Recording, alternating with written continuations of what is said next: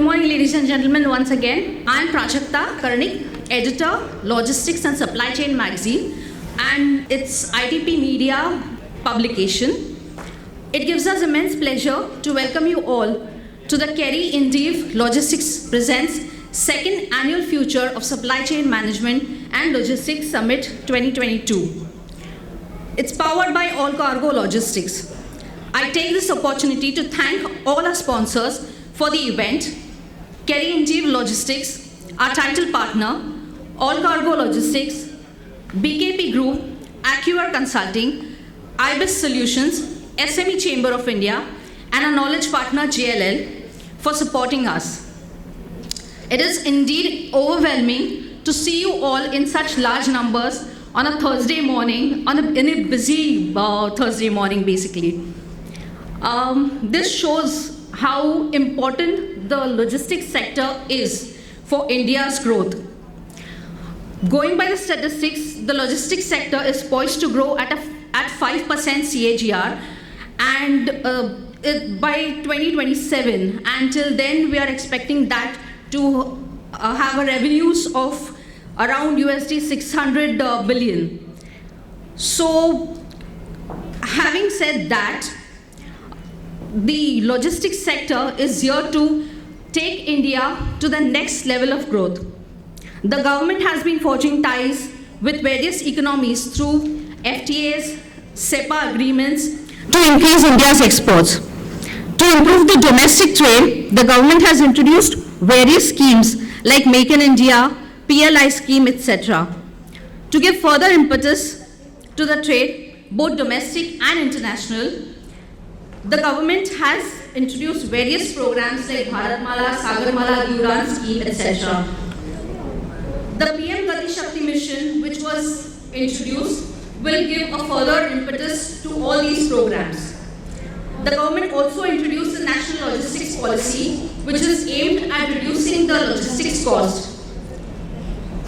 While on the infrastructure front, the government is progressing, and we are seeing the progress in the infrastructure side. Making Indian products more competitive as compared to the cheaper imports still remains a major challenge. The reason being higher logistics cost.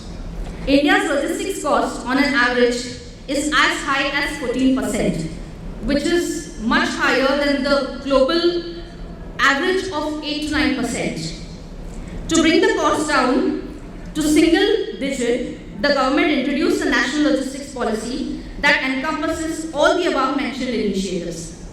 While all the announcements are encouraging, there is still lack of clarity on when and how the policy will be implemented and how exactly will all the stakeholders benefit from the same. Today, in the Future of SCM and Logistics Summit, we have eminent speakers and industry experts with us who have been instrumental in providing suggestions and objections to the government while the policies have been prepared. It is a privilege that we have these stalwarts amongst us here today. Thank you. During the course of the day, we will be having 3 panel discussions, which will dwell upon 3 major aspects of the logistics and supply chain ecosystem. The first panel will discuss addressing the challenges related to India's transportation while we aim to become a multimodal logistics hub. The second session will dwell upon the role of warehousing sector in the supply chain ecosystem, while the third session we will understand manufacturers' perspective on the supply chain scenario.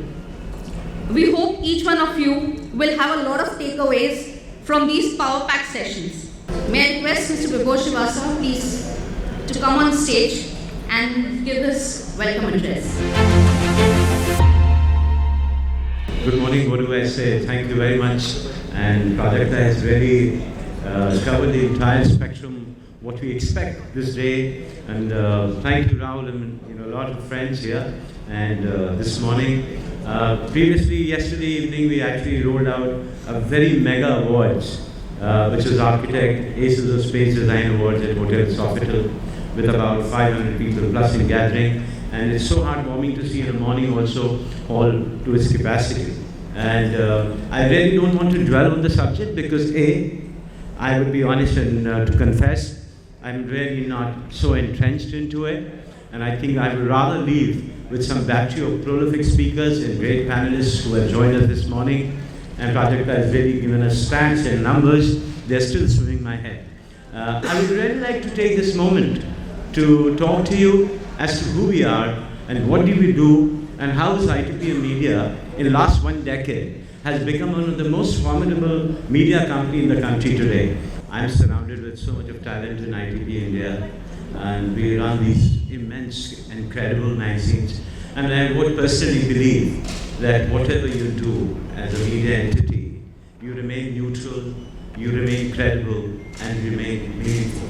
I think that's what we've been doing tirelessly, and thank you to all of the people in the hall and people who are watching us.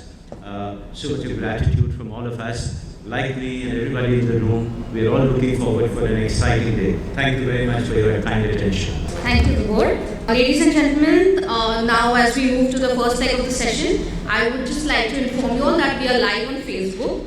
So please use the event hashtag Future of SCM and Logistics while you post about the event on LinkedIn, Twitter, Instagram. Also, please tag us, please. Ladies and gentlemen, we have a very influential leader amongst us here today, fondly known as Partha. He is the Vice Chairman at Logistics, All Cargo Logistics.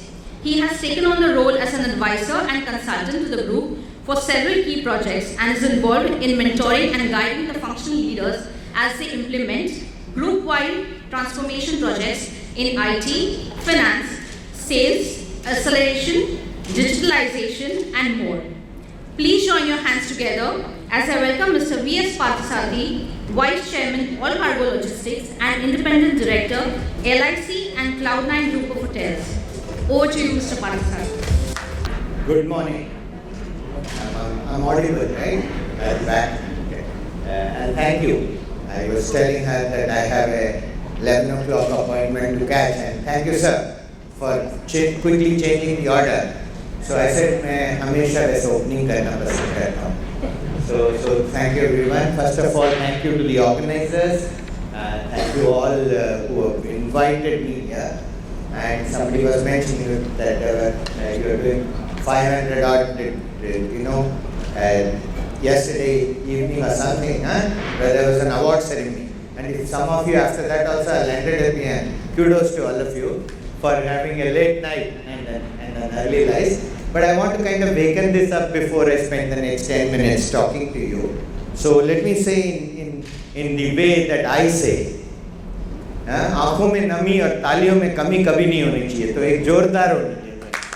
So thank you very much. That not just puts out, but it also kind of wakes you a little bit as we talk about it. I was very enthused by the theme, which is why I accepted. Okay, I never knew it is powered by All Cargo. Okay, I didn't know that when I accepted this, because there was a call and I said, yeah, the theme seems to be appropriate for me to kind of talk to you. So the future, as we go along, it is going to be powered by SCM and logistics, and that's what appears to me. So it seems to be a very nice theme that has been picked in here. And let me just kind of say that there have been revolutions in the past, right? The old revolution of industrial revolution we have heard. Then the education revolution, which is not as well known, but it has changed the era to the GDP of the global going 3 times, and we were just not even seen.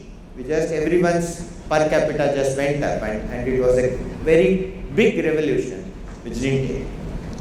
Now, after all that, and then the financial revolution then took over formally, and now we have an IT, a technology revolution.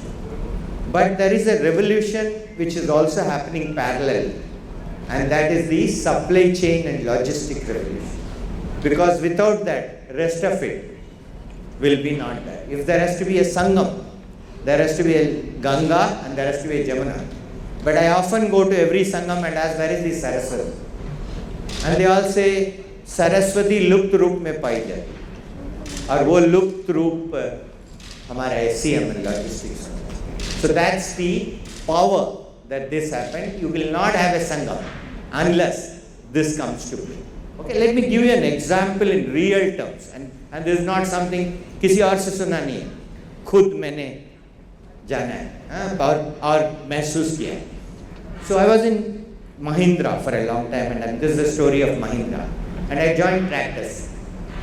And Tractors, our turnover ROS was about 15%, and our asset turn was something like, I'm just trying to make it worse so that the final result looks better, 1 turns.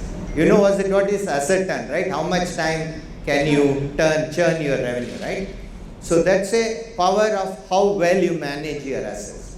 So it was 1. So you get 10 multiplied by 1, your return was ROC as it's called, it's 10. So I came and I was head of transformation, so I kept asking the question, how can we improve this? And then they said, you know what, have you heard this Kanban, Kanban and just in time, revolution, etc. And can you increase? And then we saw quickly that it went up to 2. Then we said, oh, is it just stop at 2? Can we do more? Ye dil mange more, yeah? So now 15 into 2, 20, 30 looked very good. We are very good, if not world class, close to it.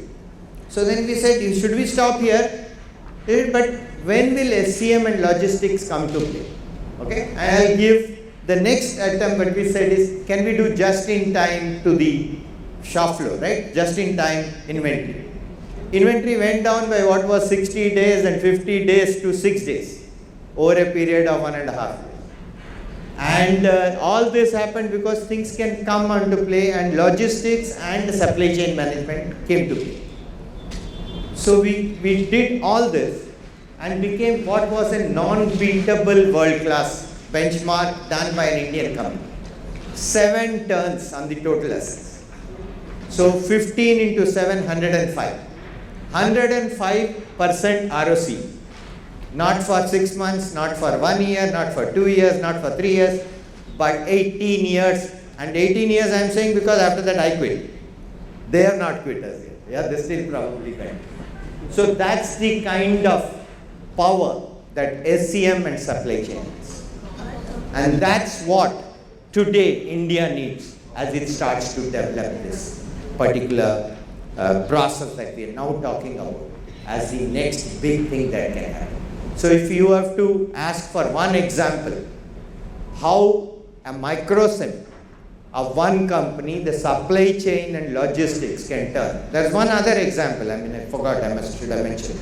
We used to send material from here to US. And we couldn't, we had to be cost effective, and we were worried that, by the time we were cheaper in India, but by the time we get to US, with all the logistic costs, we became same as now everyone. So why should anybody buy my tractor? So we just said, how do we reduce this cost? So we said, okay, don't put it on rails on the ship. Try to put it in a container. So we can put 2 in a container, and therefore it reduced the cost by half. Then we said, can we do something more? So then we started the wider container and tried to put some more. Over a period, we said, can we do reman in US and send on skid tractors from here, where it can go up to 6 tractors in one container. So the cost came down by 1/6. Mahindra is the second largest brand of tractors in US after Kubota. So, and that was possible again due to logistics and supply chain. And again, I'm not saying it's only because of that. Because वो सरस्वती, गंगा और जमुना फिर भी चाहिए संगम के. But बिना सरस्वती के संगम नहीं हो सकता. So that's the broad thought that I had wanted to give you.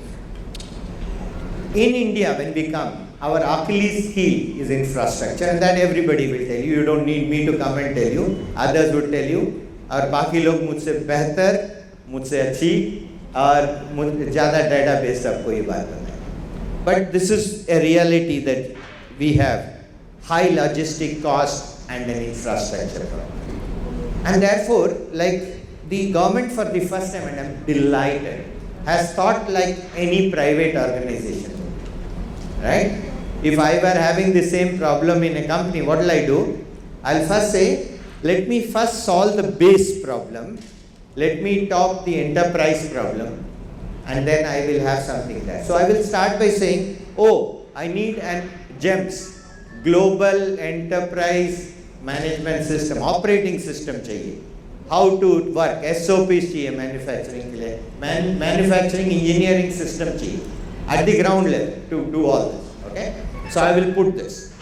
Then on top of it, I will come and say, oh, ये नहीं चलेगा, मेरे को ERP चाहिए. I want the ERP at the top, so that I have an operating system and an ERP system, and when they both come to top, then I have a system which makes my company very good in terms of taking on everything in the world. So it's not wanting infrastructure issue, not communication, it has ability to mine data, it has ability to get insights. Now look at what the government has done on the same manner. They've thought in the same way. I'm giving my view of how they've thought, okay, which may be wrong because they may not have thought that way, they may have thought differently.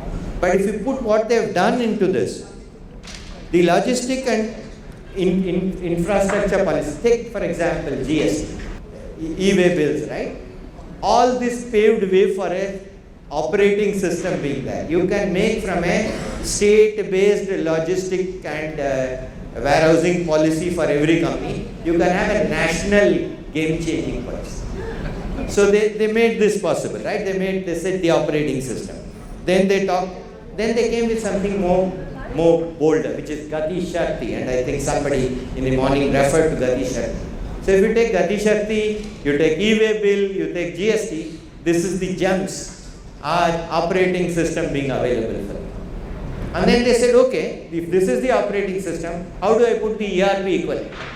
How do everyone talk to it? How do industry talk to each other?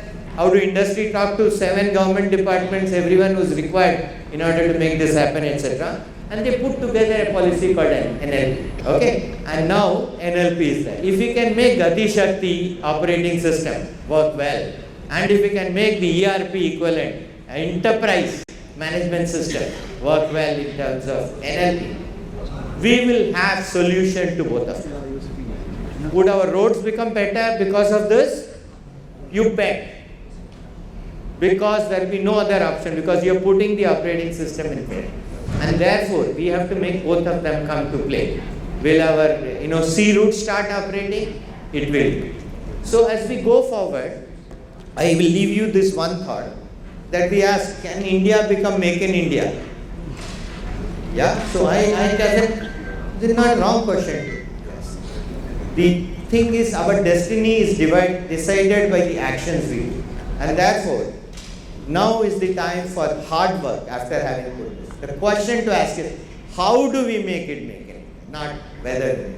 The 7-term turnover doesn't come by saying whether it was possible. It was never possible in the past. Nobody has done it. But it is doable. And therefore, we have to put our effort and our whole man, than, done, all of that behind one topic, okay? We will make it happen. And then once we do it, then we will make that destiny come and be part of our success arsenal. And then make in India, a $5 trillion economy, all this will become milestones in the path of progress to take India into the right place. So what we discuss today here, what we do here, should then eventually help us build a resilient India, which will be second to none. And as they say, कर अपने को बुलंद इतना कि हर तकदीर लिखने से पहले खुदा तुझसे खुद पूछे, वो तेरी रज़ा है. Thank you.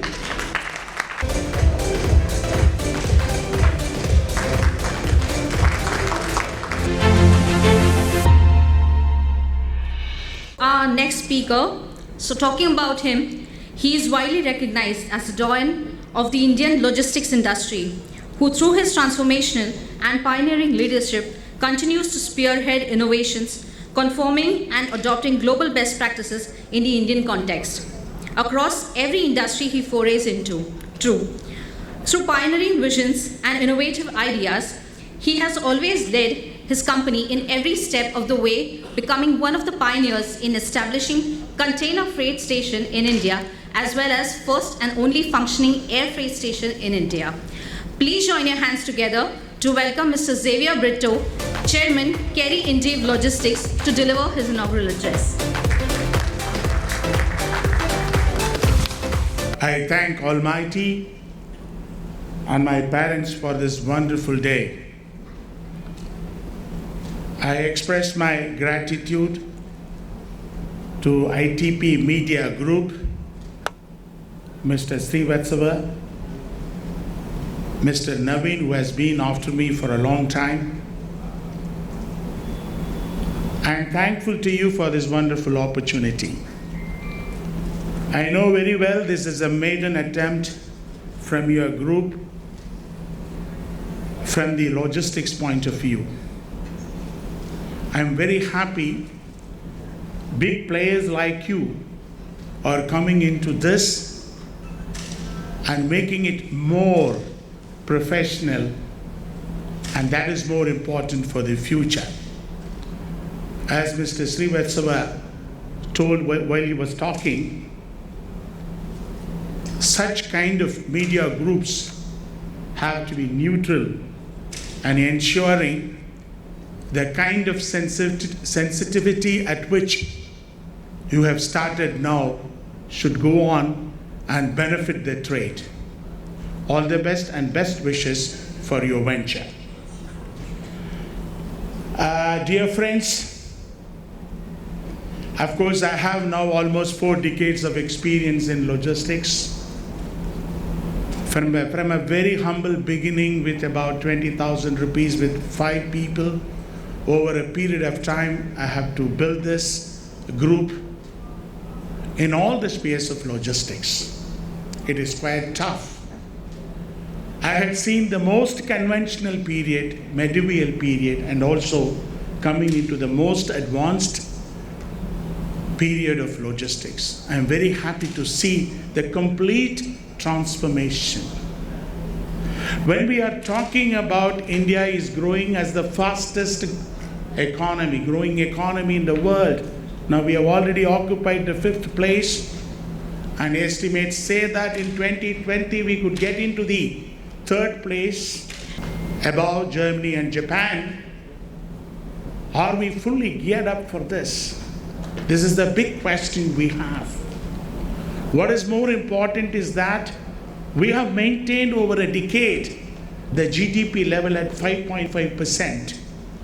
But at the same time, are we getting professional in terms of organizing the fragmented industry into a consolidated industry? Yes, a lot of steps are being taken into this account, and that is the reason why after the pandemic I could see the emergence of importance of logistic industry in India. That's where everybody is talking about the logistics cost. When the world average is around 8 to 9%, India is averaging 14%. Is not good because we are not becoming globally competitive. That is one of the reasons why that our Prime Minister has gone into a lot of schemes in the last at least 4 years. A lot of things are happening in the logistic industry. I am very happy about it. But then a parent asked his boy, how much you have scored? The boy replied, I have scored 40 marks.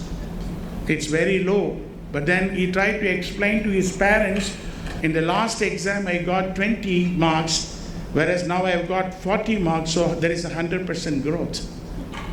And he also quoted saying that my friend who got 85 marks, now he has got only 95 marks, and his growth is only around 11%. And India, when we are talking about our growth, already we have got a big gap in terms of developing our country to taking to that level. So when we are talking about the percentage of achievements, we have to be very careful from what level we have gone to this level. These are all relative terms.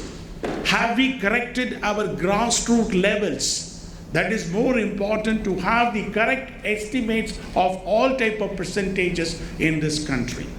And what is more challenging today, that we have to look into the most critical areas.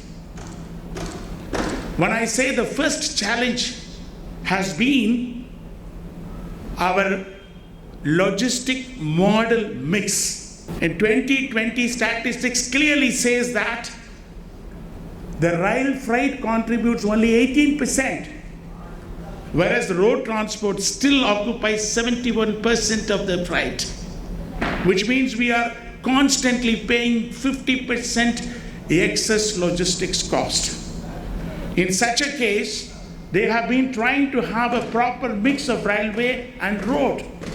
Unless we develop more and more corridors and railway freight, which could give more than 50% relief in terms of costings. So the right product mix, the logistics mix could be, it has to be 20-25% of road transport, and it has to be around 50% of railway transport.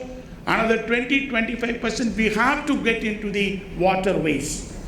And that is why recently the government has started giving a lot of importance to the coastal shipping and waterways, because it is eco-friendly and we have to switch on to the green mode of transportation because of the global requirements. So naturally, as on today, we have the biggest challenge of, if you are talking about reduction in the logistics cost, we need to now focus our attention on this logistics model mix, wherein the government already on the move to correct this, and we have to really take steps on that. This is very, very important. And another thing which I have seen is the supply chain warehousing development in India. There has been a tremendous improvement. A lot of investments are happening in the real estate, creating logistics parks. In fact, now multi-modal logistics parks are getting created. It's very important to give a proper national connectivity. That is very, very intermodal connectivity is very important. It is the right thought to create a multi-modal logistics parks. But at the same time, when we are talking about the warehousing, are we prepared to pay the kind of quality warehousing which we are creating? That is why it is said if a Taj Mahal, if the Taj Mahal quality has to be maintained, if Shah Jahan had given a quotation and invited 3 courts, and if he has gone for the lowest court, what would have been the quality of the Taj Mahal? Our customers are willing to pay the kind of quality which we are trying to give in our warehousing sector. Because we need to adopt technology, we have to upgrade our technology, we have to innovate the technology in order to give the prompt deliveries and proper deliveries to our customers. So the biggest challenge today for all of us logistic players is the end users, because they are still, many of them looking at the concept of go down, not the concept of warehousing. If you are really looking at this concept, then we need to have a quality warehousing wherein our customers are willing to pay. And apart from that, we have to create a lot of cold storage warehouses, particularly agri-based economy. We have and need to avoid the wastages in the agri products. So everywhere the cold storage warehouses have to be created. And we are one of the pioneers in free trade zone. And still there are many bottlenecks in operating the free trade zone, because one part is with the Commerce Ministry, the other part is with the Finance Ministry. I have already given my representations how the synergy can be brought in free trade zone warehousing. That is very, very, very important. And as on today, one-stop solution is going to be very important for our customers. As you have seen in our presentation, we have been over a period of time creating one-stop solution, because that is very important to give a seamless shopping experience to our customers. That is where we could reduce the logistics cost. So what is important is that let us get into the all-inclusive services to the customers from our logistics service. And more importantly, now we have to switch over to e-vehicles. When we have more e-vehicles, then we are switching over to the greener mode of transportation, which is very important for the future, even for the global requirement. And the next important part is the skill development. Education itself is infrastructure. Education infrastructure is very, very important, and we have to create more skilled professionals in logistics. In fact, I have been on the job the last 5-6 years to structure the quality education of logistics.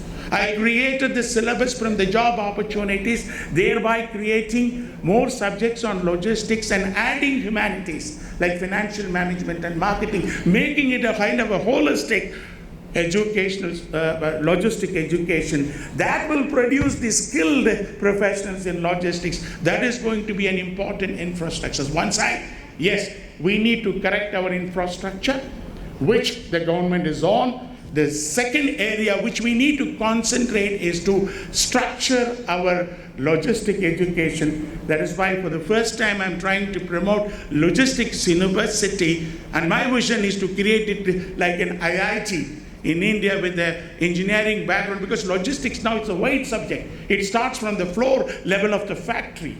You require engineering knowledge, you require management knowledge, you need a human behavioral science in order to make it, because it's a people's industry. So what is more, unless we have strong people force to run this logistic industry, how are we going to reduce? We need people, tech people, we need skilled people. And only then a lot of innovations can take place. Only with the innovations, probably we can talk about reduction in the overall logistics cost of our country. Yes, my friend was mentioning about various schemes are now coming in. Gati Shakti scheme, wherein they talk about a comprehensive database combining all the ministries to ensure that the data is available and the decision making is fast.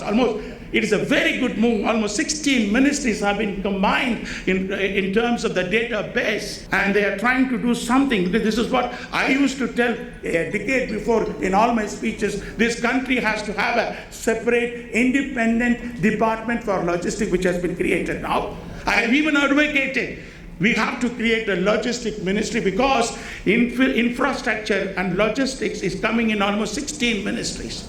Unless we combine all this and have a comprehensive database, we will not be in a position to have a proper database to make the right decisions. I think our Prime Minister and the government is on the right move through the Gati scheme. That is why they have created this United Logistics Interface Platform, ULIP, which is an excellent program. It has to take off very well if we have to have complete efficiency over the data. And another important thing, the national logistic policy which has come in, which is again coordination of all the logistics provider in India in order to ensure proper connectivity is given, particularly the last mile connectivity is properly ensured to our customers. This logistics policy has got very good aspects to develop for the speedy and faster delivery of the cargo. And this is now getting implemented, means I'm very happy about it.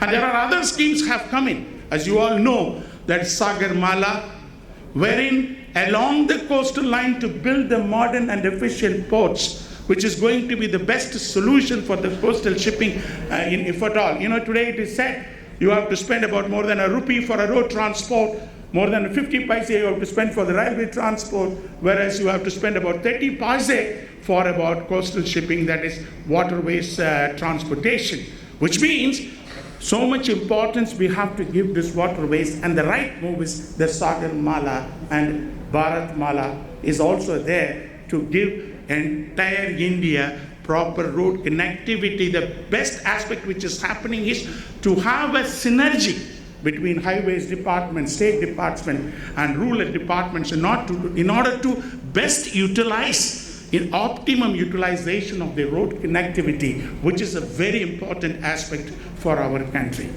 To conclude, I have to tell my friends, of course, everybody is talking about this costings, and as I rightly said, we need to have the right mix. We need to improve on the technology on the side of the supply chain, and enough quality support has to be given. And all over India, these free trade zone concepts have to be improved. More and more air freight stations have to be opened up in order to decongest the airports, and to above all to reach our customers to their industry. For example, now Anantapura have put up a yard and everything. Now the norms have to be reconsidered. See, there are certain norms to create an infrastructure in India was created sometime back, 10 acres, 20 acres, 15 acres. Now we should concentrate on small areas, deep into the industrial areas where the clutches of industries are there. So wherein we could even create a railway sidings. In Anandapur, I have been trying to manage, with the limited, because the space is limited, it is costly. But with the kind of the latest equipment you have, you could always have more number of containers stored and operational efficiency is there. So I have been advocating to our ministries, concerned ministries, that reduce such a space, allow more players to come in. When you have more players, it's not a cutthroat competition. It is a kind of a quality improvement all over the world. If you look at China, it is happening. It has happened. That is why, the industrial cultures have their own reaching point with ICDs and CFSs. So what we need to do today is to consider the infrastructural limits, ensure more players to come, and thereby go near the industries and ensure the logistic cost is brought down. See, you all know about the musical chair. As you know, in the musical chair, if there are 9 children, and if there are about 10 children, there will be 9 chairs. And they will move around one by one. They have to, if a child does not have a chair, the child is out, and then they keep on removing the chair, and finally, the child on the chair is the winner. But if you really look into the Japanese concept, it is totally different.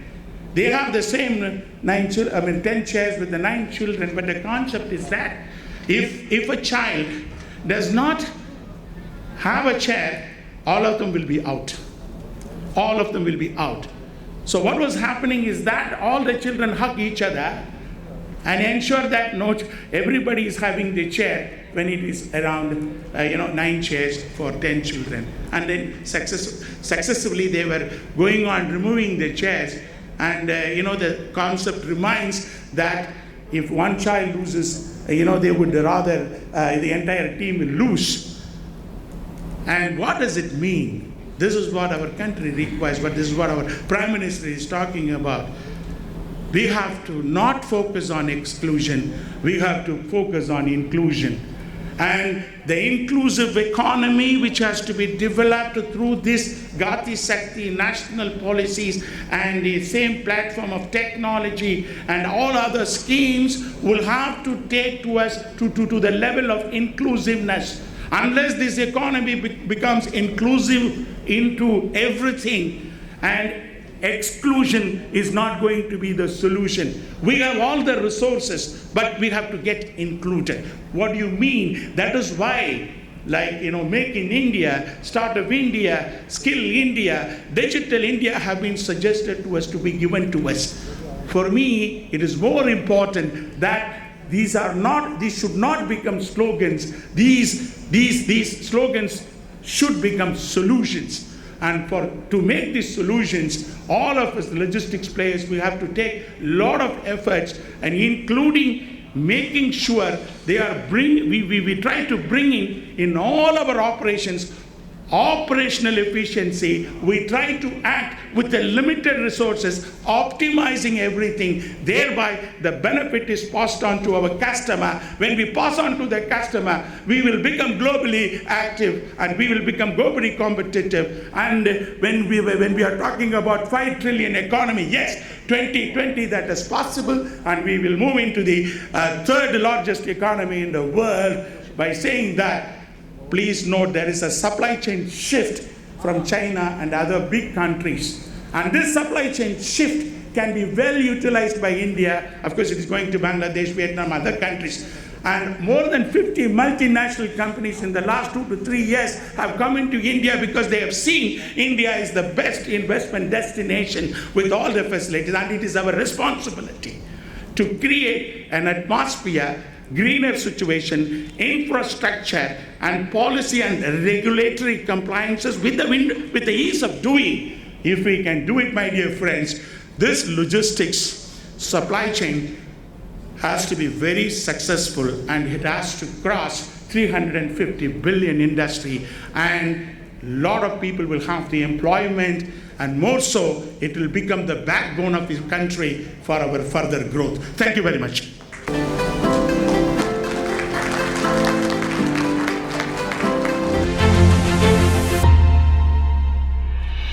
Ladies and gentlemen, the next speaker has been the torchbearer of the MSME sector in India.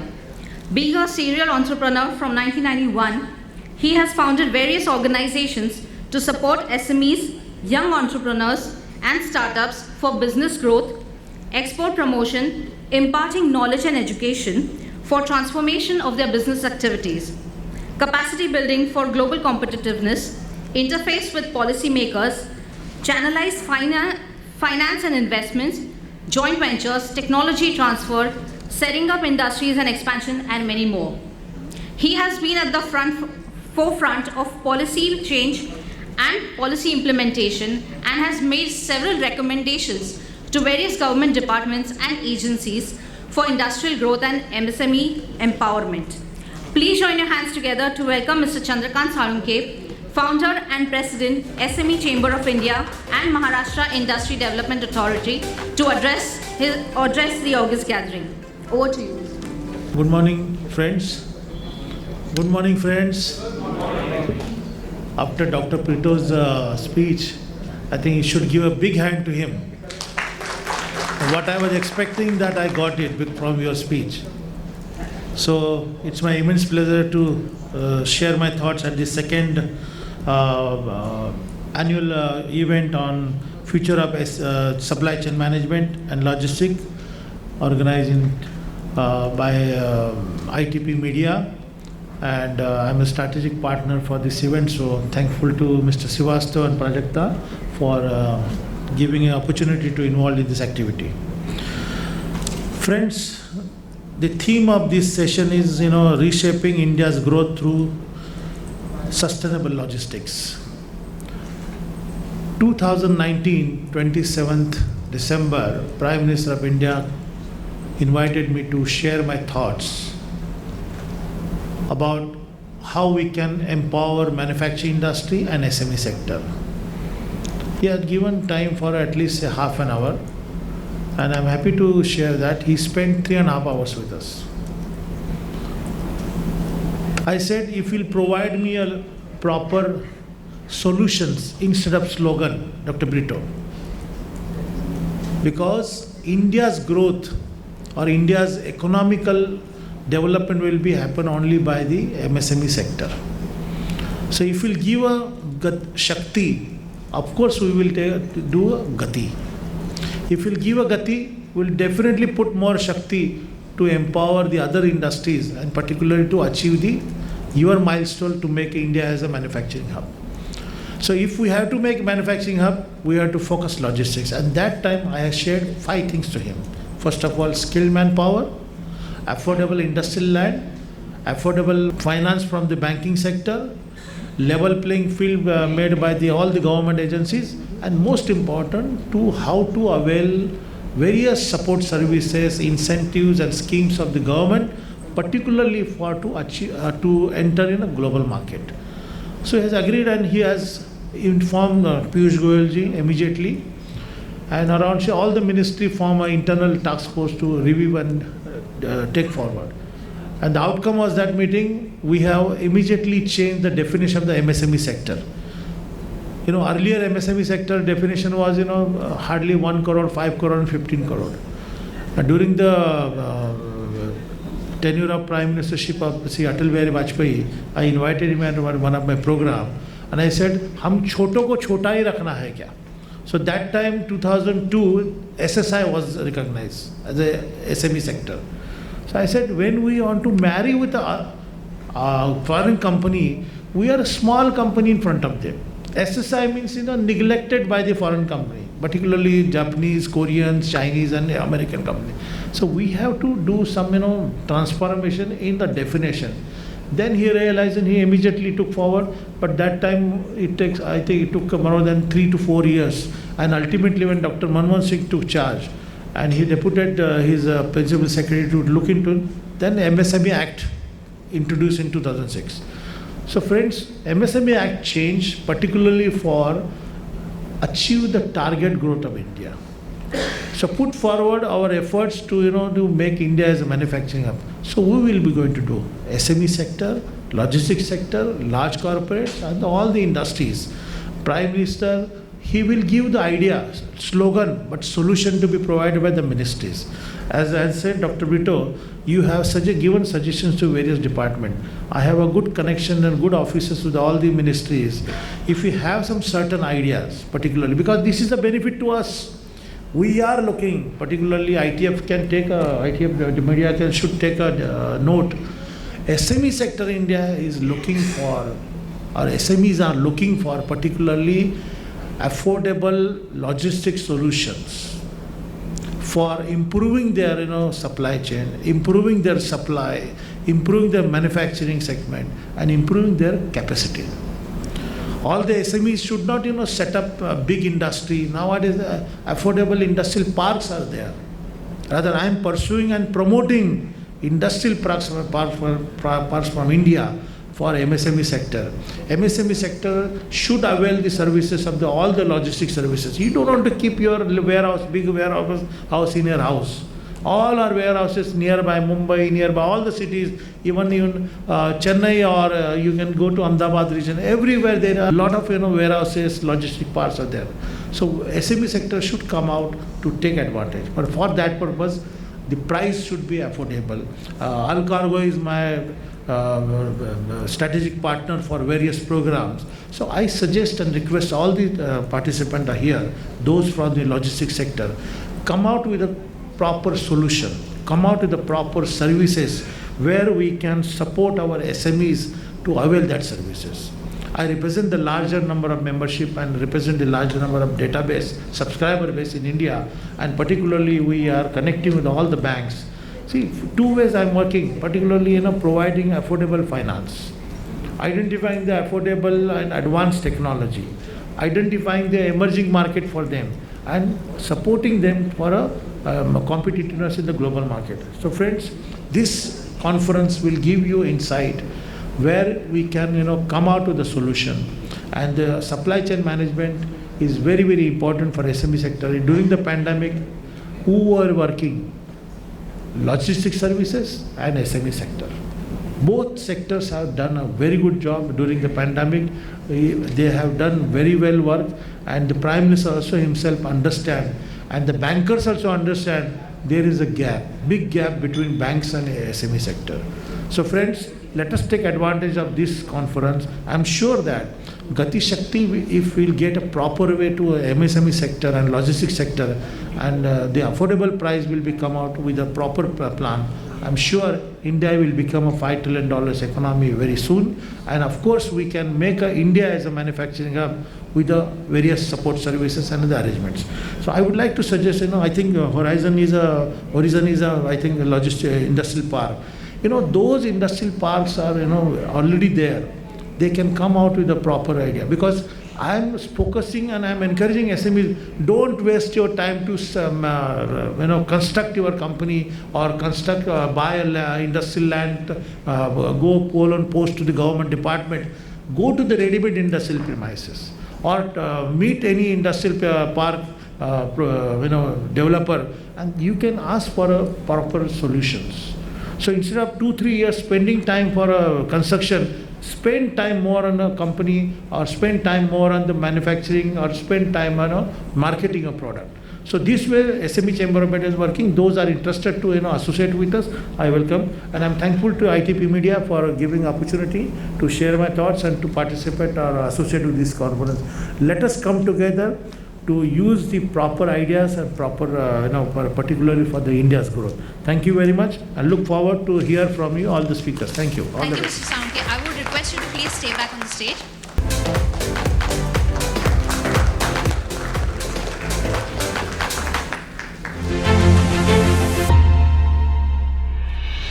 Our next speaker, ladies and gentlemen, has 30 years of experience building and transforming businesses, and has launched multiple award-winning brands and programs.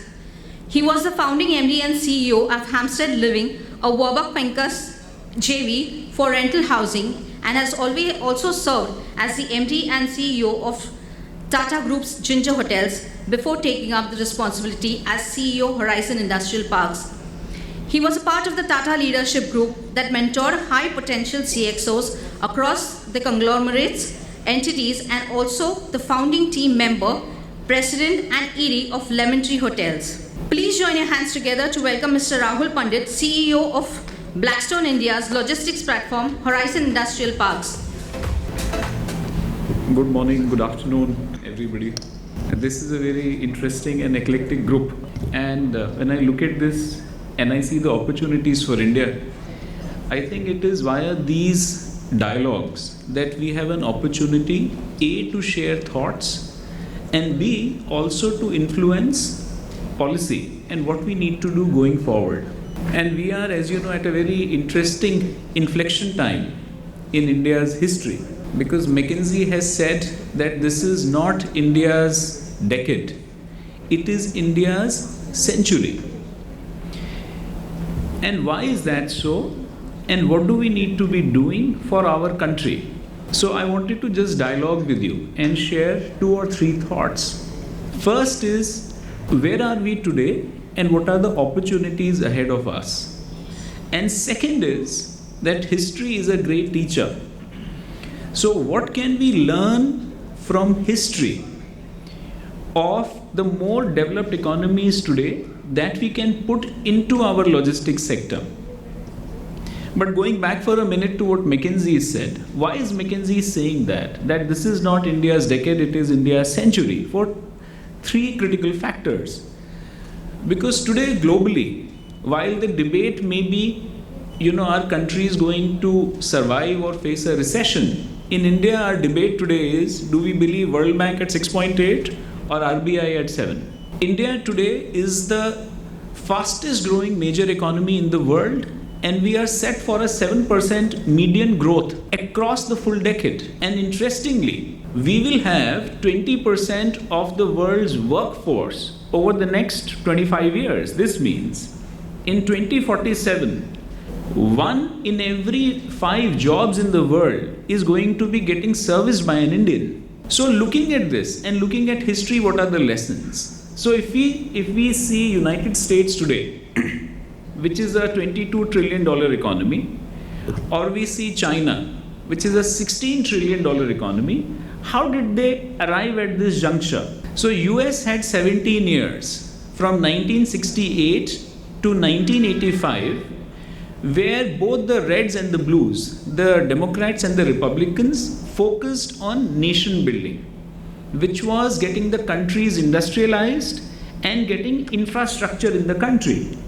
So the success of the US today is those 2 decades of massive infrastructure build out, whether it was ports, airports, roadways, if you see the office market, hotels, all of that is courtesy that. And when sovereign capex comes in, typically about 1 to 2 decades lag, then private capex starts coming in, follows that. Similarly, if we see China, pre-1992, the difference between India and China was a couple of degrees, a couple of large degrees. Today, India and China, the difference is not large degrees, it's a different orbit. So why did it happen?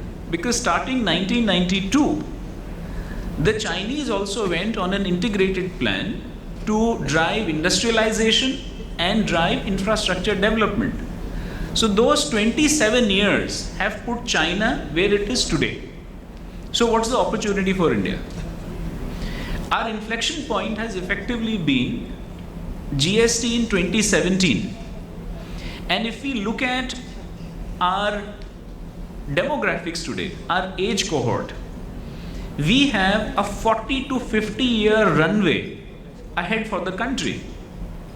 So India today, half the country is under 25 years. 2/3 of the country is under 35 years. And when we look at, what Dr. Brito alluded to earlier, or even Mr. Parthasarathy earlier, about efficiency of the economy. So today our logistics cost is 14% to GDP. Globally, the developed economies, it is 8%. So for a $3 trillion economy, it means that if we were to improve our efficiency to already established benchmarks, we will be adding $180 billion to our economy. So what does India need today? Because while we have this demographic dividend, if we don't have jobs, this dividend can actually become a debacle. So when we look at logistics, which today in itself overall employs 22% of the workforce in the country, one is the massive opportunity for jobs creation. So the crux of Atmanirbhar Bharat is what? It is to say, let's take up manufacturing from 16% to 25%. So how do you deliver 100 million jobs in the country? Similarly, we are set on the path of becoming a 7 trillion economy over the next 10 years. This means just the improvement in our logistics cost at 6% is a $420 billion add to the economy. So if we focus on logistics, we achieve two things for India. First is we give an impetus to jobs creation, and second is we add massive GDP to our economy. And what is underpinning all of this? So there are two big macros. The first is urbanization, and the second is digitization. And urbanization is very interesting, and I must share this with you. So I have two girls. So with my younger daughter, a couple of days ago, I was telling her, I said, do you know that in the last 10 years, 85 million Indians have moved into our big cities? And it's more than the population of Germany, which is only 83 million. She said, but hey dad, then why don't we see them? Why don't we experience it? So I told her, I said, the reason is A, we are used to very large numbers. Second, all these people who are moving in look like you and me. Imagine if there were 85 million Germans moving into our cities. We would then say that the complexion of our cities has changed, both literally and figuratively. So when this urbanization is happening, what is it leading to? It's leading to an enhancement of what our customers are experiencing today. Because who are we serving? We are serving a consumer effectively at the end of the funnel. So what's happening to our consumers? Our consumers today are increasingly becoming cash richer and time poorer. And courtesy digitization, we are connected to what's happening globally. So our aspirations, whether it is of quality, of performance, are global. And we want the same standards, value for money, and delivered just in time or fast. So that's what we are seeing. The other interesting, very big opportunity for India is that courtesy the pandemic, and we are all in this room from the supply chain sector, that the global supply chains are getting rerouted. So when I look at our own portfolio in India, which is industrial parks and warehousing, and I must tell you, when I look at our portfolio, for example, if I just look at the warehousing sector in India, today it is 307 million square feet. And if I was to look at Blackstone's global warehousing portfolio, it is 1 billion square feet. Just the city of Chicago has 1.2 billion square feet of warehousing. United States today has 13 billion square feet of warehousing. So how is it that India is surviving only on 307 million square feet? The answer is that we have a very large, organized and fragmented storage, go-down warehousing space, which is probably 10 billion square feet today. So when we operate in such fragmented and low quality spaces, what does it do to the country? It does two things.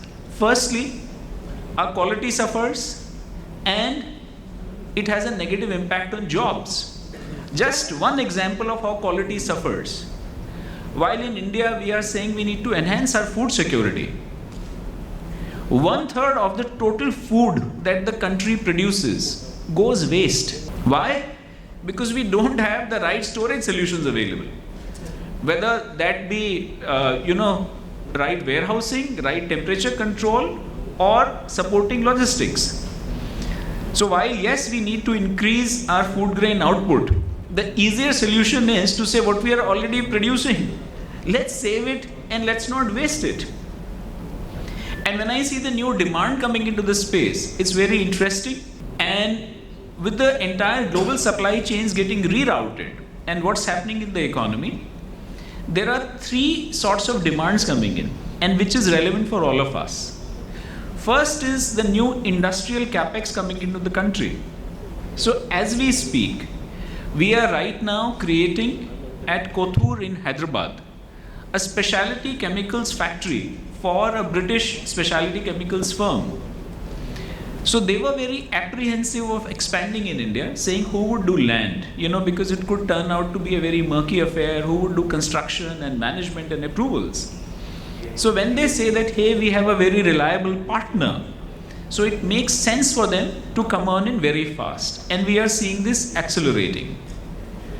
The second phenomena I am seeing, so we are doing a factory for an auto components manufacturer at Chakan in Pune. And this group hitherto has been used to putting in their own capex in land and building and all of that. But now they are marketing themselves to the world, and they have a massive global order book.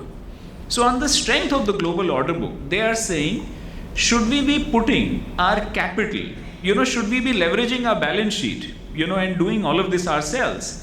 Or should we use OPEX as an arbitrage against CAPEX and make it a P&L item? And lots of industries who want returns on business, and increasingly as businesses, the funding and the ownership becomes institutional. The question going to be is to say, I'm not interested in what all do you own, I'm interested in what returns does the business deliver. And the third very interesting segment which is coming up is new businesses. So as we speak in Tamil Nadu, in Shuligiri, we are constructing a 200 pellets position for a cold storage requirement. We are also creating a factory for a very large company which is doing e-mobility vehicles. Now all of these are new segments which 5 years ago we would not find in the country. So this is very encouraging.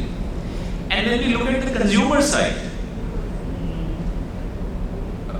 what's heartening is that, today, so I was actually last evening with some very senior people from Reliance. And what I learned is that over the next 1 year, they are going to be opening 3,500 stores across different brands and formats. So that's literally like 10 stores a day.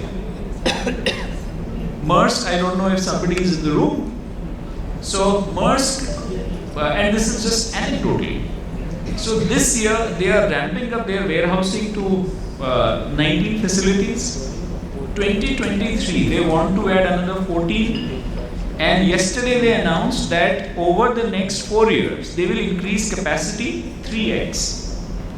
So these are all portents to see the huge shift in dormant demand coming to the fore.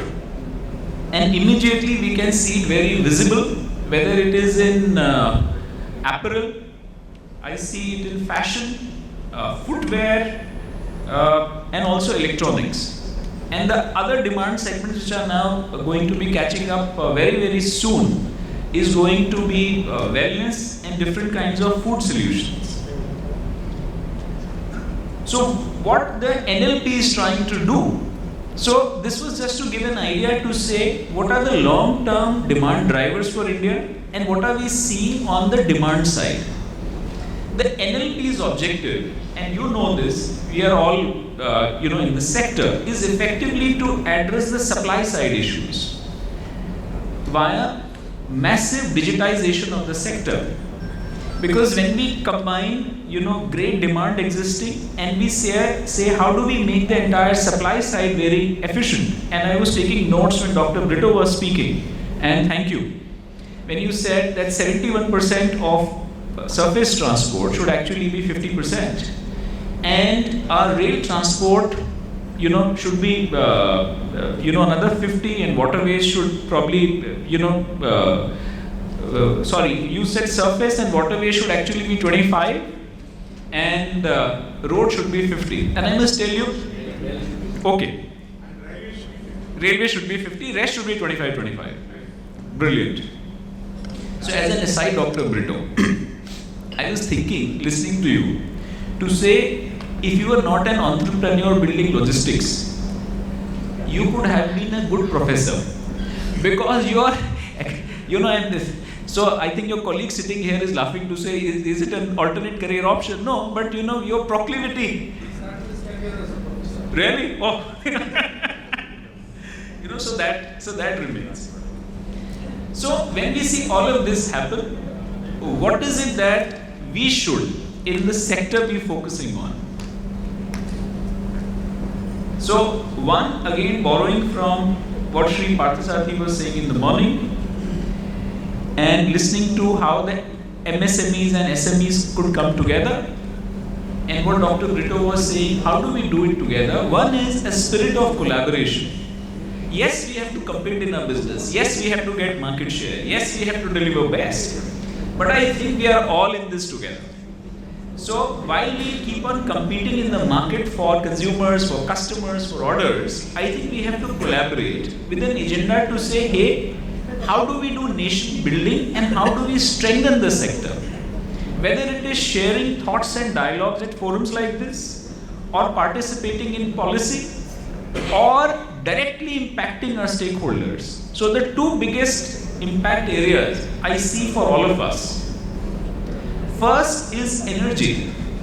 If you look at the total logistics sector, across different forms and shapes, globally, 50% of our cost is energy. So we could have big ticket capex items or very big leverage. For example, Amazon has ordered 100,000 e-mobility vehicles from Rivian for delivery in United States over 2030. So that's big. But at another level, how do we look at moving to greener solutions? Even India as a nation has a very big green approach.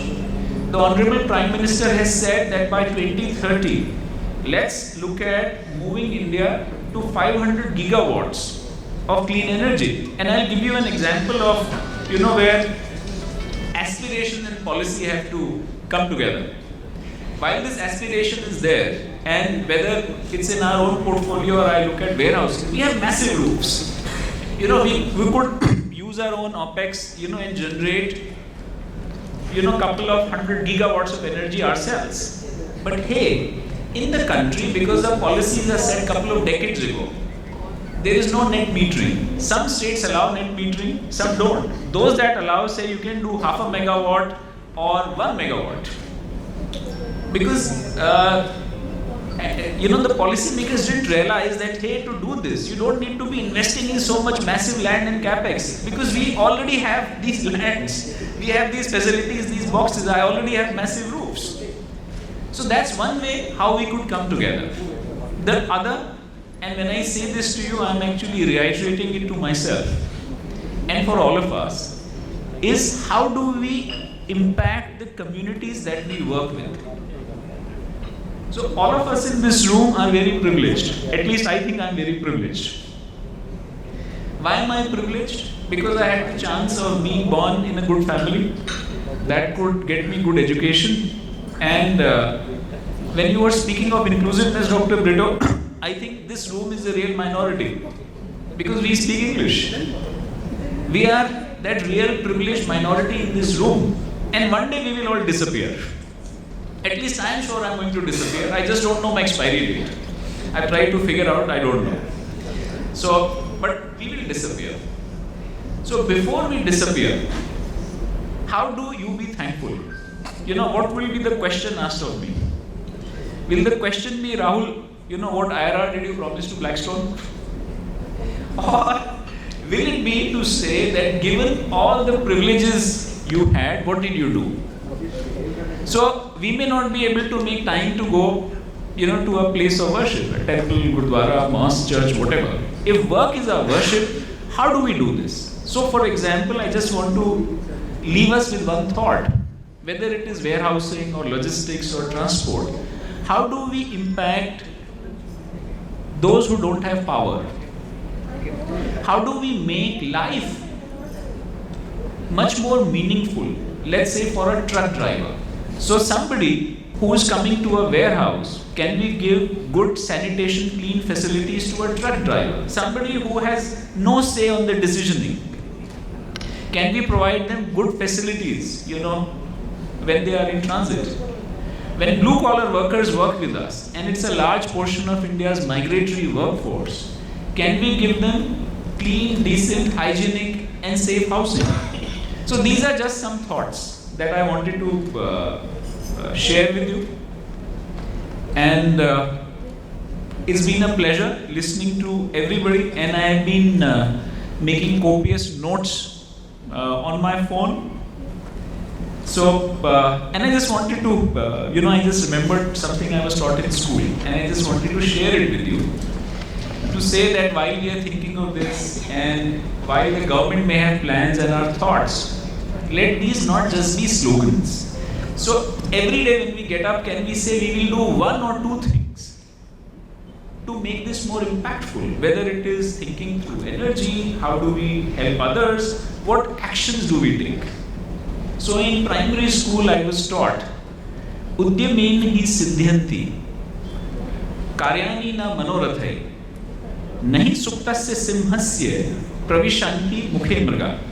Udyamen hi siddhyanti. So aspirations, don't fructify, because we are dreaming. They fructify with action. Karyani na manorathai. So if you keep on thinking about something, it won't happen. Because even the lion, who is the king of the jungle, nahi suktasya simhasya pravishanti mukhe mrga. A deer does not walk into a deer doesn't, call a lion and say, hey, are you ready? I'm going to, come on in and you can devour me. No.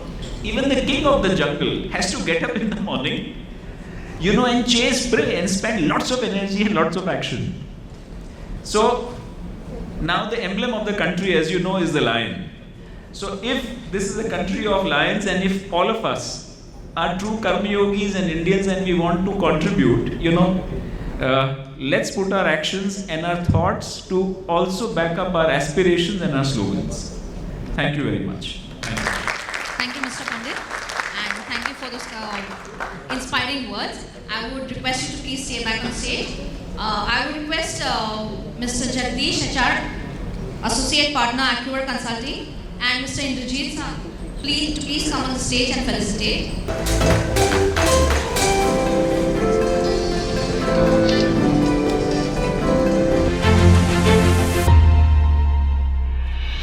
Now we will have a very short presentation by Mr. Arjun Kandhari, CEO, BKP Group, and Mr. Saina Chawla, President, BKP Group. Good morning, everyone.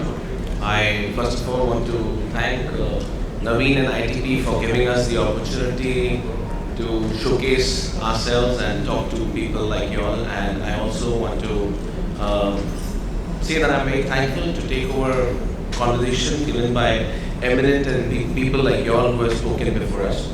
My name is Saina Chawla, and this is Mr. Arjun Kandhari. We will just take you through a small presentation of the company we are from.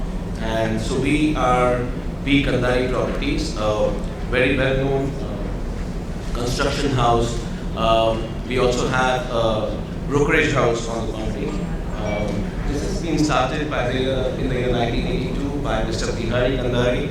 And while I'm here, I want to say that we have been in this business for 40 years. We have a brokerage house which has been here since 40 years in Mumbai. We have 3 offices in Bandra on Turner Road. And this is actually a one-stop solution to everything and anything anybody would require in real estate. You name it.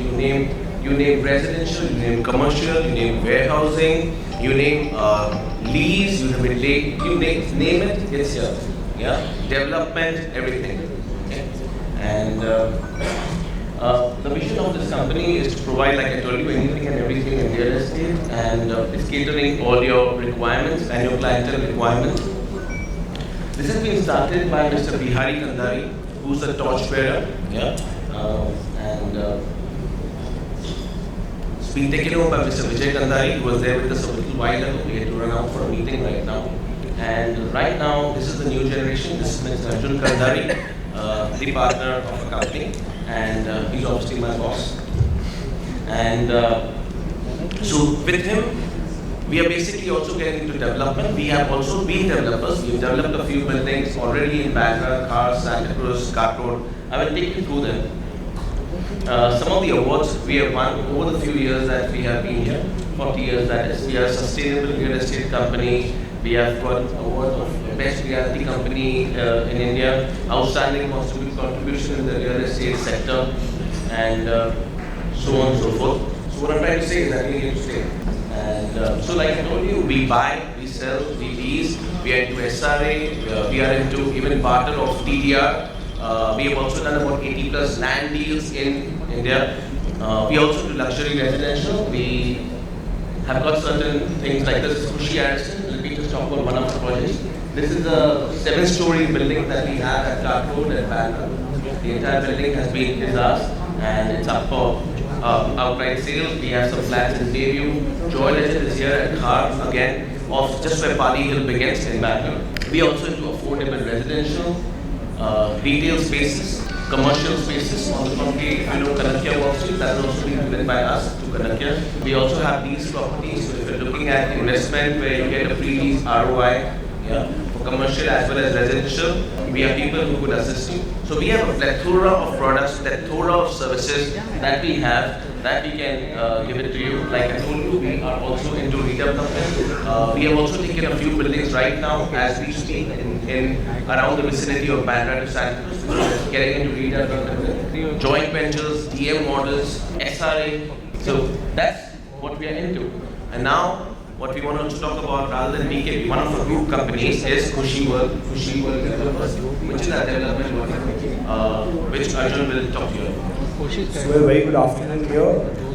I'm very thankful to be here and thank you for all the esteemed guests here. So when we talk about the Bikandhari Group basically caters to the entire luxury sector. We have been specializing in dealing with ultra HNI properties, and we have a vertical called as Khushi World, which focuses into construction. I feel that logistics and warehousing is the future of our country because I can see a tremendous demand and supply potential when it comes to logistics. We have big warehousing sectors which our company deals with, and I can foresee the development of India also, this is very understated when we talk about development, we talk about real estate, we talk about the stock market, but I always feel that the logistics and warehousing sector is neglected, and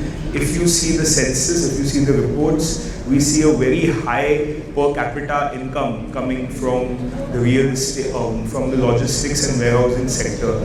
So coming back to Khushi World, we develop boutique residential buildings. We have developed buildings in Santa Cruz, which is called Khushi Belmondo. We have Khushi Ariston, which is at Carter Road. We have an upcoming project in Goregaon called as Khushi Solitaire, which is a 30-story residential and commercial mixed development coming there. We also BKP looks into acquiring properties as investors. So we are always in the hunt of good pre-leased assets, good residential inventory which we can take over and enhance it, customize it, and sell it at a premium rate. Bayview is another project where we have done. We also in 2016 joined hands with the DB Group and we redesigned the Milan Mall, which is in Santa Cruz. It was a 1.5 lakh square feet redevelopment project.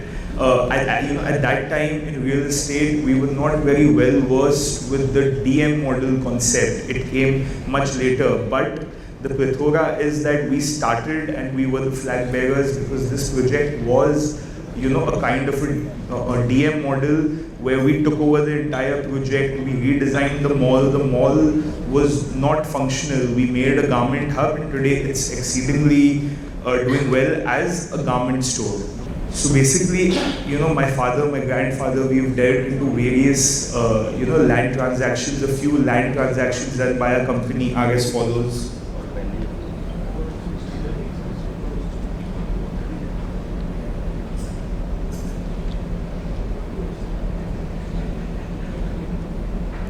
Well, I feel that real estate and warehousing sectors go hand in hand. That's why I was very I had a strong initiative to join this sector, because I feel this is the future, and we also have expanded a vertical which focuses into warehousing, into logistics, and I'm very certain that for the future after the COVID pandemic, I feel the sector will reap a great results to the economy, and I'm sure that it will be a major contributing factor as the census go forward. And to conclude, I'm very thankful to be here, and thank you so much, and looking forward for more association in the future. Thank you. Ladies and gentlemen, due to paucity of time, we will start the first panel discussion.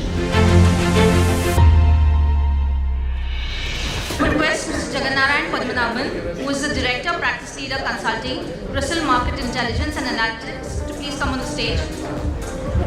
I would request our first panelist, Mr. Vikram Mansukhani, Chief Engineering and Technology Officer, TVS Supply Chain, to kindly join us.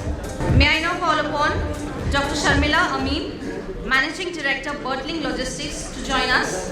Dr. Sharmila. May I request Zexus Master, President, Association of Multimodal Transport Operators of India, to please join us. I would now request Ms. Devi James, Senior Vice President Logistics, Kerry Injeev Logistics, to please join us on the stage. I would now request Lieutenant Colonel Monish Ahuja, Chairman and Managing Director, PRSPL, on the stage. May I now request Mr. Vinod Sharma, Honorary Secretary, Federation of Freight Forwarders Association in India, to join us on the stage. Very pleased to be here, and thanks for the invitation. And we have great set of panelists out here who cut across multiple segments of the logistics value chain, practicing people and running companies, and also from the academia as well out here. So I'll start with in the morning we talked about how roads is having a significant part, and the close to about 61% is what is being run by as cargo at the roads part of it. So I'll start with Sharmila, in the context of that why do you think that such a large proportion of the transportation is happening on the road sector, and what drives all of them to go to the roads part of it? Thank you. And I had just quick 2-3 bullet points to talk on this, and one is about why road freight has gained a strong foothold in India. First of all, by road transport, you get a door-to-door service. This has to be set in the concept of Indian Railways handling the freight. Railways are not customer-friendly. Increase in parcel size due to insistence of BBC roll movement, that is efficiency at the cost of effectiveness, that is missing. Lack of agility due to large bureaucracy. Not having capacity on the key roads. And net consequences, modal share has shifted in the favor of roads. So basically for me, I will just put it down in these 5 points. Excellent, great. So I think if I can get Mr. Sharma also to add to this part of it, from the freight forwarding part of it, what are the larger aspects that you look at from the roads? Well, at the end of the day, we're looking at a multimodal logistics. So if the other logistics have to start stepping in, it has to kind of move away from roads. So why is there roads is the overall thought process starting? There are different criteria. Today we heard early in the morning that Mr. Xavier Vito says that it should be 20, 50 and 20%, right? 20% road, 50% rail and 20% waterways. This is it possible maybe after the implementation of national logistics policies, and there are chances, there are possibilities, because there are many things have been taken into care considering the road movement are concerned. Considering the passenger, yeah, it is 87% and 60% by the road cargo, because it's a flexible, as Sharmil ma'am said, it's a very flexible, ready to accessible, ready to achievable, ready to easily in today's world, right? If we can call for the trucks, immediately within no time we are getting the trucks, right? It is that the cost of the road constructions are more very less, and compared to the reaching out, the roads last 10 years are the better way positioned in the movement of the cargo. That is the main reason why 60% of this cost is still by the movement of the road is. Thank you. Yeah, sure. If I can get Mr. Master into the conversation, that So, how do you make the shift, right, from the dependence on roads into the other modes of transport? So, what will it make change? Because then you can talk about the whole multimodal logistics hub. If it has to be multimodal, it has to be more than one mode of it. So what is there in context of, and the reason we ask is that a lot of investments is happening by the government in the whole development of other infrastructure. What more can be done in that? Thanks. So I think basically, as Dr. Bitro also said during his address, that majority of the road transport accounts for nearly 80% today of the logistic movements. And the primary reason for that, as Sharmila and all said, what are the reasons or the pros of road transport today in India? The other reason is the lack of development in the railway infrastructure, the inland waterway structure, the coastal. We have a 7,500 kilometer coastline. We have internal tributaries of 14,500 kilometers. We have not even touched the surface. Europe has mastered the art of seamless logistics movements. We're using 2 or more modes of transport. I must say this is the first government in our history which has given importance to our industry and to know what a crucial role we play in the exim trade and the GDP of the country. So basically, first of all, I think the railway infrastructure is antiquated. We really haven't done much. Government is making efforts. It's going to take some time. We need double stack trains. We need 3 stack trains for container movements. We need new broad railway gauges, faster transport. Automatically, then the dependency on road travel will come down. A few years ago, a very reputable Ro-Ro operator, Japanese Ro-Ro operator, I cannot name them, they were my clients, tried to start a movement of cars from Chennai to Kandla. And we did the stevedoring part of it, my company, and it was a disaster for them because the ship had to wait for 2 months at Kandla for getting return cargo, etc. So the whole module turned upside down. It was a novel concept, but it turned. So we have to really master the art of coastal movement. Make sure that cargoes are coming in, there's return cargo, levy some more surcharges on road transport to automatically bring it down, give some SOPs, tax benefits, that would help. And the tributaries, barging, there's a huge potential there where we can go right into the heart of India thanks to our river tributaries. I mean, imagine 14,500 kilometers. What can you do with it? So I think a lot more is needed to be done, though we are on the right track and it's moving a little too slow, according to me at least. Thank you. Yeah, and also probably on the railways as well, right? And not just on the waterways part of it. Yes, railways also moving very slow, but at least there is an effort. But we still, the dedicated freight corridor is still not reached its conclusion. It's still moving at a very snail's pace. Land acquisition is a problem. So all these things need to be done. As someone brought up China and the comparison that today they are in another dimension. Of course, they just bulldoze villages and no one can say anything. That's where we are falling behind. Politics plays a very big part in this, so unfortunately. Sure. Moving in that context, if I can get Ms. Devi into the conversation, from the infra part of it, and if we were to go to the next context, and SME also we talked about. In a way, the logistics has a lot of fragmented set of players, right?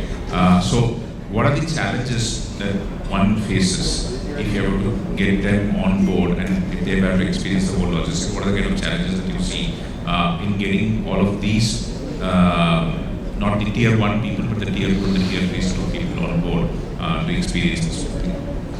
Thank you for that. Good afternoon to everyone. First and foremost, I'd like to thank Lord Almighty for bringing us all together in good health and harmony.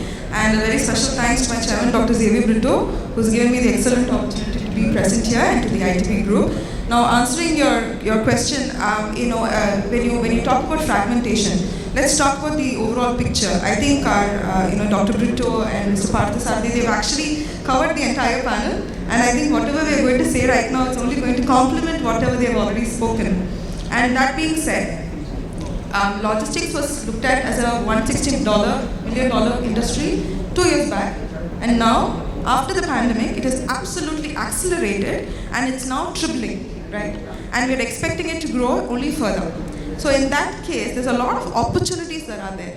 But if you see in the logistics industry, the tier one sort of people, like, the really big organizations who have really well coordinated networks are just a percent. And if you start from the trucking industry, because that is what we have been talking about, road networks, that contributes to 65% to 75% of the freight that is happening today. The owners of trucks, that is around maybe 25 trucks a fleet, is hardly 10%. 90% of truck owners in India own only less than 5 vehicles. Now that is hugely fragmented. When huge corporations are not able to contribute to that, what happens is the cost advantage takes a hit. So if you have end customers in the last mile deliveries, they're happening at a huge cost. So the logistics cost again goes up. The spending is huge. So when you're talking about smaller logistics service providers, smaller truck owners, the bottom line, we can talk about a lot of things. We can talk about infrastructure, we can talk about how each program and a lot of schemes are coming up. But at the end of the day, it is the cost. The cost is the major factor there. So anything, the infrastructure bottlenecks, the sort of, because they're not able to, the logistics service providers need to contract trucks. So again, there's a cost there. And then they have to go back and give that, mark up the price to the customer, goes up again. So there are so many different factors there. If you have to line it up, if I have to put it in a tier of the challenges that our smaller businesses face, is that number one, there's a lack of inspection strategies. Number two, a lack of awareness of sustainability. Number three, still on a manual process level. Now these three factors, as far as small companies are concerned, if they put a little bit of effort in auditing it, it will be okay. They can still manage, they can come to the next level. But the bigger factors consist of, lack of IT, not enough reach out into the government policies, and of course, and you're talking about not enough investments, and this will result in fragmentation. So going forward, for the small businesses to grow, the end point is collaboration. They have to come forward, or we have to go and merge with them and sort of do a collaboration for them to come up to that level, so that the cost can be brought down. Otherwise, we're looking at a huge cost. Sure. And one of the aspects of this whole cost aspects is where that whole PM Gati Shakti part of it is coming across, right? And the overall objective is to bring down the cost, increase the speed of getting projects done, and to avoid in a way duplication as well. So I think those are the aspects which are there. If I can get Lieutenant Colonel in this conversation, maybe that's the mic once I finish this. Is on how do you see this panning out, and is there enough awareness while the PM Gati Shakti is getting advertised and talked about quite significantly, but what is its real purpose and how is it getting, what is its impact and what will be the way in which it will roll out? Is there enough of it there in the public domain, and how do you see that can be enhanced going forward? Sure, thanks. Good afternoon to everybody. The Gati Shakti program has been well envisaged to galvanize a couple of lakhs of crores into the infrastructure space and outlining the speed of execution to happen. Now, a slightly different view here. While the positivity of the scheme is in place, the lack of speed on the implementation is something which is impeding the envisaged growth. And I think that's where the renewed focus on the Gati Shakti scheme is required. Published government numbers talk about INR 35 to 40 crores per day that we are losing on the Gati Shakti mission. Now, a well thought out, well programmed, well announced scheme, however, as a country losing money on it does not augur well. So what is needed? What is needed is the right teams to be able to implement such path-breaking schemes in the time span that we plan to do it. What is also needed now is an all-round development of the energy spectrum to be able to galvanize what we intend to do with specifically the Gati Shakti scheme. So energy in what form? Somebody mentioned in the opening remarks electricity, somebody mentioned transportation sector. I think sustainable energy is going to overtake all forms of energy, and thereby where we are able to get renewable and sustainability in place, such infrastructure projects will pan out and move ahead. Other than that, the large capital push from financial institutions towards projects will move away. What is needed? What is needed is for India to become an energy major, and that's where the impetus on various missions of Government of India on sustainability and renewable energy need to be driven, thereby pushing the PM Gati Shakti movement to take the desired pace. One thing more over here is the co-linked Atmanirbhar scheme that we have launched. I think the genesis comes from being self-reliant to be able to do it ourselves, and hence the public-private sector independently, jointly need to be able to get the impetus of capital flow into that space.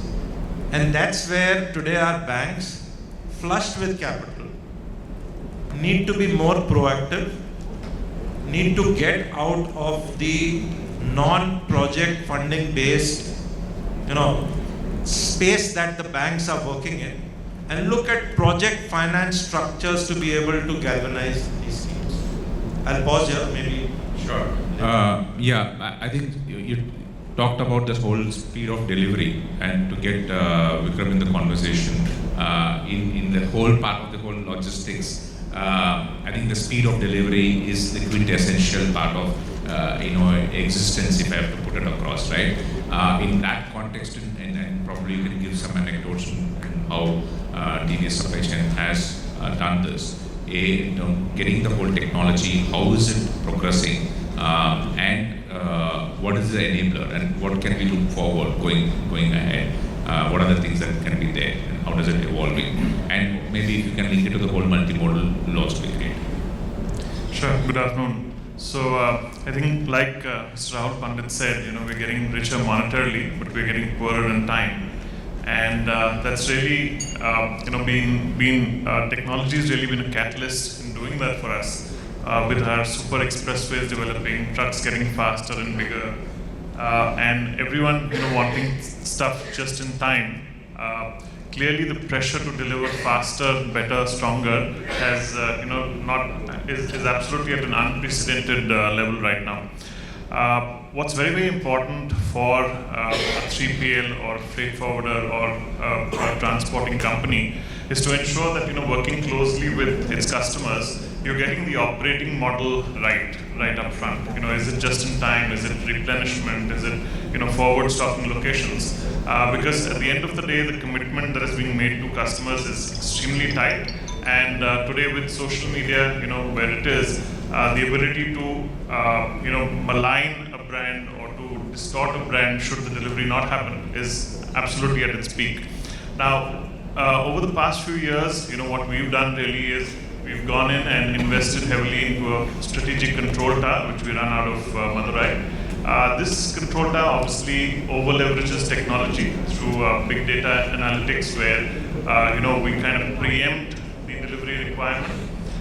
We use technology to look at, through visual analytics, we look at how a driver is responding while on the road.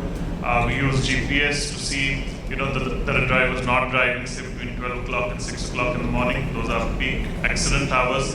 So technology has a huge room or a huge leverage to ensure that we're doing it much faster, we're doing it safe, and obviously, we're also bringing technology to play to make it far more cost effective through using optimizers in terms of route enhancement, in terms of vehicle utilization enhancement. So, that's what we've been doing over the last 2 or 3 years. Thank you. And that would mean a lot of investments to be coming across, right?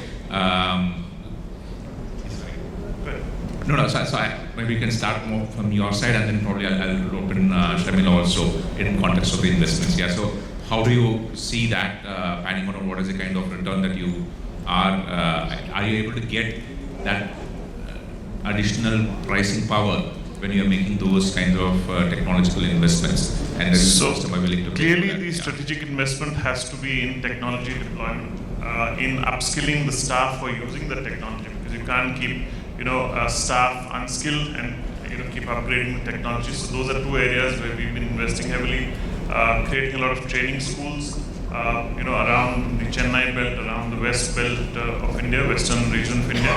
And it's surely paying its dividends in terms of getting a far larger share of the market. And yes, I think we're also seeing a little uptick on premium that we see through that. So, historically, if you see, transport infrastructure services have been provided by the state. And the massive investment requires long-term gestation period. And uncertainty of the return mainly responsible for the lack of interest in the private sector. The government started with two lovely schemes to let's try to get private-public participation into railways. With the OYWS scheme, that's Own Your Wagon scheme, and the other one was the BOLT. Neither one of them took off. One was where you lease the wagons, lease it out, and again, they didn't take off because they didn't realize what they would get back in return. So we have a great lack of this private-public participation that they're trying to merge with each other, which is actually not working. I have a little video which I was going to run to show you how actually, in spite of understanding that there are big, huge, massive projects coming up in the country, we still haven't moved beyond making our infrastructure where we can move such types of cargo cross-country. As Xerxes rightly said, we have a huge coastline. We are trying to utilize that, but our end mile where our projects are, we haven't got the infrastructure. We made our bridges which are ready to take only armed vehicles. Beyond that, we didn't move. In spite of knowing that the combination of equipment is required, we still aren't able to do it. Now, I'm going to show you a package which is presently ongoing project for one of the largest projects going on in the country, directly under the Prime Minister, which is a huge refinery in the middle of the desert in Barwar. Now, how do you get into such a landlocked area? It took 1 year to move this package. So can you imagine the whole project schedule has gone for a toss, completely for a toss. Realizing that there were bridges which cannot go, canals which cannot be stopped because agriculture being such an important factor in this country. So you could not stop the water also. So if I could just quickly run this for 2 minutes and make it a little bit more distracting to everybody to watch this one. Could we have the AV please?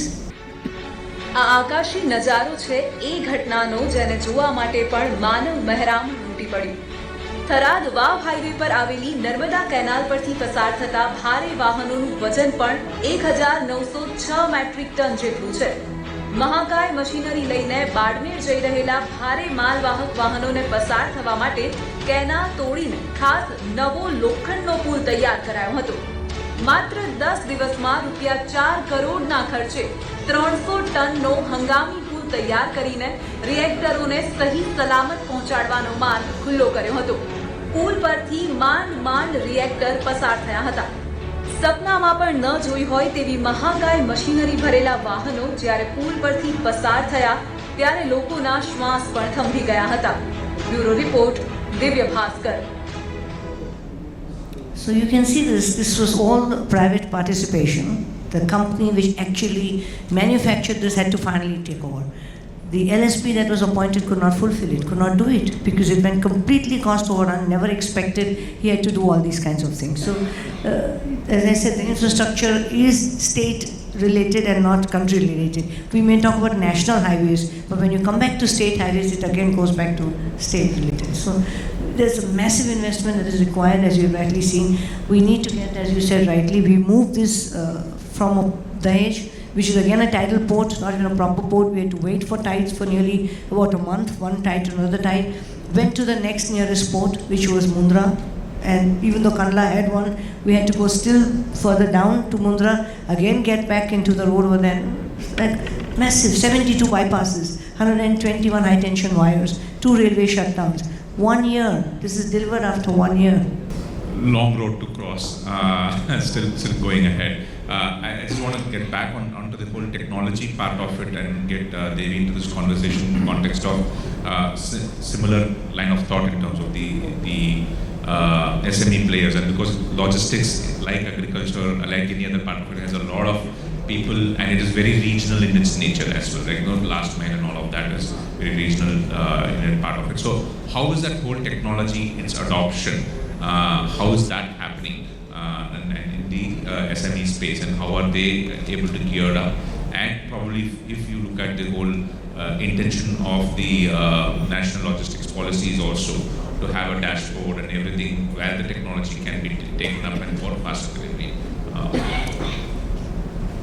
Right, to answer to that question, when we talk about technology, let us define that first, yes? So when we say technology, we keep talking about blockchain and distributed ledger and IoT and all of that. And technology can be anything basic as sending a text on WhatsApp, yes? It can be anything basic as sending an email message as well.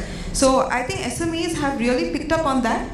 And in various conferences and in various circles, I've had the pleasure of talking to them and just kind of trying to understand how they go about in this technology space.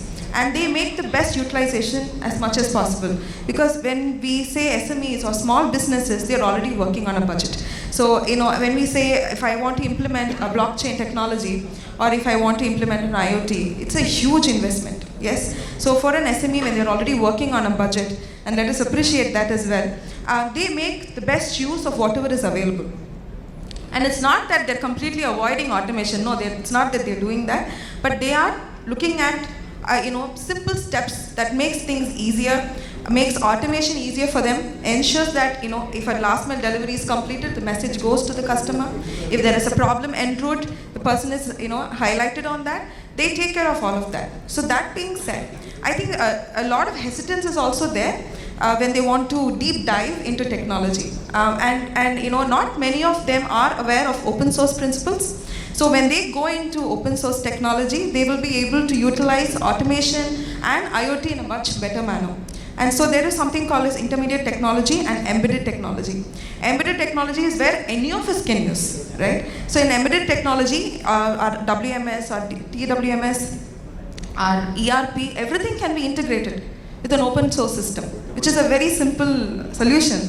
But we seem to be looking at something very huge, but we have to take small steps sometimes, which will help. And for SMEs, I think they are doing it, but there are a long way to go. Yes. Getting Ms. Master again into the conversation, there's a lot of inflation-related aspects which are there, and fuel prices are increasing. The overall cost of doing business is also increasing significantly. So from the vantage point that you are having as part of the AMTOY, how do you think the whole community is managing this in terms of the cost aspects? How is it that? And the context is, will that then make a shift, if at all, from a road to other modes of transport because they're cheaper to that extent?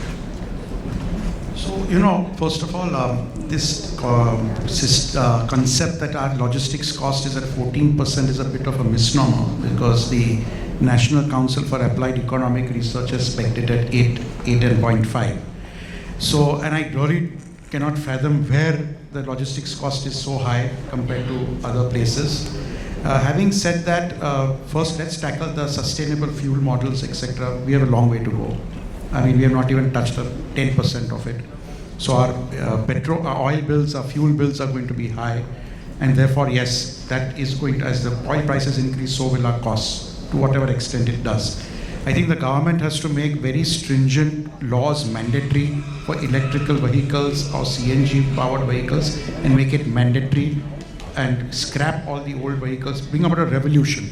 Nothing short of that is going to work.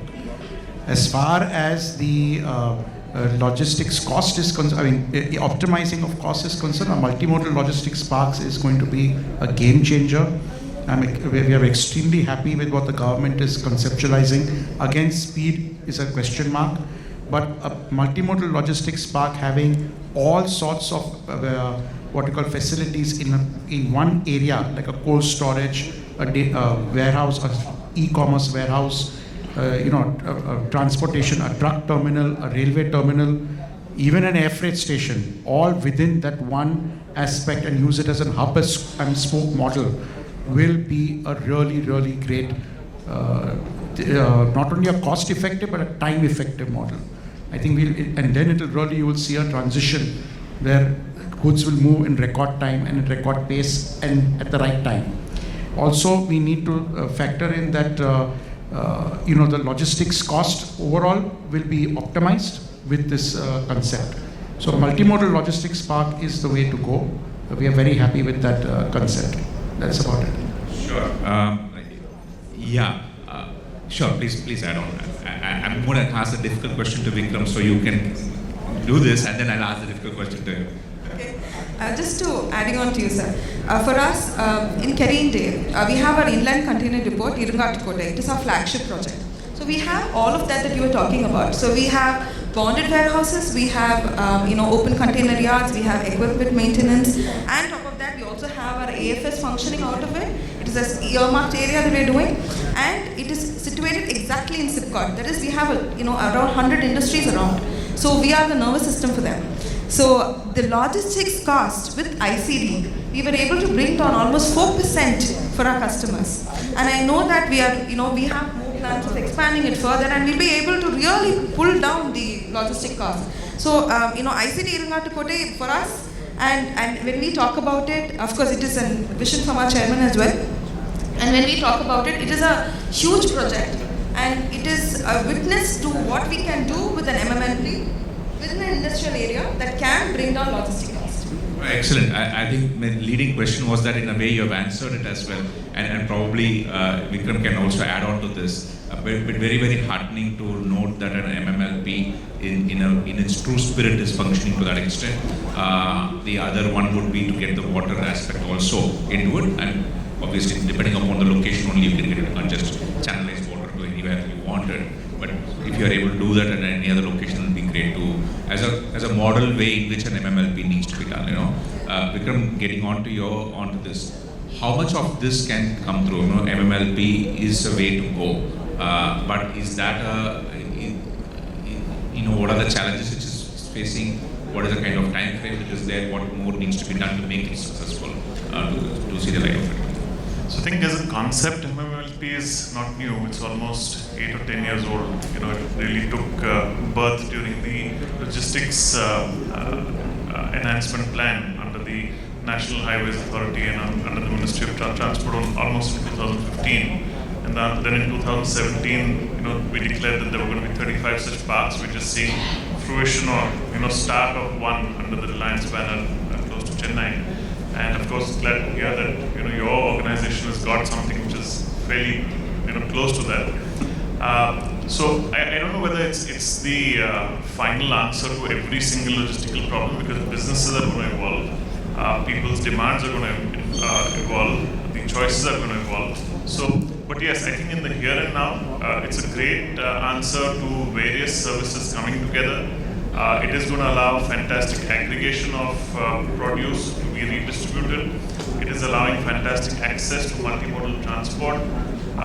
Most importantly, it's allowing access to a standardized infrastructure, which is something that doesn't come to bear. Each one of us works with our own method of the madness. So I think that standardization is going to assure final delivery times to customers, and I think it's fundamentally going to be a wait and watch for some time, on how successful these are.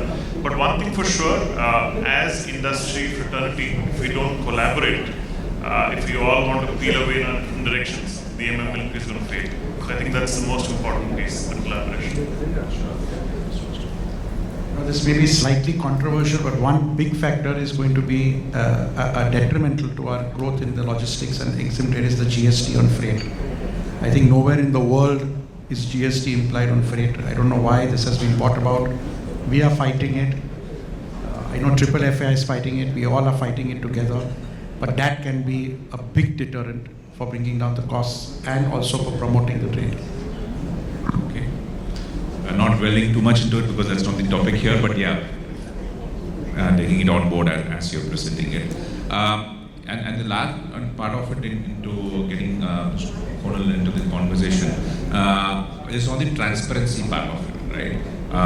And getting in, so as you bring in transparency, you will get the costs to come down, or everybody knows what they are paying it for, right? So how, and to that extent, technology can play a great leveler in bringing that transparency. How do you think, and data is at the end of the day, the bottom part of it, that all of this can be doing too. So how is this whole data playing an important role in bringing that transparency, and which can then drive the whole cost aspect? Sure, thanks. So we need to put, method to the madness, like what acronym was used. We have cost structures from government which are in the interest of the population, and it's a cost we as society pay. So for example, a fuel station cost, the electricity cost. Now, is it transparent? It is through a transparent regulatory mechanism. There's a petroleum regulator, there's an electricity regulator, and I'm putting the energy basket again, bringing it to that analogy. However, it's not in a bid mechanism. A NTPC produces electricity and it's a pass-through for people to pay. IOCP, PCHPC processes crude and it's a pass-through for people to pay. So unless we go into a transparent mechanism of bid, tender, process, allow public and private to compete to allow the cost to come down, the element of transparency in the entire value chain would be missing. So yes, I am for transparency, but in the entire value chain. The second element here is, we spoke about the technology piece to bring transparency.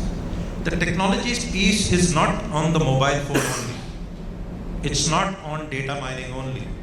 It's not only on the AI and BI side. Yes, that needs to be done across all segments.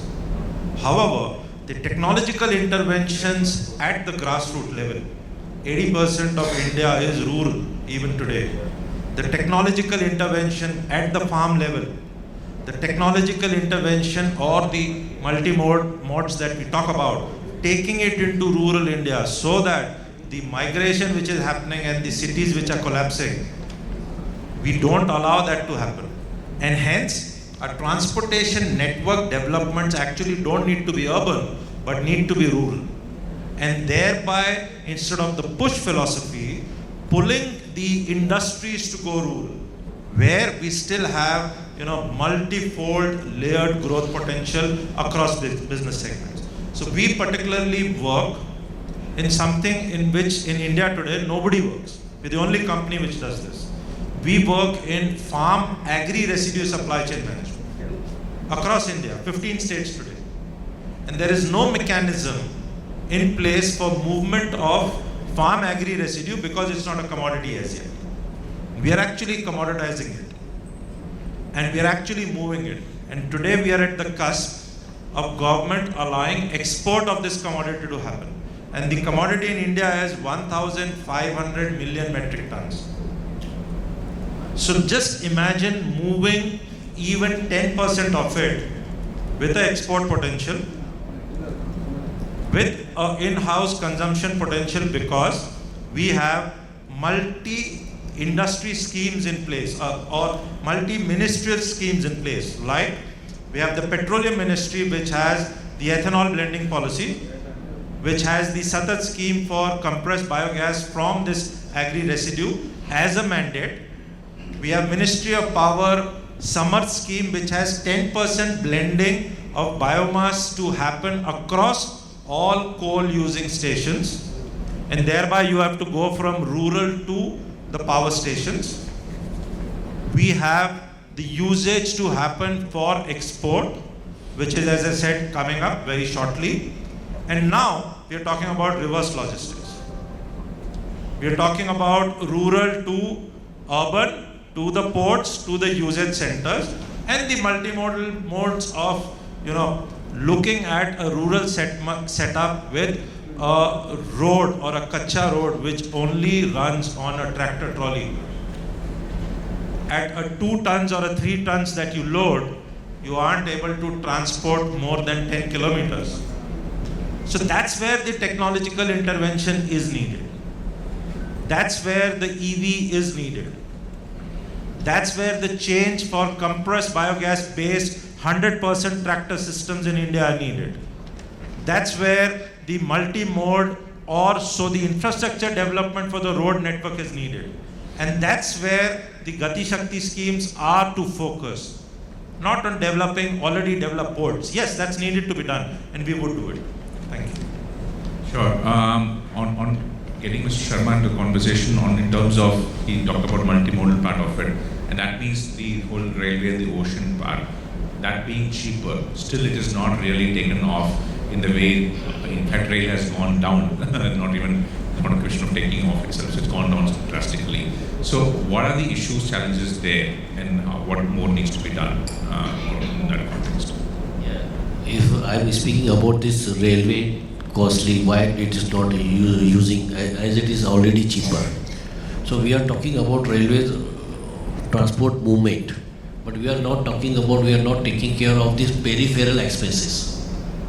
Again, while moving the goods from these urban or rural to the railways, so it costs a lot, and the labor union also big challenge as far as the Indian railways are concerned.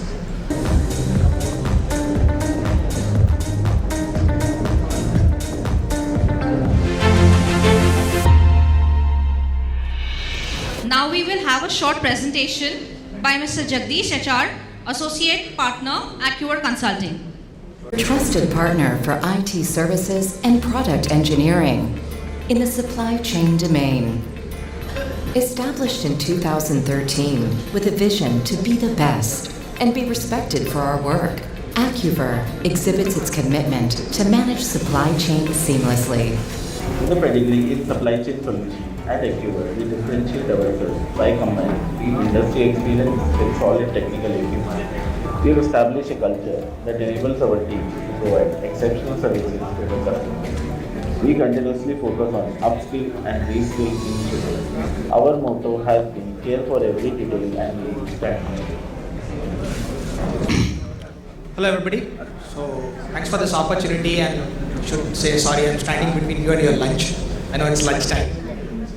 Not make your hunger starve enough more. We'll take quickly through next 5 to 7 minutes on green supply chain. I think the common denominator what we saw since morning, Mr. Brito spoke about it, Partha spoke about it, Mr. Rahul Pandit spoke about it, even Mr. Lieutenant Ahuja spoke about it. What is the common denominator? It's all about green supply chain, right? How do we make logistics better, get into E-mode of logistics? How do we basically get into make logistics and supply chain more eco-friendly, sustainable, right, and make our environment better to live in, right? So that's pretty much on what we want to bring in from Acquire Consulting. Whatever we basically anticipate in supply chain, whatever we could plan, it's all have to be measured. Unless you measure, you cannot improvise. You don't know how you're performing. Right? So what is your measurement? So obviously we're talking about a lot of metrics. We're talking about railways, roads, flight, cargo, waterways, and so on. So your measurement in supply chain is a true function of how your supply is, how is your demand, what is the velocity of inventory, how is your asset turns, inventory turns, so on and so forth. Right? So you need to start measuring your supply chain for all of these metrics. That is one. Second is add an element of the assets which go through this supply chain workflow. The assets could be all smart devices you use in your warehouse, right? It could be smart vehicles. It could be smart bays in your warehouse. It could be on temperature controlled zones. Today we're talking about these assets which have to be monitored from their efficiency, productivity, predicting failure rates of these assets, then measuring those asset performance and bringing the data. And that is where IoT is enabling, right? So technology is basically giving you all these flavors. So one is about visibility on how your supply chains are moving, then basically attaching that with assets on how your supply chain touch points are. And the assets could be very simple enough. Even what you deliver to end customer in a B2C, you deliver a package. That is also an asset. But you deliver the asset to to a end customer, you also get feedback on what customers' pulse are, right? All of this. Then combining this supply chain visibility with IoT and asset management, then you bring in your KPIs as business leaders for dashboards. What kind of carbon emissions I have? And today, all enterprises, whether they want to embrace it now or in the future, they have to address, along with global economies and logistics, how do I make my carbon emissions less? How do I make my energy consumption in a better way? How do I improvise this? How do I optimize this? 2% reduction in my carbon, is it good enough? Is it too aggressive target? I don't know. I have to measure it. Then when I measure it, there is a correlation between various factors. Your orders, your fill rate, your inventory asset turns, then into carbon emissions, air quality index, right? Your diesel, biofuel usage across your reactors, so on and so forth, right? So all of them make the green supply chain happen. It's not that one piece of the puzzle keep moving, right? You have all moving pieces. So that's what we are trying to basically do, proof of concept with Acquire Consulting, with IBM collaboration on various supply chain use cases. And we can walk you through a few of them. Quick interest of time. Let's go to the use cases. So as business leaders, we know you're setting KPIs for your business lines on how should my carbon emission should look like, how should my assets perform over a period of time, what is the efficiency I'm looking at, right? So what does it imply for the next level? Your business leaders making decisions. So what does it imply for the VPs? What does it imply for the fulfillment directors? What does it imply for your warehouse managers, right? Everybody has their own goals, and the goals from the corporate actually drill down to your next level, right? So these are the use cases we're talking about, where the organization head is looking at, I need to go through an audit, I need to be green certified, but how do I basically know what is that I've measured? And there's a lot of subjectivity. Subjectivity is I'm doing well, my assets are doing good, my supply chain is really running fast, but is it really subjective? Is it objective? Where are the data metrics? That is where we talked about IoT and all of that coming in, enabling, right? So these are one of the use cases what you see for supply chain. Can I just move to the next one? So again, fulfillment director, we talked about optimizing cost. Now how these costs are related to my inventory turns, right? I have inventory carrying cost, and inventory is perishable, non-perishable, oven controlled, so on and so forth, right? So how are my assets performing? Is my zone full enough for that to be operated at full capacity in a temperature controlled zone? How can I cut my environmental cost, right? Energy consumption cost. So that is what you see for fulfillment. Similarly, go down the path, go to the next slide.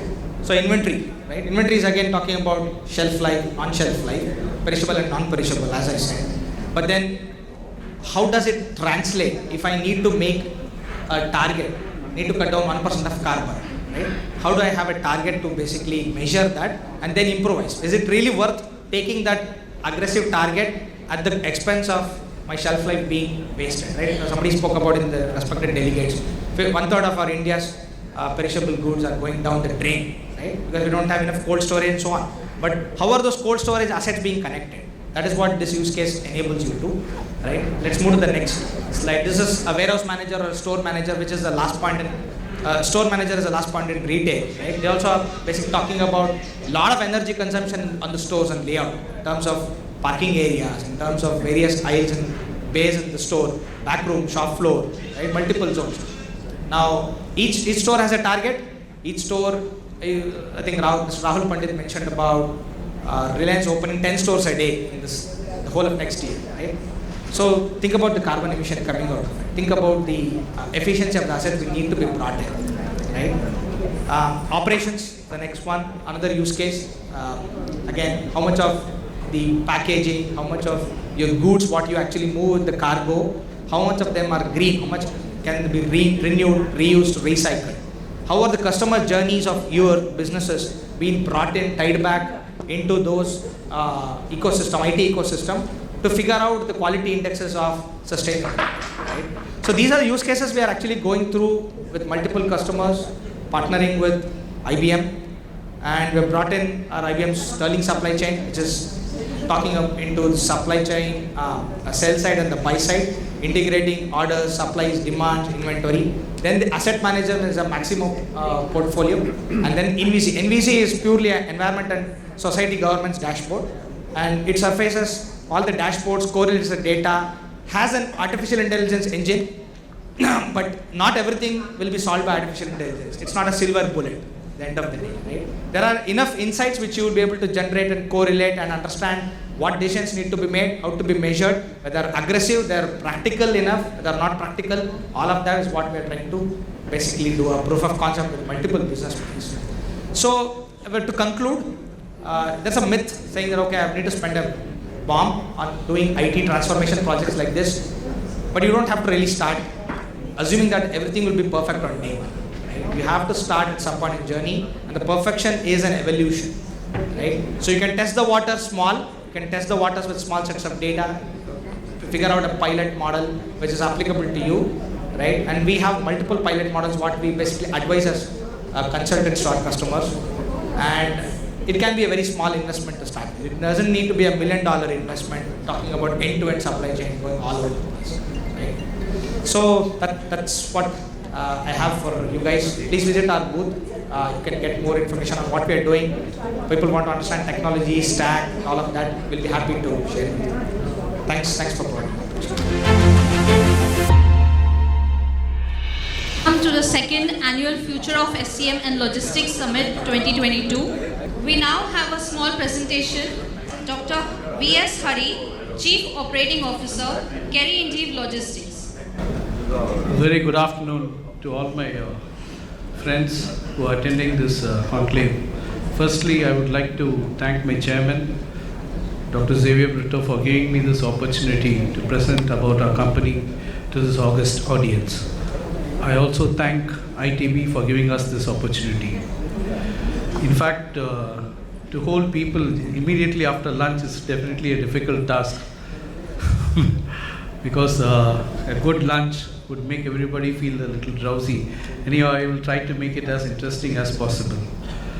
INDE, which is a synonym for Indian development, was started by our chairman, Dr. Xavier Brito, in 1984 as a custom house broking company,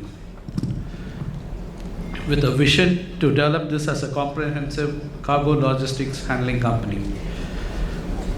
I am very proud to say that we are the first company to be awarded AEO by the customs, along with LG, a manufacturing company, and IBM as a trading company. As a logistics company, we are the first company in the whole of India to be awarded this AEO certification. Kerry is actually a household name in logistics in entire Asia. They are part of this Robert Koch group, which it runs the Shangri-La hotels, Kerry properties, PACC, PCL line. In fact, with PCL line, they operate more than 98 vessels, break bulk tankers, and project cargo vessels. Our network operates in 65 countries with more than 42,000 employees, and with a revenue turnover of about US $10,483 million.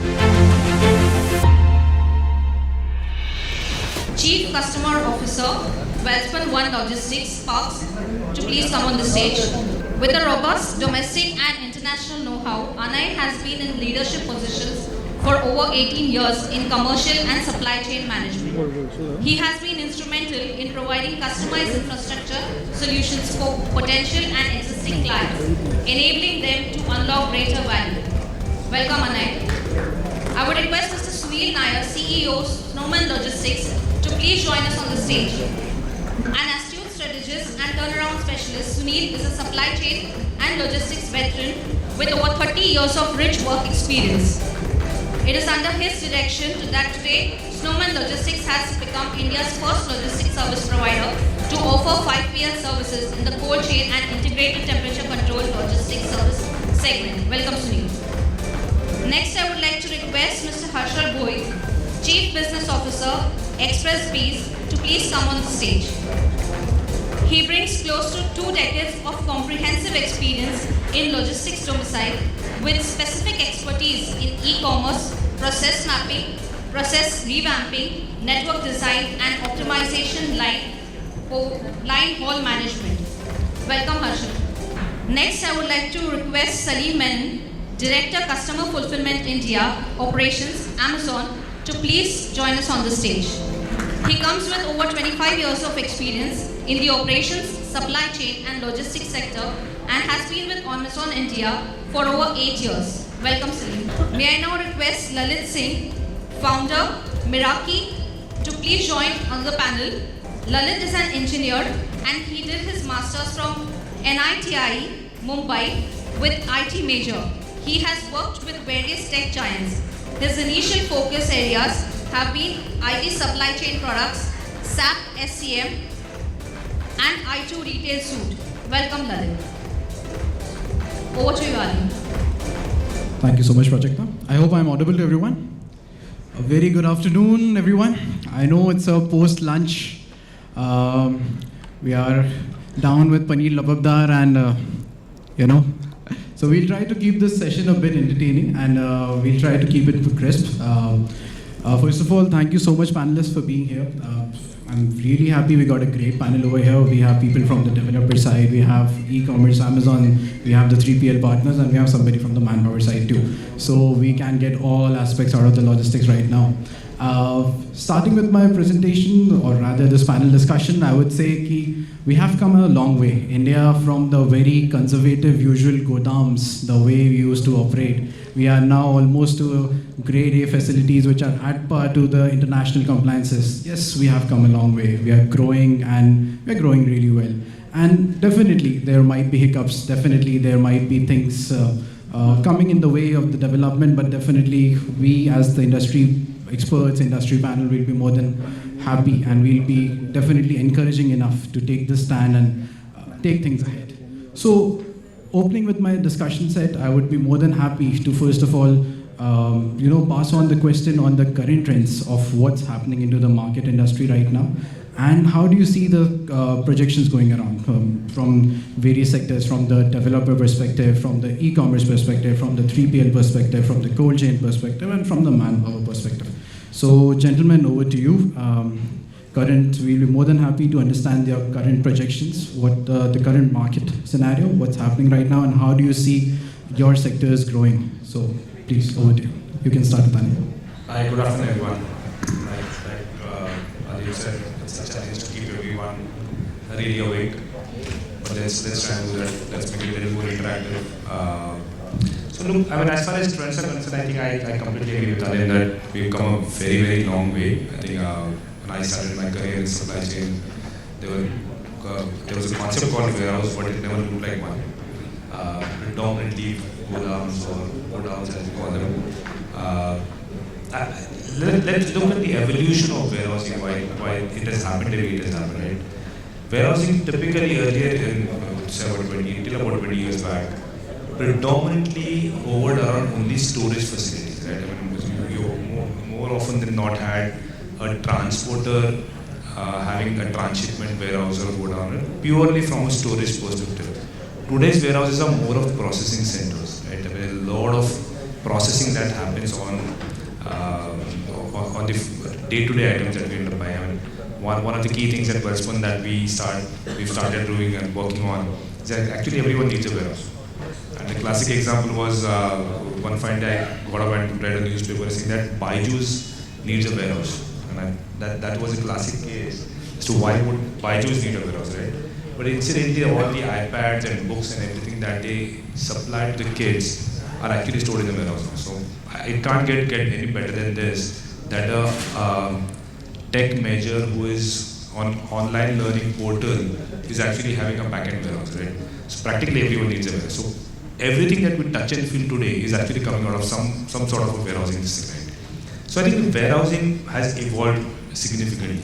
And I mean, to go into numbers, yeah, I mean, we've got a lot of trends. I'm sure all of you keep reading about a lot of reports from JLL or the peers of JLL as to how the industry sector is moving. We've got on an average about 35 to 40 million square feet of grade A absorption that continues happening every year.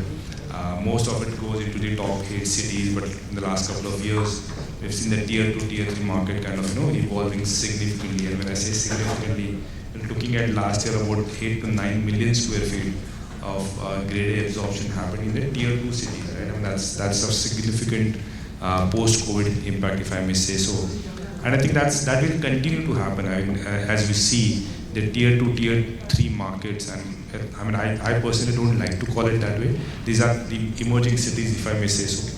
But the emerging cities will continue to have a faster growth rate, the rate of absorption, if I may say, from a warehousing perspective, because we still haven't even scratched the surface. I mean, if I give you a perspective, our overall grade A absorption across our market across India is about 350 million square feet, give and take a little bit.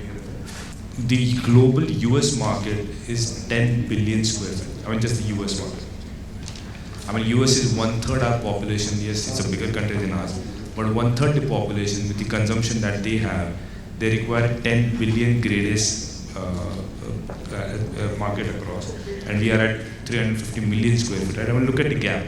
So I think the market is... And with the population of India.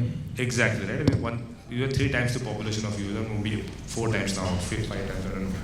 So that will continue to happen. And I think that cannot happen only in those pocketed 8, 9, 10 cities, which we call as the tier 1 cities. Right? I mean, it has to pass on to the secondary market, the tertiary markets, the emerging cities.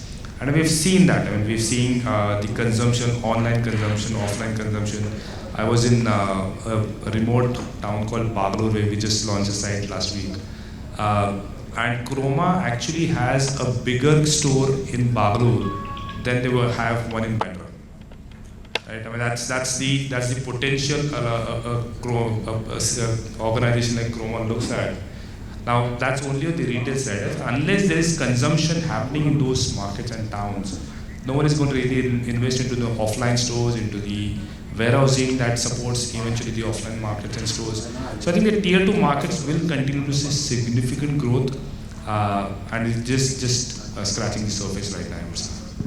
Perfect. Thank you so much, Anil. Thank you so much. Over to you, Sunil. Hi, good afternoon, everyone. I am Sunil Nair. Anay have touched upon on a very nice point that supply chain is no more transportation or warehousing business, but it's more of value add, and that's why we call it a value chain rather than just supply chain.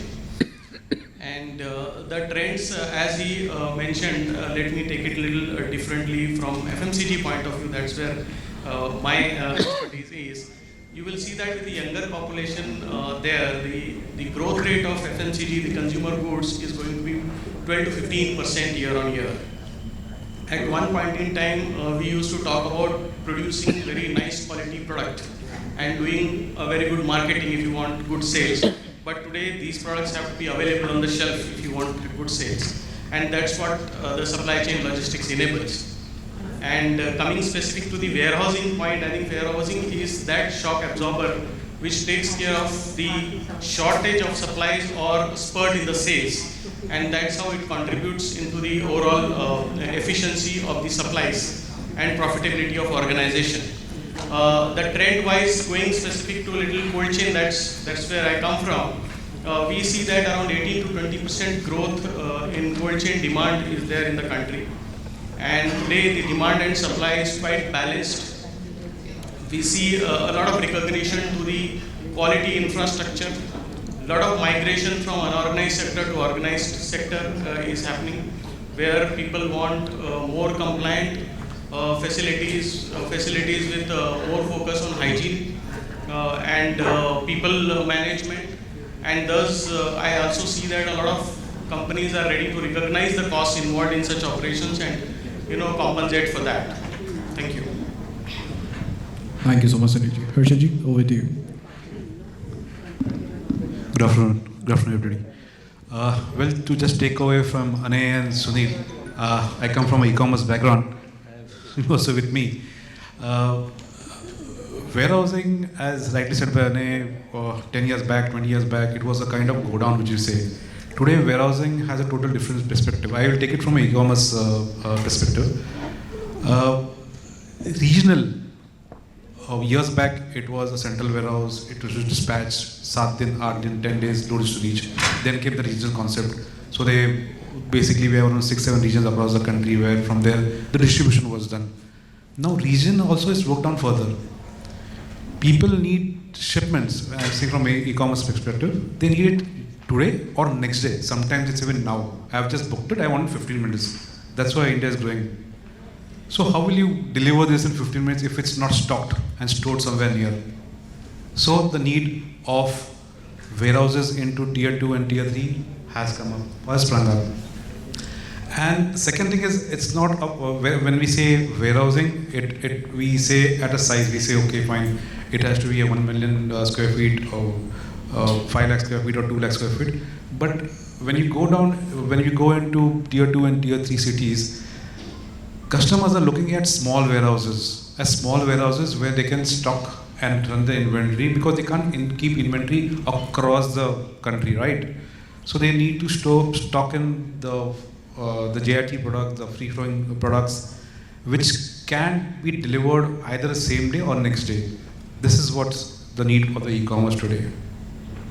Perfect. Thank you so much. Over to the Salim sir for Amazon's perspective. Yeah, so I think from e-commerce he has already touched base. So for me, when I go back and check what is logistic, and everyone is aware about it, the logistic is the point of manufacturing till it goes to the end user.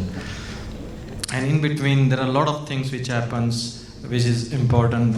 The most important is the transportation piece.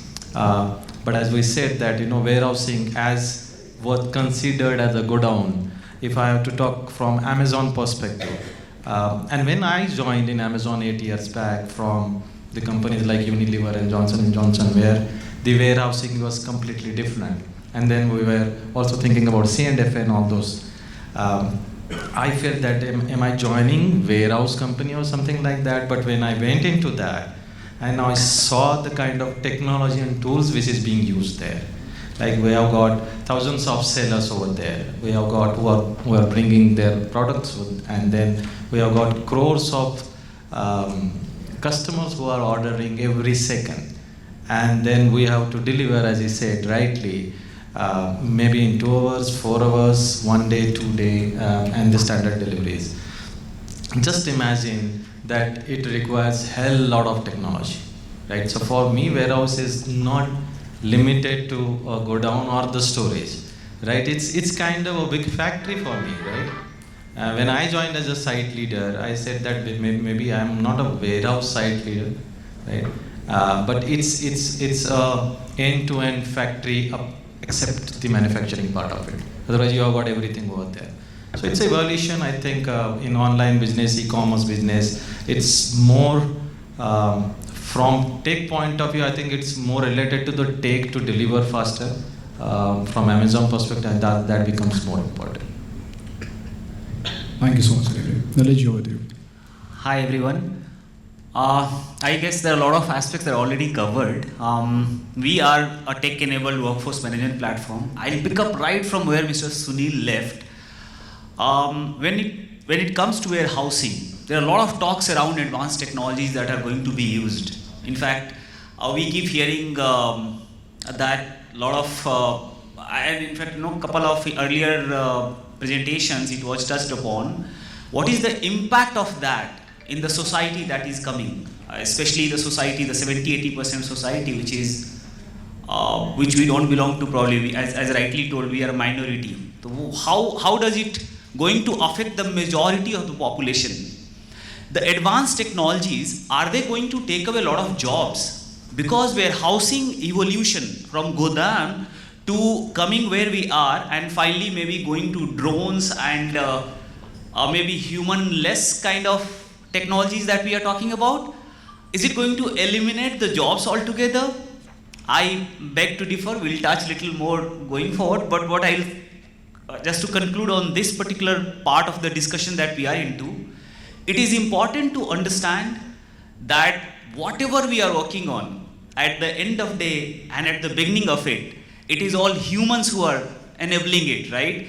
The quality of humans can change.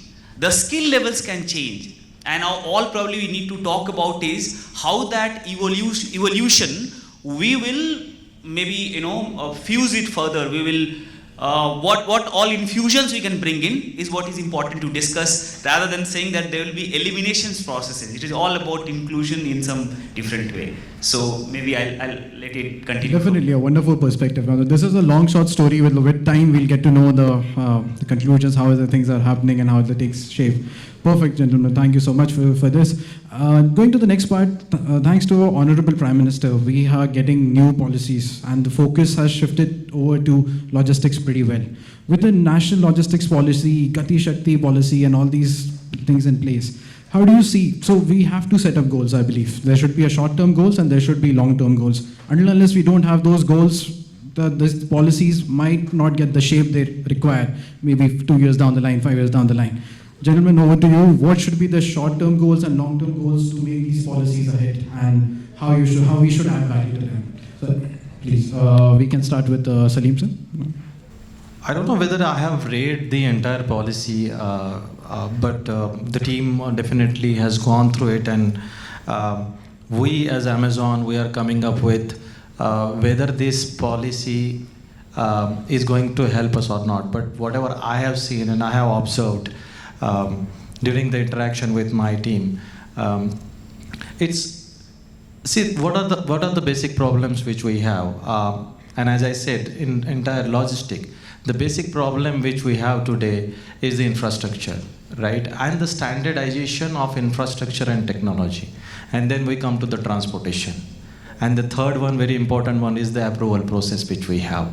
I think NLP is going to touch base on all those things which are pain today, right? And various ministries will be involved over there, including the central government is going to interact with the state government, and the kind of things which is going to happen, which will help in terms of standardization of infrastructure and the transportation piece.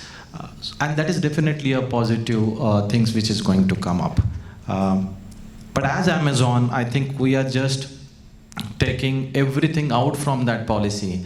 And is there anything else which we can contribute as Amazon to suggest, right? What are the changes which are required, whether we can influence on that. We don't know about it, but I think that is something which we are working on. One other positive things which was coming in my mind when we were talking about the transportation piece, which they are going to put more focus on various transportation modes today, and they are going to put more weightage to even railway transportation. Now, railway transportation, as Amazon, we have also increased our railway transportation compared to 2021 by around 300%. And that has helped us in terms of speeding our, to speed up our customer reach. Because it is very close to the customer when we are going through tier 2, tier 3 cities. So that has helped us. And with this kind of policies where they are going to put more focuses on the transportation like railway, it is going to help to get more closer to the customer. So that's one thing which is coming. And when we are introducing the transportation like railway, indirectly, we are also touching to the Project Green or the sustainability part of it, which is the back of things which we also need to consider. So for me, it's a positive move. But we, as Amazon, we are going in detail and seeing that is there anything else which should be added over there. So that's our take as of now. Perfect, Align. Even if you ask me, I feel railways has a lot of untapped potential, and that has not been utilized pretty well till now. So if you ask me, the cost of transportation for railways is really challenging. It's really nice. So ideally, the railways should get the desired exposure. That should, and ideally, I believe, and you people might agree, the ease of doing business with railways should become more easier as of now, and definitely the volumes will flow for railways. Absolutely. Continuing my question to Sunilji, I want to take for the policies, short-term, long-term goals. What should we see? See, as per my view, considering the way Indian logistics industry is structured, with so much of fragmentation and unorganized sectors, I doubt if this policy delivers anything in short term, but it does promises a very robust outcome in a long run. What it talks basically is about standardizing the whole industry in terms of what kind of warehouses, what kind of transportation, so that it is an efficient system in the country. It also talks about having a portal where you have all the information related to logistics. Now, in a sector where 95% of the business is fragmented, unorganized, collecting that information itself will take few years. So I think there is nothing at short term, but it's very promising for a long term, and it is very important that every step that we as the industry people take is towards that direction. Thank you. Perfect. Harshit, you want to take? Well, the best part was, even though I have not gone to the entire policy, but the best part was prior to this policy when it came into existence or was declared, there was a lot of meetings between state officials, government officials and the logistics companies. I don't know if it might have happened, but so the concerns which were taken, so I was in two projects at that time. One was with the railways and the second was on the NLP, that's on the manpower. The government has actually considered taken, means I can say with all logistics, on all 3PL players, small, big in all aspects, their concern in terms of railways, why railways is not feasible, why damages, late arrivals, thefts, etc. Everything was jotted down. That means when the policy came out, though even I have not gone through, the submission of this, there would be an output, and that would put a betterment for everybody, for logistics. Second is in terms of manpower concerns also. As rightly said, automation, yes, that's the future. Technology, yes, that's the future. But there is going to be human interference also. So from where are we going to get these people? How are we going to train them? Skilled, unskilled, where? So government is doing a lot of things around that also. And that's also seen in this current policy. Though I have not read all, but that's also seen. So I can say overall, seeing it a few pointers there in the policy, it seems very good for our logistics. Perfect. Lalit, you wish to add on the manpower part? Absolutely. So, if you look at the entire evolution of this space, 2013, we were talking about 11 million people who were part of this logistics entire network. Today, sitting here, we are talking about around 20-25 million workforce which are part of this logistics network. So, it has almost doubled. We are seeing a clear trend.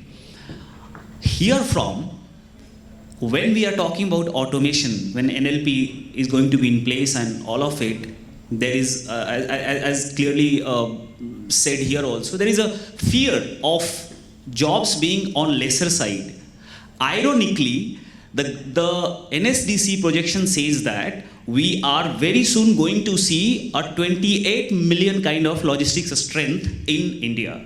So, in spite of all of that, and since we are going into a very different trajectory, we are talking about CAGR of 27% till 2030, we are certainly talking about a humongous increase in the number of people who are going to be employed by logistics industry as a whole.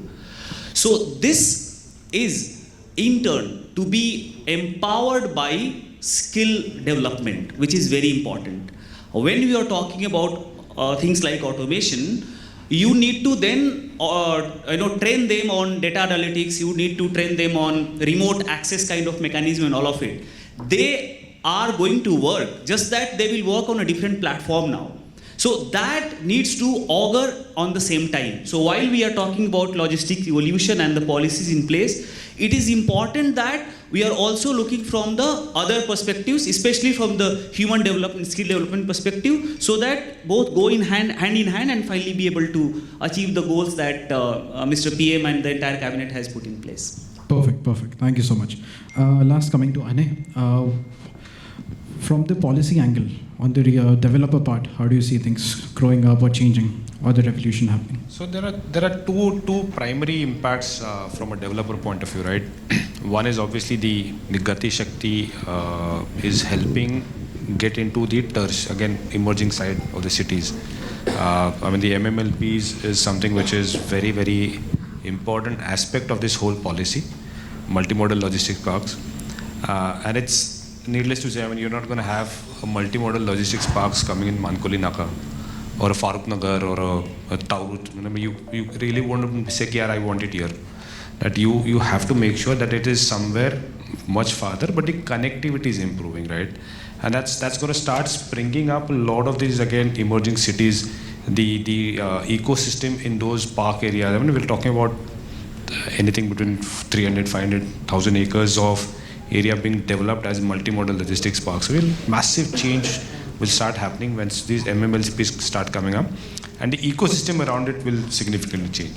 That's one side of the story. The other most important thing from our developer side of the world is the warehousing standards. I think that's a very, very most important thing, because today, while we are talking about a transition from a Godam to a warehouse, and then from a grade B to a grade A warehouse, there's still no formal definition of a grade A warehouse.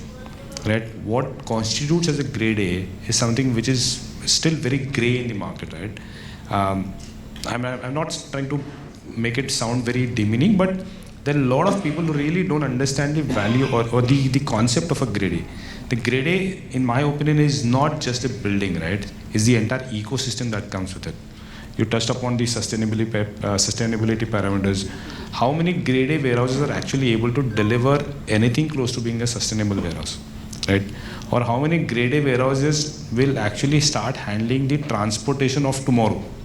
We are talking about the vehicles getting better. We are talking about vehicles moving from 20, 30 feet to 40, 60 feet vehicles, effectively. When all of this start falling in place as a policy impact, like you said, about not in the short term, but say 5 years, 7 years, 10 years from now, the trucking industry will significantly undergo significant change. Are the warehouses that we are building today, will they be able to cater tomorrow's trucking industry, trucking sectors, trucking parameters, right? So that's what I feel is really missing in the whole piece. And in my opinion, the standardization that we are trying to push for as a concept of a grade A or simple warehousing itself is something which is very important, and I think that will help us a long way. So you're saying standardization is the key, getting the standards. Perfect. So coming to the next part of the discussion, and the most favorite part for every logistics person is the cost reduction. Key, how will you reduce cost? How will you optimize the operations? So coming to that part, I'll start with let's start from the real estate part of it. So again, back to you. In the real estate part, so there are 3PL players coming to you. There are occupiers, end customers coming to you. Everybody, in the end of the day, they're like, yaar, warehouse acha banaya hai, but rental kitne paega? How can you, reduce the rental for me? What can be the best? Because in the end of the day, that cost will impact their final cycle. So if I ask you, with the increasing raw material cost, how are the developers keeping the rentals competitive? Or any new approaches or practices you have deployed to reduce the construction cost?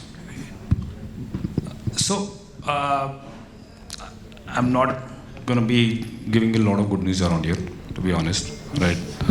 The input prices we all know are going up. The land cost is going up. The rentals effectively eventually have to go up. But let me give you a slightly different perspective on this, right? Our rentals are across the country averaging around 18, 20 bucks, if I may say so, for a grade A warehouse, which is what, about 25 cents US dollars, right? In US, the average rentals are hovering around $1.5 to $1.6 per square feet, right? Now, when you factor in that the US market has a rental range which is say 6 times, 7 times our rentals, and look at it from the perspective their logistics cost is about 8-9%, and we, despite being on a lower rental, parameters are at 13%. There is a significant mismatch there, right? Now, another parameter perspective to look at it is your rentals constitute to about 20-25%, give and take a little bit, maybe Harshal and Sunil can comment, but 20-25% of your overall operational cost, right? Now, a rental increase, yes, it pinches all, and that's bound to happen based on the inflationary measures, everything put together. We are not completely insulated from the global ecosystem. But given that, it's not adding a significant dent to your operational cost in the short term. However, when you look at the ability of a grade A warehouse to deliver an operational efficiency, and that's where I think the remaining 60, 70, 80% of your cost that sits into warehousing operations, right? The ability that a grade A warehouse can provide you with reducing that operational cost is something which is most vital. I think that's where the real value versus a cost debate comes in, right? And I think we effectively will transition, all of us will end up transitioning there. I'll give you a simple example. A grade A warehouse with full compliances, significantly brings down your insurance cost of the goods that you store in that warehouse. Right? If you have a compliant fire NOC, if you have a compliant hydrant line with the proper fire measures that you put in place, your insurance cost significantly goes down. Now this is something which is normally not all the operational level people wouldn't be aware, because that cost goes and sits somewhere in the overall corporate setup because it's a group level policy and so on and so forth. But I've seen that happen so many times that if you have a compliant warehouse, your simple thing like this kind of cost goes down. Other thing is, like I rightly mentioned about the trucking industry, very, very vital part of it, right? How is your truck flow happening around? Is your trucks, are your trucks kind of tight at the dock in, dock out? Is it helping by having a grade A warehouse, or is it not helping? How are we maximizing utilization of that? Automation is something that you rightly mentioned. All in all put together, the newer warehouses, the grade A warehouses will be maximized value-wise if we really kind of start looking at a holistic picture rather than just focusing on the rental. But rentals are bound to go up. You can't really kind of eventually have to. We can't stop that thing now. It's going on the upper trajectory. Perfect. Next, I'll go towards the 3PL players. So we have with us Harshilji and Sunilji. So Sunilji, we'll start with you. Customers will be coming to you. They'll be asking you, cut down the cost, cut down the operational cost. There might be challenges coming up to you. How do you, be it the deployment of automation or any other methods, how are you reducing their cost or adding value to their customer? So see, I tell you, it is very important that we divert customers' attention from a square foot rate and a kilometer rate, okay, and take it to the value proposition. And that's what we try to do in our business, and we tell them, let's not talk about this, let's talk about per piece of your unit delivered. How is it costing? And what are the risks you are taking? Like he's rightly said, if it is a good warehouse, you are fully compliant. There is lesser risk in terms of fire or any other earthquake kind of things. It gives you a more efficient operations. So there are a lot of value that gets delivered with that square foot rate. And it is important to keep highlighting those things, and that's what we try to do. But yes, end of the day, they again come back to the cost. It is important to understand the cost structure, and that's what we have been doing as an organization, educating customer about our cost structures. In the logistics business, almost 75-80% of the cost elements are regulated costs. Once I built my warehouse, my labor is regulated by Minimum Wages Act. My electricity is decided by the government bodies, electricity rate. I can't go and negotiate with them. The diesel that I consume is regulated. I can't do anything. Interest rates mostly is governed. So what is left is my stationery, buying my telephone, right? So there is very little that we can go back and negotiate like our customer does with the 3PL operator. So we go with the various ways of, as Anay highlighted, improvement in the operating processes. How can we do that? Can customer change its packaging so that the pallet utilization is better or truck utilization is better? Can we do something like that? Or can we have a palletized movement instead of case-by-case movement? Or can we have a lesser inventory using some IT technology, having some algos run and we optimize inventory levels and see that higher throughput is done? Can we create a high velocity warehouse so that in lesser, shorter period of time, instead of running 2 shifts, in 1 shift we execute all the orders of the day? So these are few things that we go with, but end of the day, from a cost side, I've always found that there is very little that you can go back to your supplier and negotiate. We are again a shock absorber here. We absorb shock from both sides. Thank you. So I've been into 3PL. I was initially with All Cargo, and the shock absorber theory definitely connects. So over to you, Harshit. From an e-commerce side, when we see about warehouses, primarily the first thing which comes to mind is metros earlier. The cost in metros of warehouses is quite high compared to what is a tier 2 and tier 3 cities. So in metros, with automation, that sort of come into place. Actually, the warehouse need in metros has actually come down to a great extent. So when I look at the overall cost across the country, so that metro cost, which is at least 30-40% higher than a non-metro cost, has come down. Saying so, besides that, unlike any warehousing movement, as a 3PL, my shipment comes in, goes out. Shipment comes in, goes out. So it's not that it's going to stay there and be stored and then do warehousing. We try to optimize two things. One thing is obviously the height, where I can have offices above, workstations, the operations bay below. Two is we try to use, so normal, the night and the morning, that's the time when operations run in the proper 3PL. The day is totally empty. What else business models can we run to utilize that cost? That's one thing we do.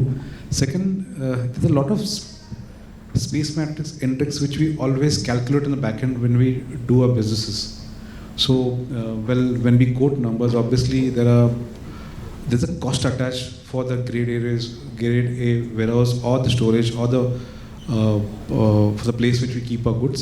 That has to be done. That we tell the customers. It's a valued service. I just can't dump your iPhone in some location and there's fire or there's rain or something. So customers do agree to it. So that's from my side. Perfect. Thank you so much. Moving on to Salim sir. In Amazon, I'm pretty sure you must be having set standards of cost reduction or set plans. You must be getting pressures from the team or the senior management to reduce the cost. Definitely, Amazon is putting up some best practices, and they are not the best practices only in India. That's on the global level, and you might be adopting the same best practices over here in India. We would love to know how is Amazon working. What are the best practices you're doing for your team is doing for the cost reduction part of it, and optimizing towards the green, sustainable part. Any contributions? How are you doing it? Sure. So we have got 3 miles, as we are aware. So first mile, middle mile, and last mile. And everyone has pressure. It's not only about Amazon. I think every industry will have pressure on the cost reduction. I will talk on cost optimization and not maybe the reduction. That might not be the right word which we use in Amazon. So let's talk about last mile delivery, right? You might be aware that we have got various channels, the flexible channels, right? So when we are delivering, we have got, apart from the Indian postal services, we are also delivering through the delivery service partners, where we have a full day delivery. And then we have what I Have Space program, right? I Have Space program is something which Kirana store can deliver on behalf of us whenever he gets time. So that is for 2 hour, 3 hour. Then we have got AmFlex, which is a flexible, any student can come here and deliver for 2 to 3 hours. Now that is something which we are creating a lot of work opportunities for across India. But that's also a win-win situation for us, because instead of getting a person for full day, maybe I'm just getting for 3 hours, 4 hours, right? So that is one way of optimization. How can we be win-win for both the parties? The second piece is the technology. I think that is something which we take it from a lot of other countries, of course from Amazon itself, right? Because Amazon is known for tools and technology. And I'll just give one example. What customer want? Customer want a safe, reliable, sustainable, and product which they want as early as possible. And when we focus on speed, right, you will get more and more customers. When we focus on reliability, you will get more and more customers. And when your volume increases, naturally it is again a cost optimization or cost reduction. So we focus more on inputs than the outputs. And with the technology, for example, one very small example of the address quality. So we'll run machine learning. You know our address quality in India. So when in a few of the addresses, you must be very funny, right? And one of the thing which I remember that, come to the mandir and ask anyone, somebody will get you there. So, something like that. So that kind of address quality we have. So we have a machine learning that any of our delivery associates delivering that 2 to 3 times, it automatically gets updated for him with PIN code. Now, and that is something which can be helpful for other e-com industries as well. Now what we are doing, we are improving the quality of that address, and we are trying to deliver faster, and we are getting more and more customers. And such we are trying to reduce our cost, right? The GPS is the other example of technology. The auto sorter, which we are using in our sort center, which identifies and sort according to the requirement, right, which is much faster than what we used to use as auto slide, which was manual in nature. We can't go with robotics and all that because of the labor, the cost as of now. But these are the innovation and automations. Over long run or mid run, I think this is going to help us in terms of reducing the cost. So I will say the technology and automation which focuses back to customer is something which is important for cost optimization for us. Perfect. Just adding on to that automation question. So I feel, and everybody else might be feeling the same, that Amazon has used all the techniques, majority in the books of automation. So you have tried and tested everything. Seeing the India perspective, how do you see automation going forward? So are we going to be automation dependent more, or rather the manpower is going to stay? The whole conventional model is going to stay? Again, see, Amazon, not only Amazon, but online business itself is dynamic, very dynamic, right? There is a hell lot of opportunities which India has if compared with other European and North American countries because of the opportunities which is going to be there, the mobile penetration, or the smartphone penetration. We have got plenty of opportunities. Now, in terms of automation, we are still balancing that out. If you ask me, are you going for robotics tomorrow? Maybe not. Right, we have not, and everything is with return on investment, and all gentlemen who are sitting here, everyone. We definitely see, as on today, it should be on return on investment, and robotics maybe, as of today, doesn't make sense. When it will make sense, it will depend on two things. One, the scale, and when that scale will come, and the second, the labor cost which we have today. Now, tomorrow, supervisor labor cost comes, and then it increases the prices. The labor prices, right? It might make sense, or else the scale makes that sense. But yes, we are into automation, and a lot of automation like conveyorization systems, or the inbounding systems, or and the tools and technology which we just spoke about it. So automations are there. Is it same like what other geographies are doing? Maybe not yet, but most of the things we are taking as a best practices. So if the labor cost shoots up, the automation will definitely deploy in. We will not pray for it, but definitely the scale improves, then definitely yes, for sure. Well, I'll just take you from said. I completely agree with him. In fact, to a great extent, automation helped us as 3PLs for last mile. Sorters coming in, ad fix resolutions giving in, addresses which he said were bad, were worse than what he said at one point of time. But at the same time, I want to look at it as, drones coming to India is not that easy. Automation is the first mile, which is for FM, last mile and the mid mile. The first mile, yes, with sorters coming in, a bit of robotics also going in, shipments can be sorted. And the last mile is heavily dependent on manpower. So the Kirana store,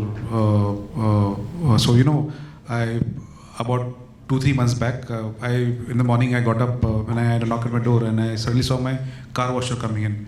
I said, yes, what happened? I thought he came for the money. He came and handed me over shipment, sir, aapka shipment. What are you doing? Sir, this 18 building, the complex which I say, after washing the cars, I deliver it. And that's a good opportunity. He's earning the extra money there. Per shipment, maybe 10 rupees, 8 rupees, whatever it is. Two things. People know him by face because he's washing the car. And second, he knows everyone in the house. He knows what time he's there, the husband is there, or his wife is there. So it's not automation only, it's also manpower. There at last mile we will need people to deliver. So effective utilization of manpower. Yes. Absolute effective. I would just like to add on that. Absolutely. So first mile and sort center is more on the automation, on the infrastructure. Last mile is more about people, more on the physical, but it's more about getting more tools and technology. It's not automation, but tools and technology like routing. When he's seeing the mobile, how to reach to that destination within 20 minutes instead of what 1 hour it's taking, right? And it's not Google, but it's a best routing. So if you have to deliver 5 packets, I'll just take 30 seconds, 5 packets. Which one is the first you have to deliver? That machine learning is more important today than going and getting the zigzag, right? And we have learned about lean. I think that technology is very important when we come to last mile, right? Perfect. Lalitji, over to you.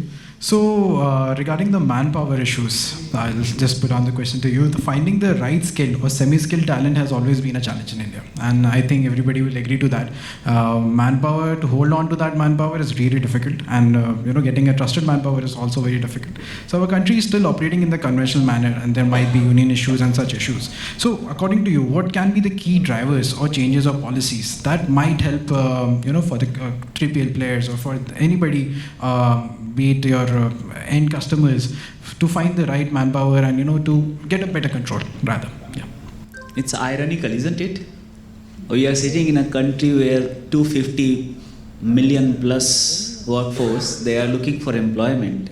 Our unemployment data still says 6.5% in September, which is like around 10 crore people, 100 million. And I add to that the pseudo-employed people who are so-called employed, but they are not actually. So we are sitting in a country where there are so many unemployed, pseudo-employed people, and on others' hand, stalwarts of industry sitting here, we are discussing that there is a need and there are challenges in finding them, right? There are a lot of gaps. The gaps are because of a lot of diversity that India possesses, the good and bad, all of it. The geodiversity, yes, large country we are, and then there are ethnicity, diversity, ethnic food, and everything is so different. Social, economic challenges that we have at various places. There are underprivileged states of India like Bihar, UP, Odisha, and West Bengals, from where the actual migration of this workforce takes place, right? So they are sitting there. And then sitting here in Mumbai and Bangalore's, we are looking for the people at our places, especially when you're talking about last mile, and we were just discussing offline also for a bit. You need people who have maybe a bike or license and they are on the go who can do that. So how do you solve all of this together?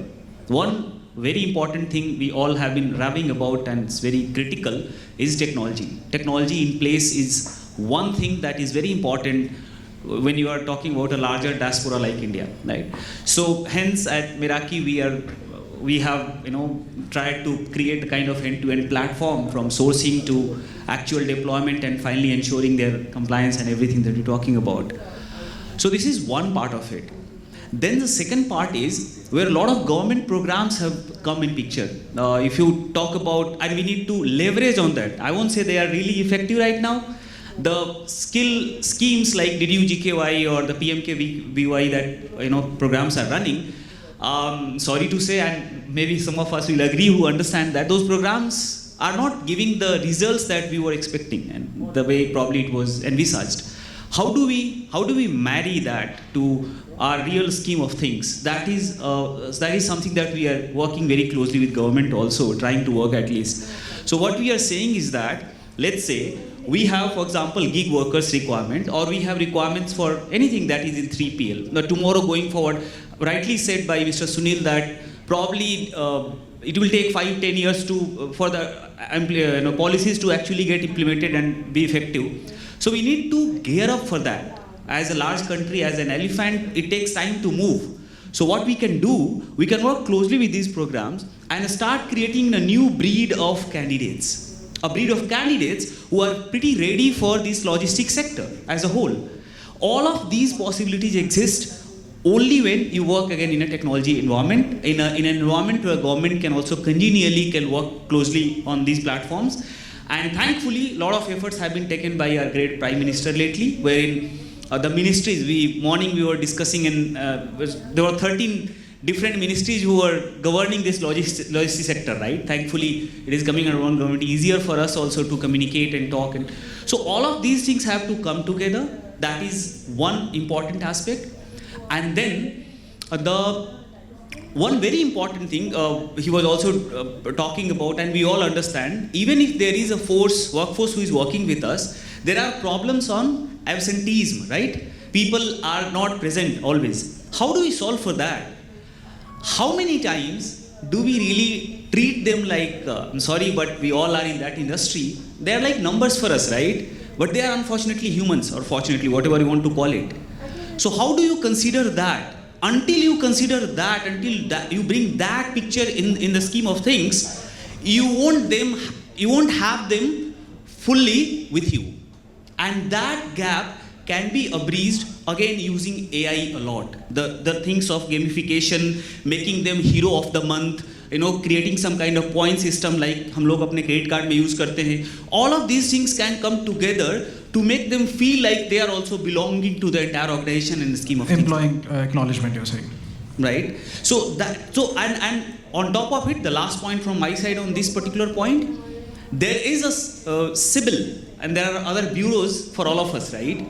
These people on ground, they don't have credit worthiness check in system, any mechanism in place. Even if they are credit worthy, usually as lender, we also have on NBFC arm, so from that angle if I talk, we say that they are not credit worthy. How? How do we know that? The only reason is that they are new to credit, right? NTC. So it is important who will take that initiative. So these are the policies that I would look forward to, wherein government comes up and says that there is some kind of credit worthiness check, some kind of bureau which is in place for these guys also, and we are there as technology partners to help facilitate this entire process. We can do it. It is very possible. If your candidate is working at Reliance site, who is one of my clients, for 1.5 years, he is day in, day out coming 100%. I believe that he is credit worthy. I can give him some loan. If we start from there, they will also feel belonging to the entire space, which is not the case right now. And automatically these all problems that we are talking about, they will go away. So big players like Amazon and all, we all have to come together to think around these lines. Maybe in long term, maybe it's not tomorrow's solution, but we all have to someday sit and think and really act on these aspects to be able to have them with us. Perfect. Interesting point. Sunil, you wish to add something? Yeah. So I'll just add from where you left. See, it is very important to understand that a truck driver would never like his kids becoming a truck driver. Neither a delivery boy would like his kids to be a delivery boy. So it is very important that we start treating these services as professional services. And hence we may have to pay for that also. And that's when automation becomes, comparatively better.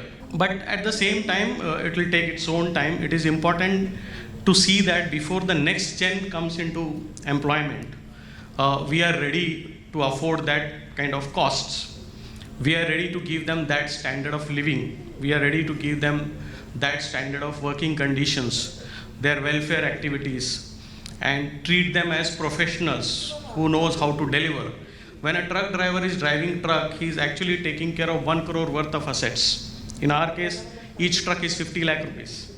The material is close to 60 lakh rupees.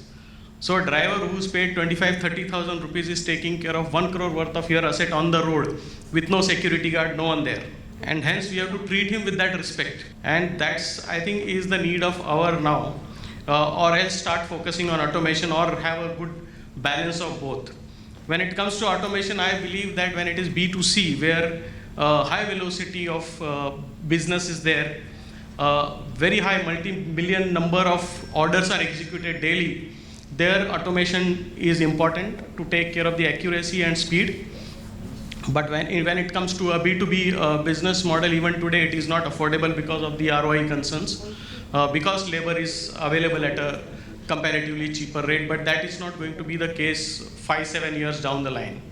Labor is going to become costly because everyone today who's a labor today, whether it is in warehouse or a truck driving profession, have many other opportunities coming up. Rather, he would work in a mall. Even if he's sweeping, he's in air-conditioned environment, more cleaner place. Don't have to travel outside the city to a warehouse, rather within the city in a mall. So many such options are coming up for the younger generation. So I think we as 3PL companies will have to start preparing a long-term plan to see that we sustain with the challenges that we are going to face. Thank you. So if you take care of your manpower, the manpower will take care of your business, in short.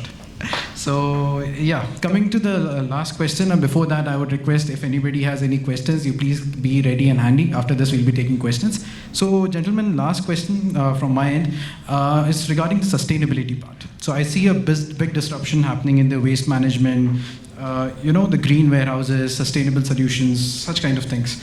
It would be lovely to understand from your company's perspective, how are you contributing to this? And have you set any goals for the next 3 years or 5 years regarding the sustainability front, lowering down the carbon emissions from our footprint, etc.? And we can start from here. So yeah, I mean, this is something very, very personally very dear to me. ESG is something that we all have to very consciously focus on, be aware of, be mindful of. Because fortunately, unfortunately, like it, don't like it, we are in a business of creating carbon emissions, not reducing it, right? I mean, it's a necessary evil. So all we can potentially do is how can we kind of minimize that impact wherever it's possible, wherever it's needed, wherever it can do that. Purely from a warehousing perspective, if I may say, our buildings are pre-certified green, right? Platinum certified, sorry, green certified. So we are trying to use a lot of recycled steel, recycled materials in that whole ecosystem. Solar is something that we are very, very keenly harping on. It comes as a standard basic thing offering from our side. So basically all our rooftops are now solar enabled. So there is a level of carbon offsetting, if I may say. It's obviously subject to a lot of regulatory norms state-wise. Every state has different norms and so on and so forth. But at least we are trying to start that whole process by doing that. Sustainability is something at a group level at Welspun as well as Welspun One, something very near and dear, and I think we all have to be very conscious again, like I said. We are unfortunately in an industry where we're working with steel and cement and creating big black ugly boxes which are not going to be all that sustainable effectively, but that's a part of the necessary evil. But yeah, I mean, we can at least try and reduce the impact of it wherever it's possible. Perfect. Over to you, Sunil. So in our organization, we have all the warehouses with rooftop solar system, and we generate close to 5.4 megawatt of power from that unit. And it supplies close to 30% of our requirement nationally. So that's the mandate. Any warehouse that we build, we will have the roof completely covered with solar panels. We have also started shifting our trucks from diesel to CNG to electric vehicles now. We have still not found a suitable electric vehicle which can run vehicle as well as the refrigeration system on the battery. But we are working with a couple of companies who are trying to design it for us. We are also working on a very special project where since we supply to most of the restaurants in the city, we are trying to collect used oil by the restaurants, whatever is used for frying and everything, and we are planning to collect it back, process it through a chemical process with which we convert that oil into something which can be used in diesel generators. So instead of buying fresh diesel and consuming it, we are trying to recycle the oil which is used in the food industry. Pretty interesting. So these are a few things which are currently in process with our company. Very nice, very nice. Harshit, you over to you, please. Well, solar, yes, must in all areas also. It's a solar panel which leads. Besides that, also our vehicles we are trying to convert into CNG. Delhi, obviously, it's a must. In other states too, CNG electric pool. The best part is the last mile. So we have an initiative where we are also trying to people can't buy bikes. We are trying to get them loans to banks, getting a collaboration kind of done with banks to ensure they get money, and these bikes are on total electric bikes. Third is also on the plastics is banned, but if we look about 8-10 years back, paper was used almost everything, right from a challan to a airable copy to you name it. It was a must in logistics. Now everything is automated. There is no longer a physical signature or once you deliver a shipment. There's no longer e-will cut. There is no longer a challan. It's automated. So we are trying to reduce wherever we can and make everything, I will not say automated, but wherever ESG as a part has been one of the key KPIs for us in Express. So wherever we can do that, we always ensure it. Perfect. Salim, over to you. Yeah, from Amazon perspective, I think in September 2019, Amazon became the first signatory of Climate Pledge, which states that the company will be net zero carbon by 2040, which is 10 years ahead of the Paris Agreement, right? So that's a globally which is being done. And at India level, definitely we have got, in June 2020, we achieved the significant milestone in terms of eliminating the complete single-use plastic that we have already achieved. We have also moved our shipments to packaging-free shipments, which is called as a PFS, and we launched that in India. It is the first initiative in India across the Amazon geographies compared with other geos. Today, I'm happy to say that we are around 40% of our shipment are PFS, which is packaging-free shipments. We have also developed that whatever plastics we are going to use, we are going to recycle the same at national level. And that is something which we have done. So there will be many initiatives which will be taken, and solar and all that is definitely a part of it. So this is from first mile, last mile, and overall Amazon perspective. In last mile, from line haul perspective, we have already given a commitment by 2025 we are going to have 10,000 EV vehicles. And mainly we are focusing on Indian developed EVs. We have already made some agreement with few of them. So yeah, that is something which is going on as of today. Perfect. Lalitji, wish to like that. So we are working with around 300 odd clients. Whatever gentlemen have said, our workforce works with them to make it possible. So yes, that is there. Apart from that, one of the initiatives that we have taken as a small startup is that everything is online. So even we don't do, so initially, there were those 25 pages that were to be signed and all of it. Everything has been converted into e-sign. So at least we have become a paperless kind of organization. And we are also working very closely with government for their green initiatives. So one of the things where old meters are being changed with smart meters to ensure all of this. So we are taking those projects also together to make the world a better place to live. Perfect. Thank you so much, gentlemen. This was a great session. From the crowd, from our esteemed people who are here, any questions? We would be more than happy. We have a question over there, please. Excellent presentation by the team of experts on the stage. However, everybody probably forgot or didn't wanted to mention about one very important aspect of warehouse and this thing is disaster management.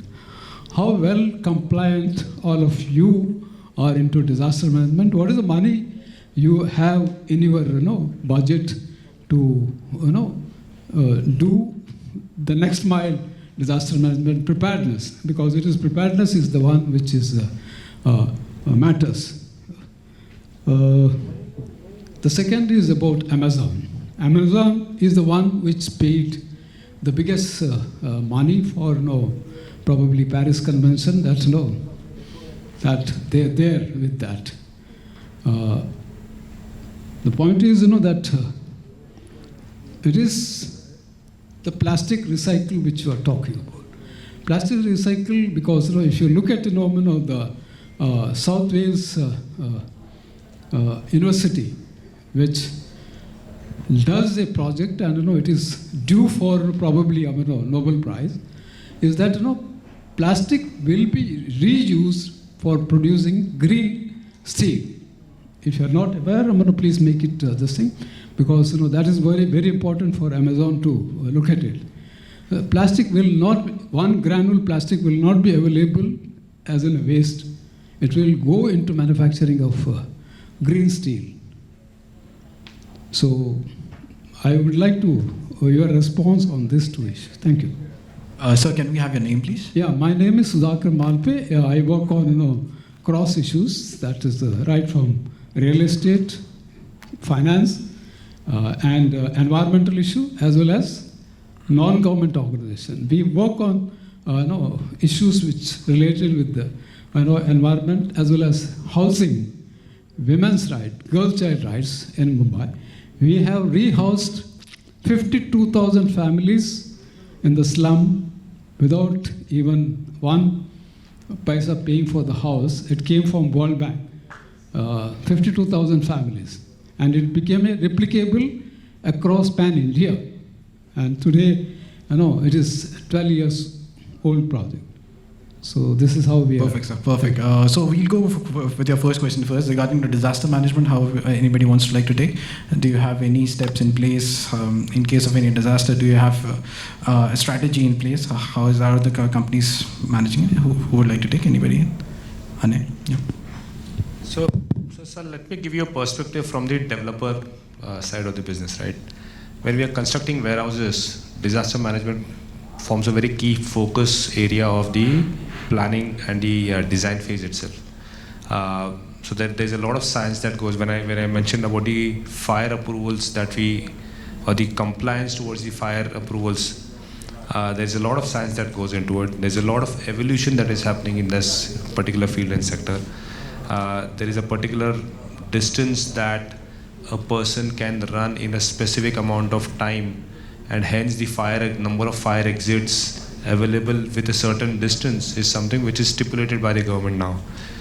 Let me give a perspective that one of our warehouses in Bhiwandi, we have actually dug out a 3 meter by 1.5 meter deep fire tunnel which runs across almost 350 meters of the length of the building, right? And every 30 meters there's an access that goes to this fire tunnel in case of a fire issue, like anything that untoward that may happen. There is a process of where people can actually go in, and this is again the width of the tunnel is designed keeping in number of people that can actually access to it, right? So there's a lot of science that goes into it, and we spend a lot of money into it. Let me be honest.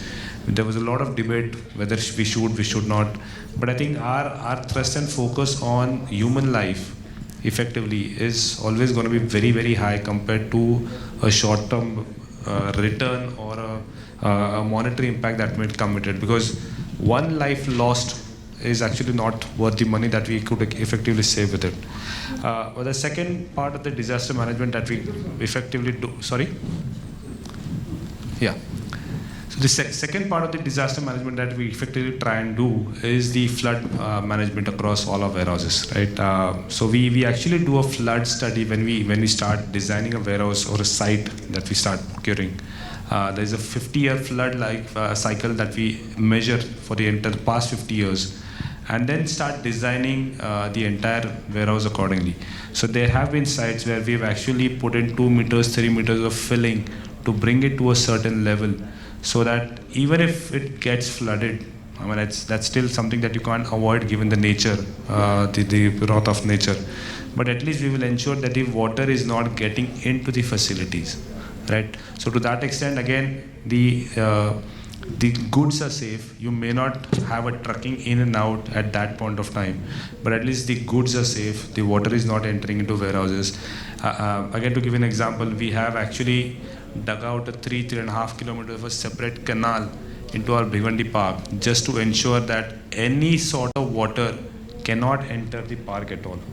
It's a 3.5 meter tunnel that we've done across the park, where in the eventuality of a very high flood, the water enters into this canal and just flows out, joins the river. Again, the roads will be flooded, you may not be able to access the warehouse, but the goods will remain safe. Human life will remain safe. Perfect. And sir, regarding the second question, I think... I didn't get the question actually. I don't know if we are talking about plastic uses, which is being recycled as of now. See, first and foremost, we are trying to eliminate the plastic uses, and single-use plastic we have already eliminated in June 2020. Whatever is recyclable, right, we are just trying to say that national level, whatever we are generating, we will be able to recycle that. But apart from that, if anything is there, I can connect with you offline. If any ideas are there, maybe I will just connect with you. Thank you. Perfect. Thank you so much. Anybody else? Sure. That kind of project should be, without assorting it. It should like that, because it's India, it's not easy to assort, wet and dry and all that together. So that kind of project, if we get out here in India, that will be great, I guess. Just wanted to add into it. Thank you. Definitely. It's just the exposure we require, and if the right connects, India is always open to explore. So, last question, can we have it? So, the blue shirt. I want to ask, all the e-commerce people, when they deliver, the boy come and ring the doorbell and say, I have come from the Amazon, this is your delivery, and just go away. That is the normal situation. Now, is there any dispute arise whether the item may be costly or may not be costly? Have there any record where the dispute arises whether that item is being delivered to the same person? And if there is a dispute arise, how you resolve it? What technology you use to prove that this particular item been delivered to a same person? Well, there are OTP we all know about. So but normally when... No, OTP, everyone do not send the OTP. Amazon and the Flipkart, they do not send the OTP. That's the boy delivered the item and go away, that's it. See, there's a lot of database stored in the back end of a location, and because majorly these are repeat orders. So even for example, if you have ordered something and the delivery boy's changed, he may not know your address, but in the system that address is already fed as it is being delivered. He shows you the route to the place, he knows where it has to be delivered. Besides OTP, even geofencing, lat longs is being captured, where within a certain radius, the boy has to update the delivery status. He cannot, if he does it, just for example, if it's 10 meters, for example, if he updates it above 10 meters, the updation will not happen. So these are types of, I will not say innovations, but this is what the entire, I believe, 3PLs are following to ensure that delivery is right at the first place. Second is also post a delivery and pre a delivery. There are SMS sent to the concerned number from who has booked it. This is going to arrive in either a slot. Sometimes it's just a message saying that yes, this is going to be attempted today. Post a delivery also, there is a message sent that the shipment has been delivered. Even when the shipment is delivered, normally at XSBs, the staff are trained to ensure that they take a feedback from the customer, good, bad, ugly. That's the things which we do. If there is a dispute, I know there are disputes just arises, but normally if you go to any e-commerce website and if you look at the packaging of it, if it's tampered, if you feel it's with the naked, if you feel it's tampered, obviously that shipment should not be taken. That's the prima first thing. And today, I will not say again plastic, but the packaging materials. Number one, when even Sajid said about the non-packaging materials. So there are a shipment can be seen. There are many transparent bags also coming where you can see the shipment. Yes, the shipment is right. Yes or no. Second is even the paper bags which are come are tampered proof bags. If it's tampered, the color changes. So there are a lot of things which is done from an e-commerce site or the companies. Perfect. So thank you so much. I hope this was a fruitful discussion and you people loved it. Overall, the crux of the discussion, yes, technology is something which we need to focus on. We need to adapt it right. We need to utilize it right. And rentals are nowhere coming down. So yeah, thank you so much. This was Alim Ahmed from JNN. Thank you. Thank you, everyone. Thank you very much. Ladies and gentlemen, I think good afternoon. And I think it's a chai time. We all need a masala chai. But before that, I'll take only 2 minutes of yours. Not much time I'll take. I do not have any formal presentation, any PPT to show. But being we are print partners for the event. We are the IT partners for the event. So I have been given the opportunity for 2 minutes to give a small presentation. During all the presentation here also I was looking at that we were talking about sustainability. We talk about to reduce cost. I think as a vendor, I think where we can add value as I had seen a lot of corporates or a lot of customers, or even I'm sure in logistics, we have options of CapEx and we have option of OpEx when it comes to printing, So we have both the options available to offer to our customer. CapEx, I call more CapEx as a, it's like a marriage, once you buy it, you have to live with it for whatever years you want with the technology.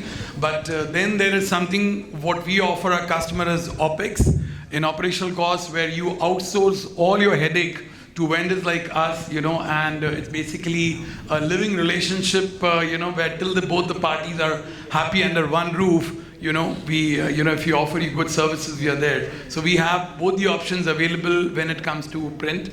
So we are primarily, as an IT company, we have print options where we are partnered with HP. Okay, so today, it's very important not only print, but I see a lot of customers coming to us that, when we go, talking about Go Green, it's very important. It's your and our responsibility together to reduce the paper, usage, whatever. I'm sure you all are working towards it. I've seen deliveries coming where you do not need signatures on the challans and all, that's having digital. So as a company, we also today have developed, we are primarily HP partners, where if you see, we have displayed a device where you will see that even, a lot of things without, even if you do not want to print, the solutions are there, digitization, document management services, how we can offer. Today there are solutions where, if you want to print in, reduce print in your office, many times we shoot a print and number of prints just keep coming and, no one is going and picking it up.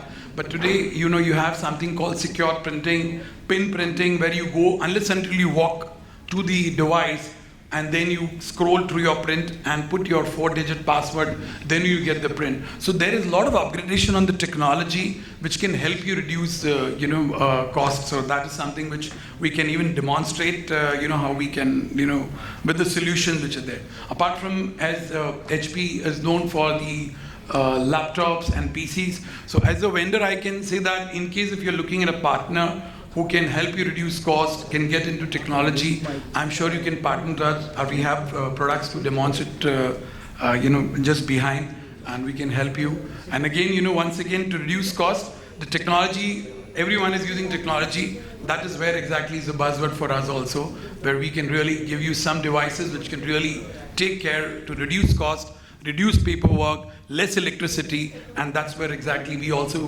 give our little bit into sustainability, what the entire world is looking at. Thank you very much.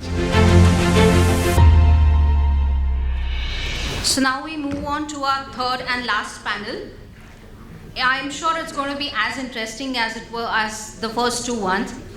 So the topic of this panel discussion is supply chain management, redefining agility in supply chain amid disruptions and rising costs. For this, I would now request Mr. Murliraj Nandakumar, Logistics Head, Henkel India, to please join us on the stage. He has a total experience of over 22 years in logistics, warehousing, supply chain planning and manufacturing in FMCG, pharma, specialty chemicals and the glass industry. Next, I would request Mr. Sandeep Satpathy, Head Supply Chain Management, Profit Center Operations, Tata Steel, to please come on the stage. He possesses key business acumen in profit center management and organizational leadership with demonstrated people management credentials. He is a versatile and seasoned management professional with cross-functional experience of over 25 years across various verticals of the Indian steel industry. Welcome, sir. I would now call upon Anirban Basu, Executive Director and Head Supply Chain Logistics, Dalmia Bharat, to please come up on the stage. He is a well-recognized business professional in the supply chain and logistics landscape in various roles in global and Indian organizations in leadership roles. Welcome, Anirban. Next, I would like to invite Mr. Sanjeev Kohli, Director, Commercial Head Sales Execution, Maersk, on the stage. Sanjeev has 23 years of rich and diverse experience in shipping, supply chain management, dangerous goods, aftermarket services, customer services, and healthcare. Welcome, Sanjeev. I would request Mr. Mihir Ravani, CEO, Alexia Tech Solutions, to please come on the stage. At Alexia Tech, Mihir has actively contributed to setting up processes, SOPs, and KPIs across the board, as well as being a key part of the strategic think tank to outline the long-term and short-term goals, as well as the product roadmap at Alexia Tech over the last 5 years. He has also been actively involved in business development and onboarding marquee clients at Alexia Tech. Welcome, Mihir. So everyone has seen how the COVID pandemic has disrupted the supply chain in a massive manner. So last 2 years have been really very difficult for everyone. All the businesses have been impacted due to the COVID pandemic. Then we had the Russia-Ukraine conflict. So the supply chain has been one of the most affected segments, I would say. So coming to, first I would like to understand, Anirban, in the last few years, the supply chain ecosystem, as I mentioned, has been impacted. Do you feel uncertainties have become the new normal?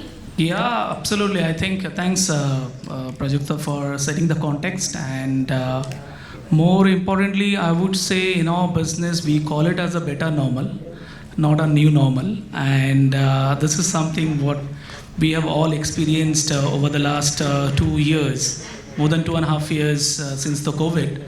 I think as the world and the economy and overall India also grappling with many such challenges, and I'm sure the supply chain is also, as a professional, you all experiencing similar problem. While the problem is there, I would look at where are the challenges. There are some opportunity for us to really demonstrate and bring something to the table. In our business, we look at, I would like to talk about what we have done in our business in terms of the challenges and convert it into opportunity for our organizations over the last 2.5 years. Let me call it as a 5R strategy which we have done. The first one is basically a rediscover about market, the customer. We had gone to the market in a different ways, what we used to do before the pre-COVID. That something has come as one of our opportunity in terms of our marketing and as well as from a supply chain distribution point of view.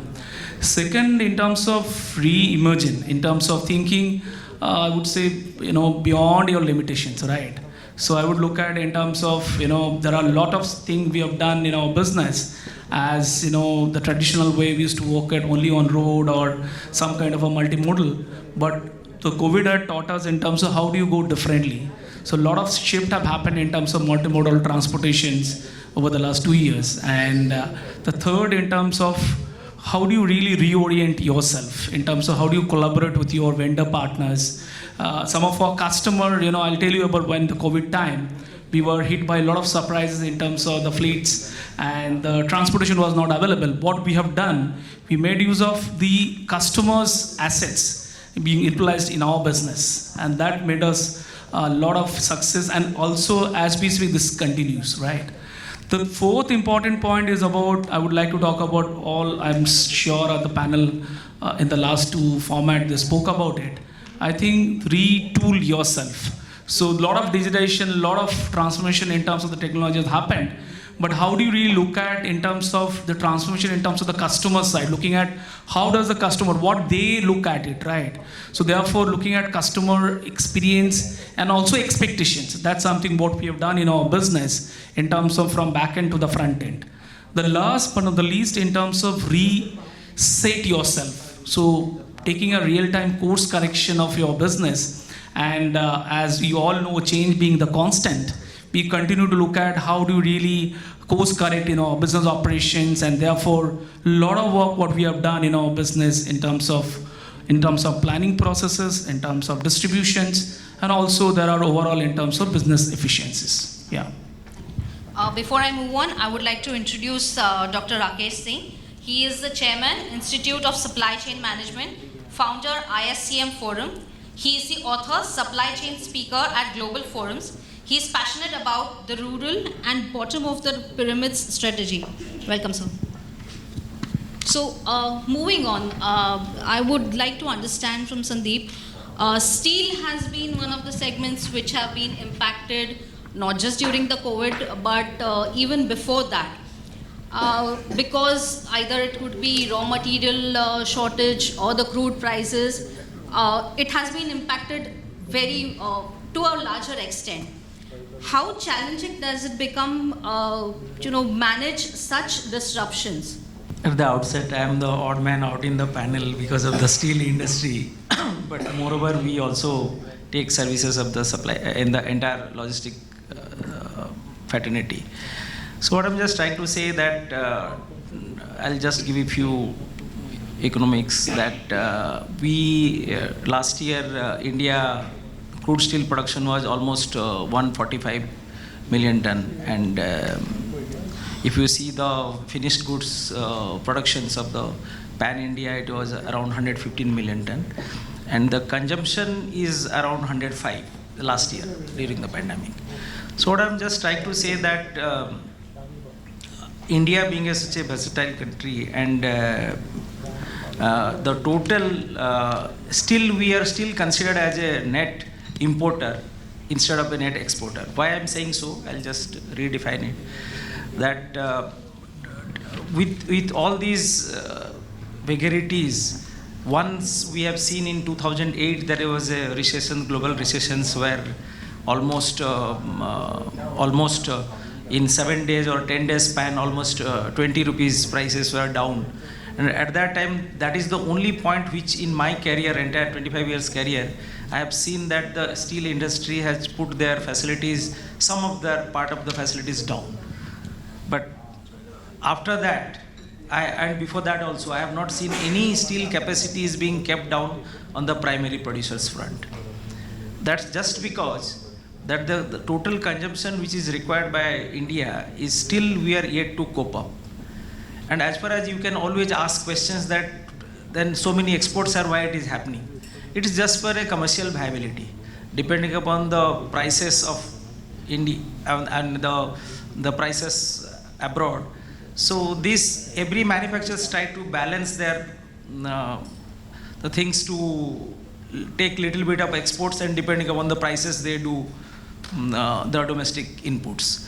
So what I'm just trying to say that with all these, we are still a importer, which is not an exporter. So that's the reason why we have giving a slogan that by 2030 we want to produce 300 million ton. And as you must be seeing in most of the newspapers, and that we are leading the Tata Steel, that lot of greenfield or brownfield projects are being coming up.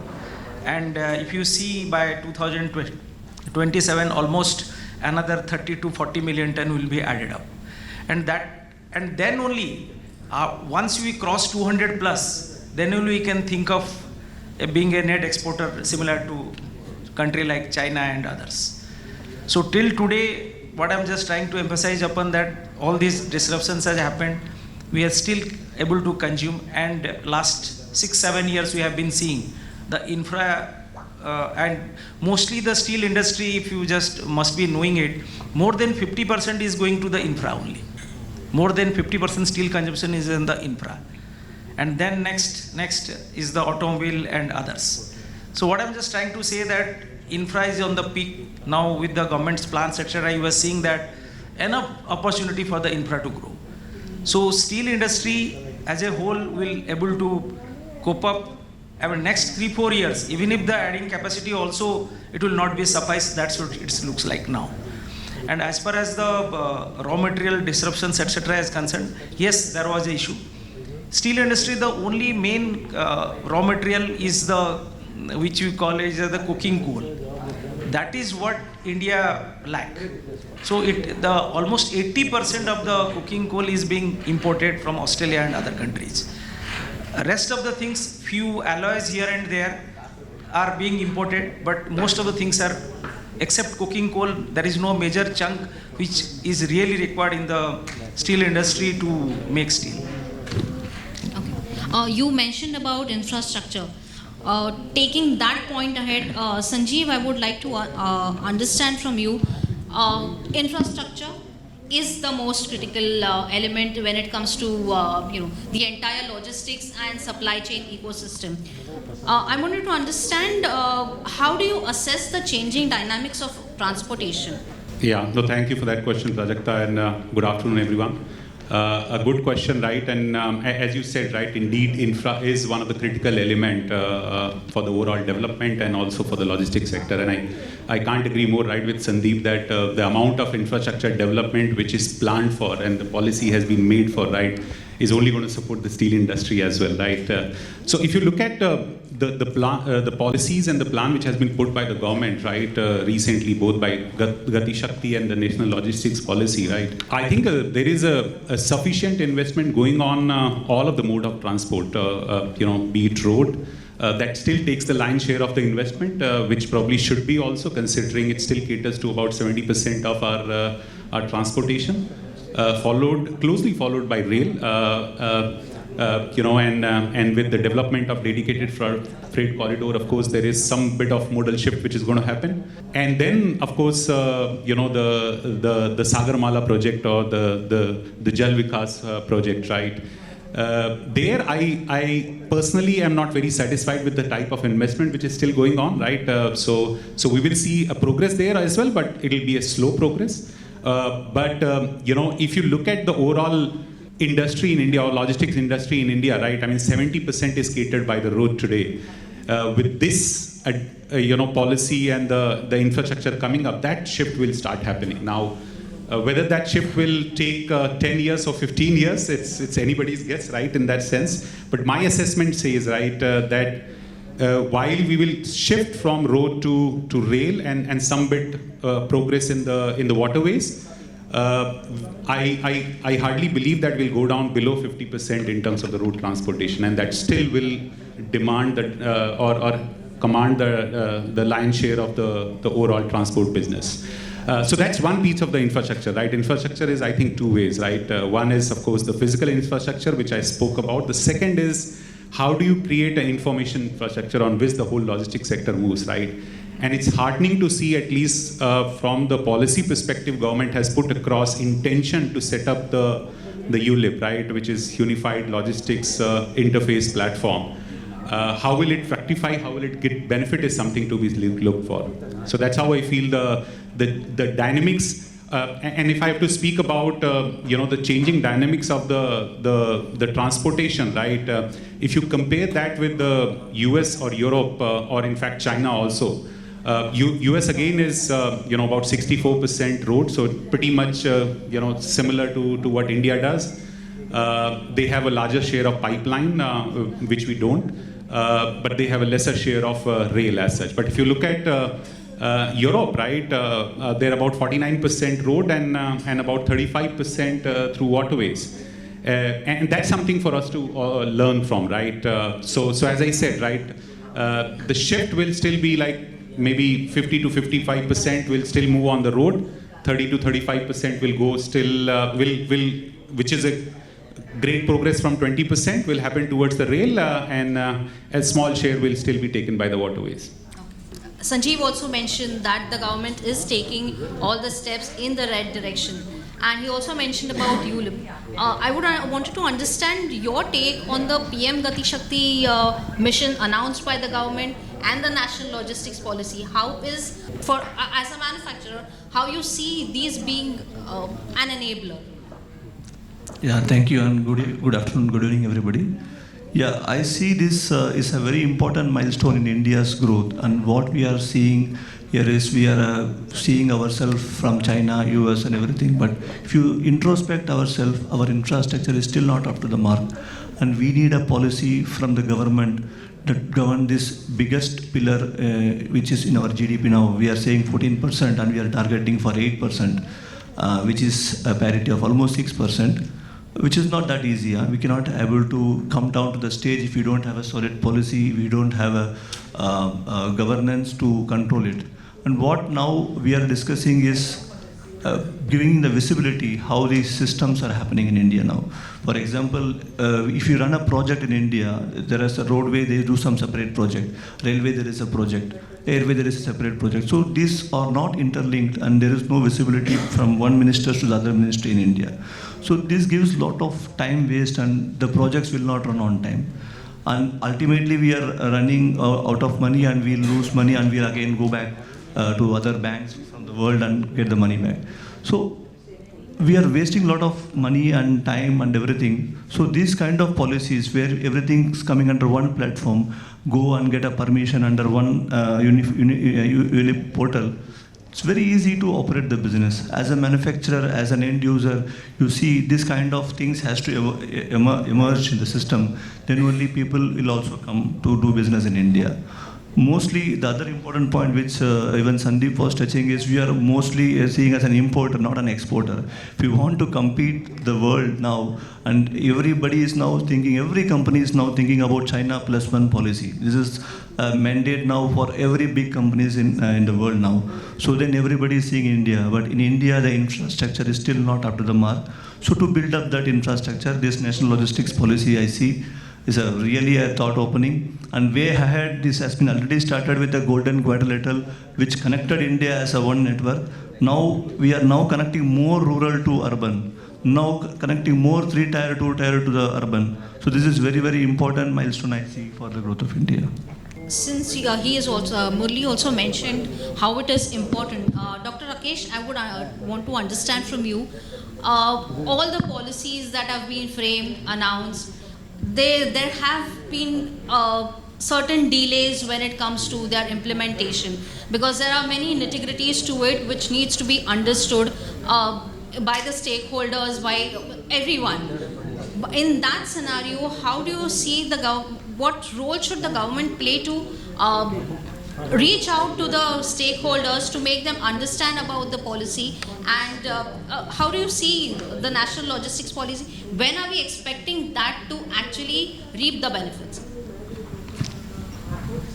I think this is a very difficult question, right? I would say it's not the government at fault, it's the businesses at fault. I think you're represented by them. They do firefighting. They don't know what is happening in the real sense. In the last 2014 plus, we have increased our investment into what Sanjeev was saying by almost 50%. We have in the emerging markets, one of the largest network of road today. We have connectors, not only the roads, but national highways, but last mile connectivity has increased. The states have taken Prime Minister Sarak Yojana to the villages. So I think businesses are too much into their own closed doors. They don't understand what's going on. If you look at Sagarmala, yes, there is a slowness there, but a country as fragile as India in terms of politics can grow as fast as that, because if you compare with the past, this is what is the fastest growth of any ports development. If you look at waterways, and this is where, if you look at Haldia to Banaras, I think half the cement from Dalmia Bharat can go there, right, Anirban? You don't even think about it. So this is something that if you look at Northeast, where he is based, I think we do some training for him, so we know a little about him. Whole of the Northeast can be today served through the waterways. India has changed. I think I don't agree with any view that policies are. In fact, policy has come later than the development has happened. And today, the policy has done two things. The unified, unit link logistics, ULIP. Now that's very interesting, because it is all about what Sanjeev is saying. It's about cargo. It's about nothing else. If it is about cargo, then I have visibility of cargo moving across the country, and I can have multimodal solution to my own way. The mindset is road. The mindset is road. We don't move beyond road. And if we don't move beyond road, why are we talking about multimodal logistics? This is for conferences to address, right? Not for businesses to address. I think nobody sees rail as a benefit. In commodity markets, what difference does it make if I really have a good demand planning and really shape that? So what has happened is that I think we complain too much about governments, infrastructure. I think we never look back into ourselves. You know, all of these guys do one thing. Every last week of the month, the demand has increased. Why do demand forecasting, Anirban? Right? So, and then you put pressure on the transport in those days, then you start running and securing transport. spread it out, put it real time, get your execution horizons lesser, infrastructure in India would be abundant. So this is something which, interlinking macro to micro businesses is important. I think India is an amazingly well. Today is the only country growing at 8.6, is the fastest growing economy in the world. If you look at from that perspective also, it's a poor country with inflation and still growing. And all of you are saying, oh, demand is there, thank God. So let's start working on our transportation and logistic policy in a way that it really makes my network planning, my network optimization, and my business planning effective, executable, and profitable. And I think this is where we fail. So I'm an academician by some design, so I can take this risk. But I think this is the reality of logistics and supply chain infrastructure in this country. You mentioned about real-time visibility. So, Sanjeev, I would like to understand from you, real-time visibility of goods being transported is crucial, as he mentioned. But do you still that we are still lagging in that in terms of technology? Where have we actually reached? Yeah, is it going to be any wisdom if I say yes, we do, right? I think all of us would agree to that, right? And I think it's an industry-wide problem. It's not only India problem, it's across the globe as a problem. In fact, as an organization in Maersk also, we're trying to solve that. For our customer and being customer specific, right? Doing that is one, very time consuming, very cost prohibitive as well, right? And we are trying to do that with a lot of supply chain towers and so on and so forth, but when your network spreads so much across the global footprint, right, it's difficult to get the various data sources from various parties. So yes, I mean, visibility definitely plays an important role, and we've been talking about the logistics cost since morning, right? And Dr. Rakesh also mentioned, right, it almost felt like nostalgic to me, right, sitting in a class and getting actually, the piece of, yes, I was your student, sir, absolutely. So I really got my peace of mind from in that sense. So yes, I mean, it is, the visibility is important. And I think as a government, what they've done is, one, of course, rolled out the policy and the way they are going to build that infrastructure, which I spoke about, the ULIP, right? But the proof is going to be in the pudding, right, in terms of how do we connect that platform to, each and every organization and individual, right, and get the data, because that's the biggest problem, and that's exactly the problem we are trying to solve, and we have been so far unsuccessful, and we would be happy to learn from India government, right? Of course, we have done that in pockets here and there, but it's still very, very time consuming and cost prohibitive. So yes, I mean, it is a big problem, and we are still lacking in it, and this policy had at least set the plan as to where we want to go. The time will tell that how we reach there and by when. So we have a technology guy with us. Here we would like to know your comments on this. And now I'm a little bit afraid to speak up, but no. no, just joking. So I'm, so first of all, good afternoon to everyone, good evening now, but thank you for having me here. Yeah, I mean, technology perspective, that is what we've been trying to do. So I think a lot of the companies represented here, we are working with them in some or the other capacity, most of them. And we are also trying to solve the same problem, right? Visibility, India is such a diverse geography. There is so much complexity in our supply chain. Whether you talk about first mile or middle mile or last mile, the number of stakeholders involved, even if you talk about transportation or fleet owners, most of the fleet owners are either single truck owners or less than 5 trucks. So integrating all of that into giving, and I'm not even talking about right now rail or air or multimodal visibility, even just sticking to surface transport when a product gets manufactured somewhere and from the first mile to the middle mile till the time it reaches the retailer or the end customer. And there is a lot of D2C also happening now directly to the consumer. So there are so many stakeholders involved. Everyone is trying to build something of their own because they want to give visibility to their end customer. And integrating all of that is such a big challenge because there is just so much of it. And that is where technology providers like us are trying to do our bit, and also companies who are in various forms of businesses. Everyone has their own challenges in terms of how they cater to their customers, what are the regulations around each and every industry, and they have to comply to those regulations as well. So keeping all of that in mind and trying to build something which is, you would call it a visibility tower or a control tower or, so many words that we typically use. But the idea is that till the time everybody takes a unified stance, I mean, and has a centralized repository where this data can be shared. Right now, there is a bit of a problem where what we face is a lot of service providers who work with the bigger ones are not very open to sharing their data. They do not want to, for some reason, they are more keen on you coming to our platform and just put in the airway bill number and we'll give you the information. But when you talk about integrations, even with government portals or with PTS service providers, they are not very open to doing that. So trying to bring all of them, and then that is where customers come into picture and say, no, hey, we mandate that you do this because we want everything in one place.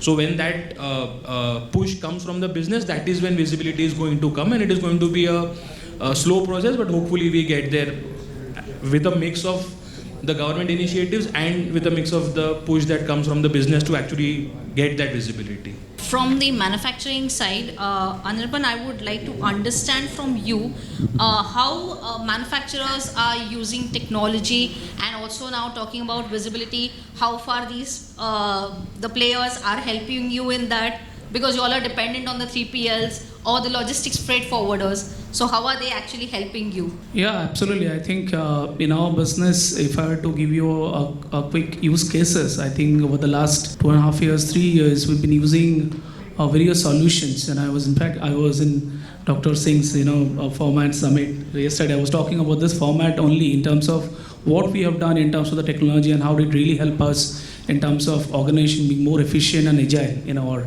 own way.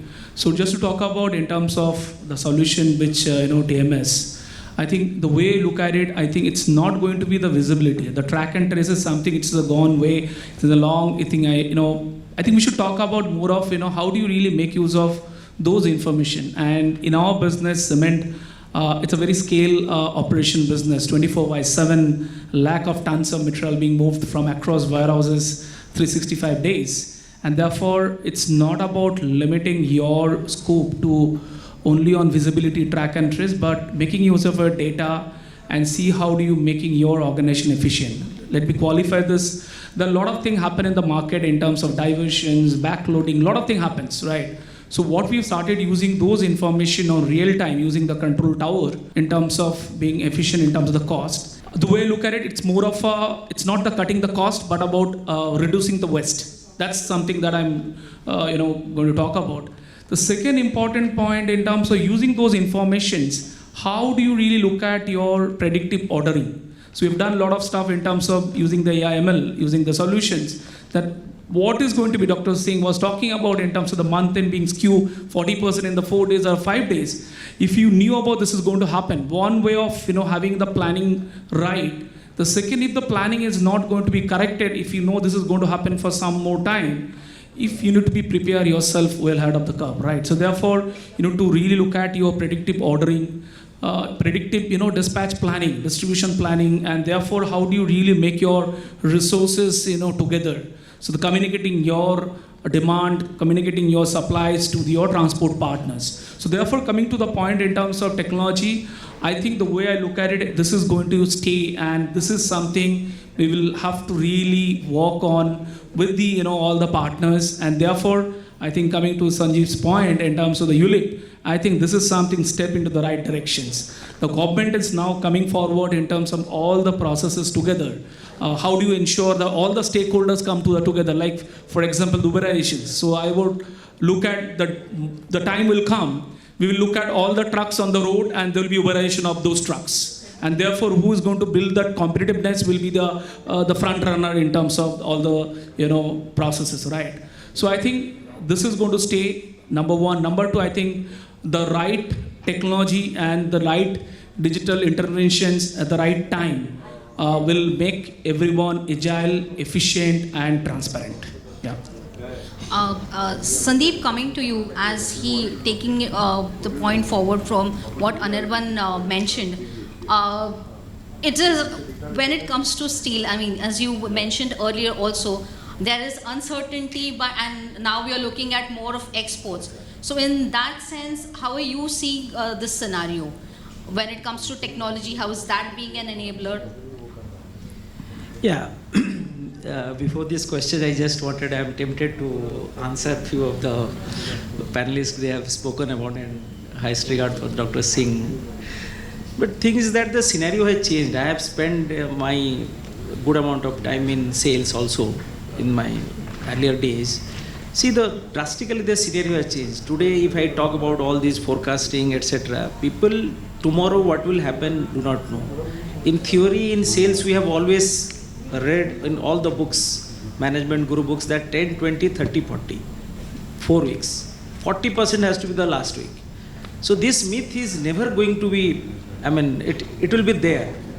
So today, while talking about the cost, etc., everybody is talking. See, the entire pressure is coming on the last week, as everybody is mentioning. See, why it is coming? So today, when I part of the supply chain, I talk to all my colleagues in sales. I tell them that you are unnecessarily putting the pressures on the last week, so that the transportation cost is increasing.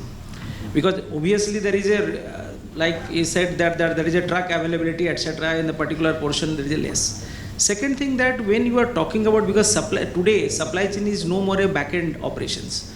Supply chain is the main constitutor of your profitability, because hardly you can do on your raw materials. So what is that left? From procuring to reaching to the customers. So everywhere, whatever theory you put, board will only approve if you are giving a proposition that it will be this month, what is your profitability. So where are the cost you can cut? Productions, whatever you do, you cannot do hardly 1-2%, hardly you can do, because there is a fixed type of set of operations are going on. Even if you juggle around, you can't do much. So where the cost lies? Delivery cost.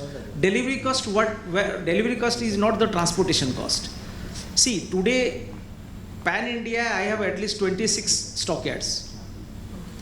But when I tell my sales guy, should I park the material, your 40% requirement of the last week or 30 in the third week, so-called, I'm just a ballpark number. So should I put it in the first, second weeks when it is 10, 20, my trucks are ideal or my transportations are ideal, the rake is ideal, so should I put it? No, there is no surety that this customer will take this material. That's the reality. That's the agility today we all are looking at all the businesses across industry. So even if you park the stocks over a particular point and that sales is not going to happen in that, then you are actually today, you have tremendous pressure on your working capital. So working capital is what? Its main is inventory and another is debtors. So both are linked. If you just try to put inventory and which is not going to sell, then that's you're blocking up your working capital. Secondly, if you push your sales that you have already taken the material to that particular region and you want to push sales to the customer is saying, yes, please give me, but extend me the financials of stocking not at your godown, at my godown, because I am not going to consume. So again your debtor will increase. So it's a dilemma. The theory has all gone. So it's a contradictory subject. Dr. Singh will always it's the reality today, because I have seen both sides. So that's why I'm saying that the total delivery cost has to be low. You have to bring your working capital low. And working capital can only be controlled through your delivery cost, because production cost hardly you can do anything. And that too, if you don't, you can do a product mix optimizations if you actually delay the processes. Because if you just think that 25% I have to do in first week, and come what may, I have taken your 6 months, whatever algorithm you put, all the analysis. We have also 2-3 fancy solutions, supply chain solutions. But ultimately the algorithm has to be given by you only. Solutions partner will not build the algorithm based on your customized algorithm. You have to only give. They will look at you. Best of the industry's practices, they can put the algorithms. But whatever suits to you, you have to manipulate accordingly that. So that's why I'm saying that supply chain has a huge role to bring down the cost at a agility. Not, traditional way of doing that those days are gone. I believe everybody must be experiencing that. Thanks. Okay. I'm sorry. No, I think once he gives me a chance. No, please, if you have it.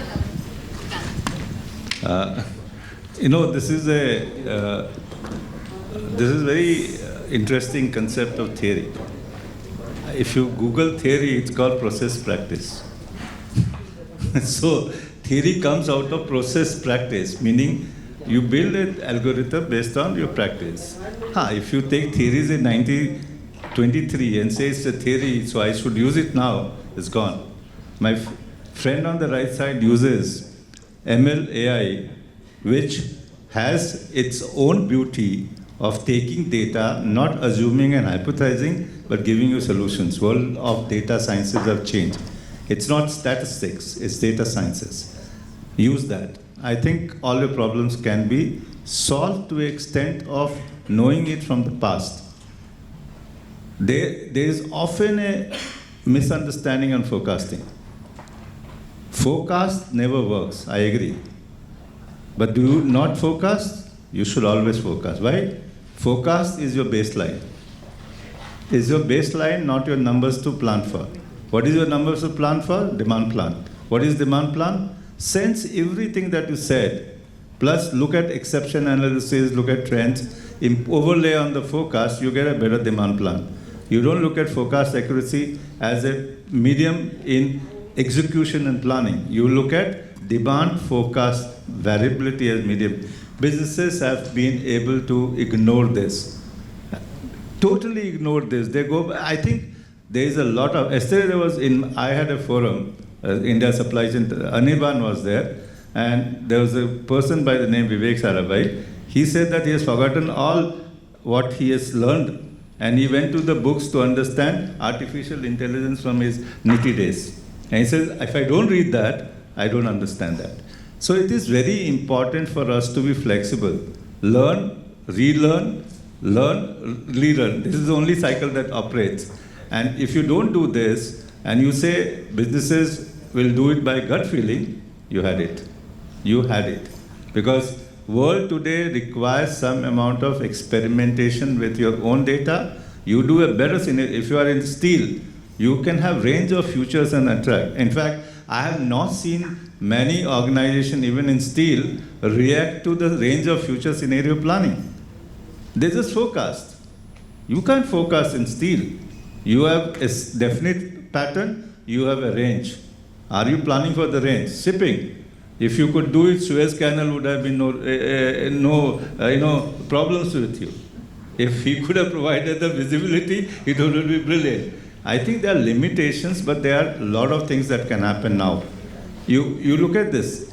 One of the fundamental, when you are sourcing raw material, you don't know after the first tire of your procurement what it is.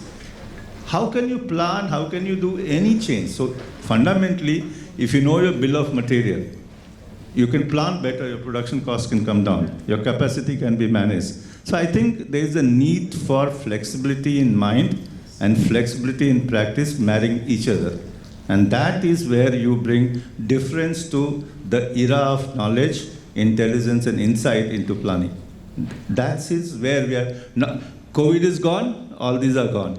It's all in the back end. So I think whether it is aligning logistics, or aligning production, or aligning deliveries, you need to have this. If you don't have this, you can't do this. In fact, if Elixir Tech tries to look at last miles in rural India, they will fail.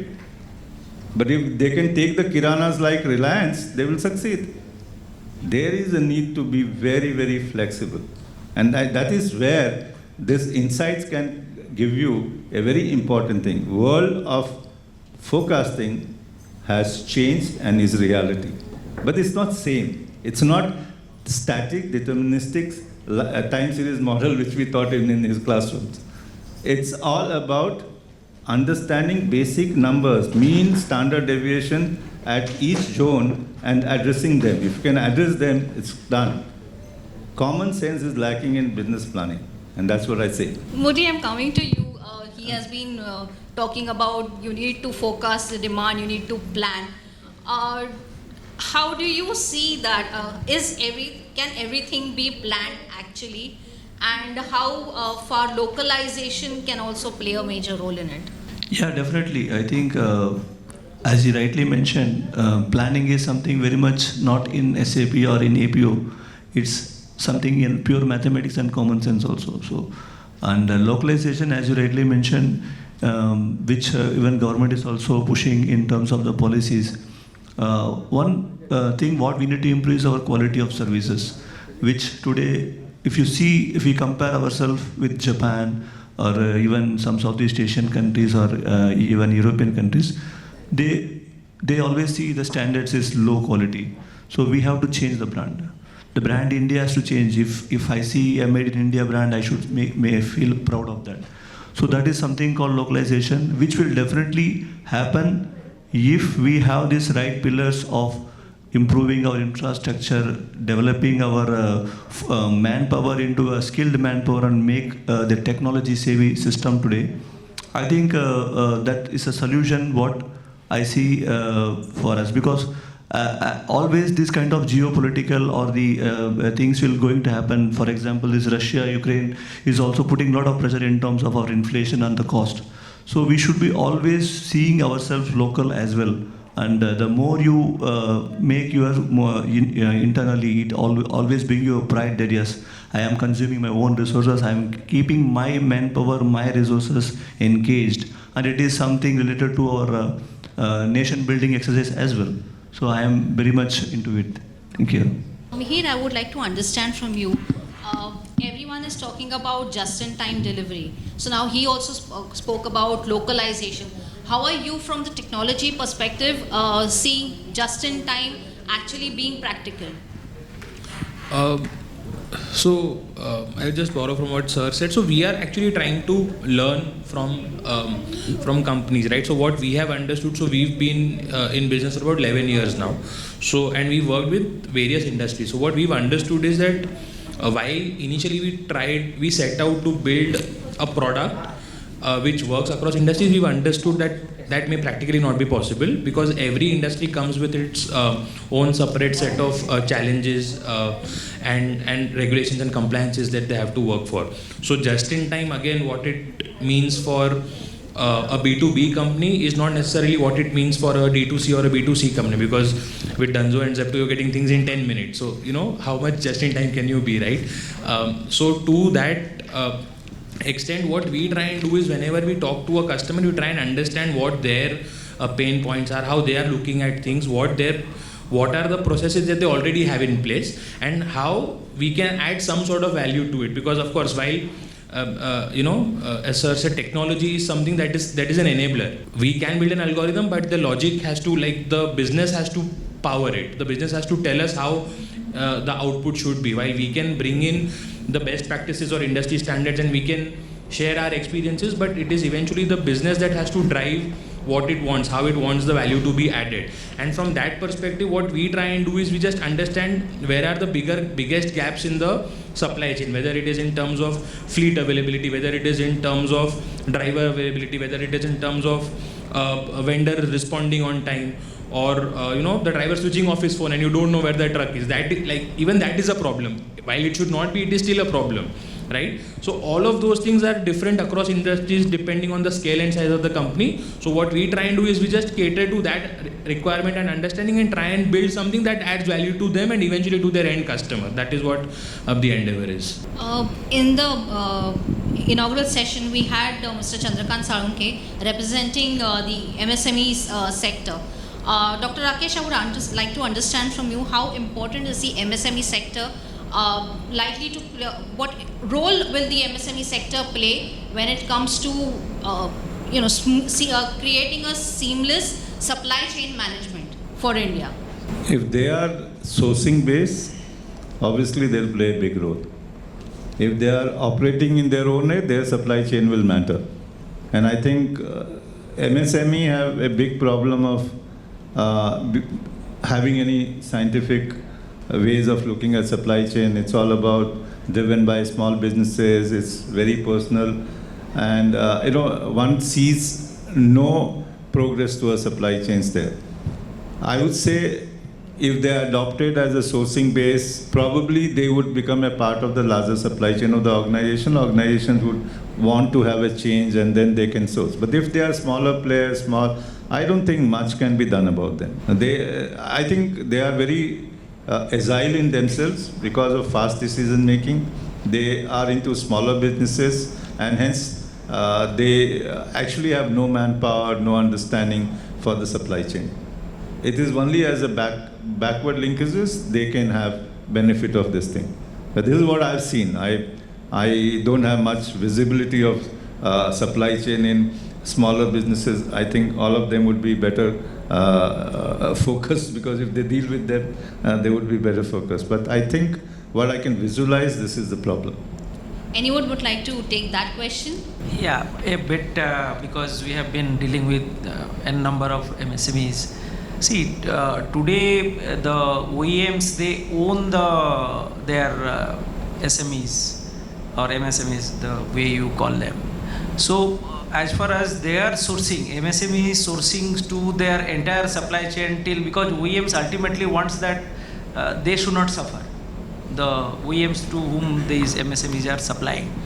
So what Dr. Singh has said, that initially these are very unorganized, etc. But nowadays, those who wants to actually grow, not all of them, and their products are critical. So they today tries to embrace all IT solutions, and to enable them, actually these OEMs are helping them a lot. And government has also, and there are a lot of agencies has come. Those who are actually taking these MSMEs for their supply chain activity, for their finance activities, for their everything. They are actually helping them to be in the mainstream so that they need not have to buy on their own every small pieces of things to get them updated. So I think a lot of organizations has come to help these MSMEs, and these organizations has been built by the OEMs as a partner to them, so that they don't directly interact, and these organizations are helping them to get them on board. So basically we have touched upon all the aspects of the supply chain management ecosystem. This question is for everyone. Do you see that we can really be foolproof prepared to face the unforeseen challenges in the supply chain? Actually, seeing if now everybody is using the word agile. Agile, the word itself is very risky word, I can say, because you are actually closing your eyes and walking on an area where you don't know actually. But yes, that is a reality. So in this situation, what we should do is actually the system, the technology what today we have to make use of them very effectively in terms of planning, in terms of your cost. We have a lot of Power BI tools today running. Every company has their own dashboards, because these informations, these intuitions will help us to take the right decisions, and that will definitely help us to be in a better platform. Yeah. Sandeep? Yeah, I can only say one thing, that today all the industry, if you ask any of your customers that what you require, maybe next day, next 2 days, or whatever is that interval they procure from you, they will say, the best you know, you please plan. So it's not that, it's everybody and all but that doesn't mean that the planning is not happening. Planning, when I say end-to-end planning, the entire supply chain, all plannings are happening, because let's say ours is a 27 million ton company. If you don't, we plan raw material 2 years, because all the cooking coal contract, iron ore contract, etc. are more than 1 year contract. So you can't just, without planning, you can't have all those things. But the only thing which right now boils down to agility, resilience, whatever the terms we use today, boils down to the last level. And the up level you have some sort of planning. But the entire agility requires at a very minute level, at a very the last level, which I can say. Like our products, what we make, the finished goods, not the commodity type of products. There are specialized products we make. That we keep it for the last moment. And if there is a variations, we can do the changes. So that sort of things, I think it is also true for the supply chain planning also, because even if I take a download that how many fleets are required for the last week or etc., the destinations are not known. So how do you prepare? Even 1 week, 3 days hence, the destinations are not known where I want to send the finished goods. Not very far out. They said tentatively these are the destinations, the things will move. Then how do you communicate to your fleet partners that you please arrange the fleets accordingly? But that saying so that, but still you have your own judgment and etc. you plan. And accordingly there may be an error of 10 to 15% etc. because you are very closely seeing the entire scenario and you accordingly plan.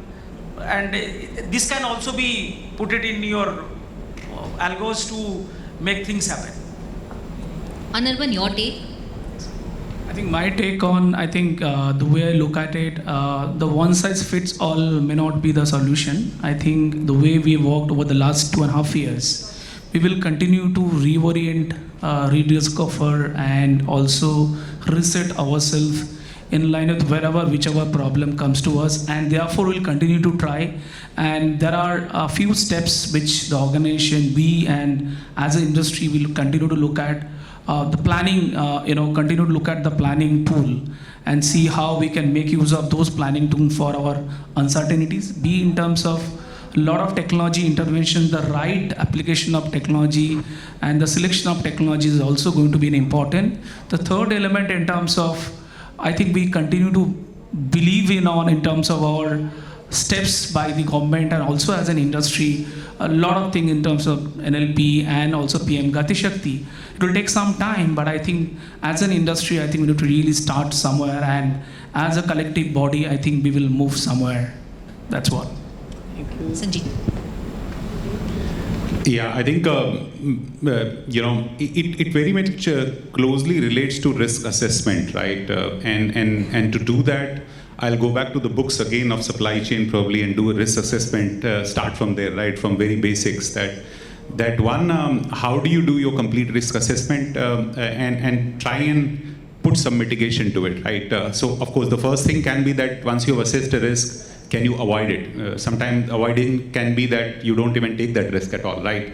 And that may not be the best solution. So then the second piece can come that can you put a mitigation plan to it, right? In terms of what risk and what probability it is at, and then what mitigation plan cost, and does it actually give the economic value, right, which you are wanting to. So that's the second piece, right? Third is sometimes the mitigation can be so exorbitant, expensive, or the probability is so low that you don't want to take any action.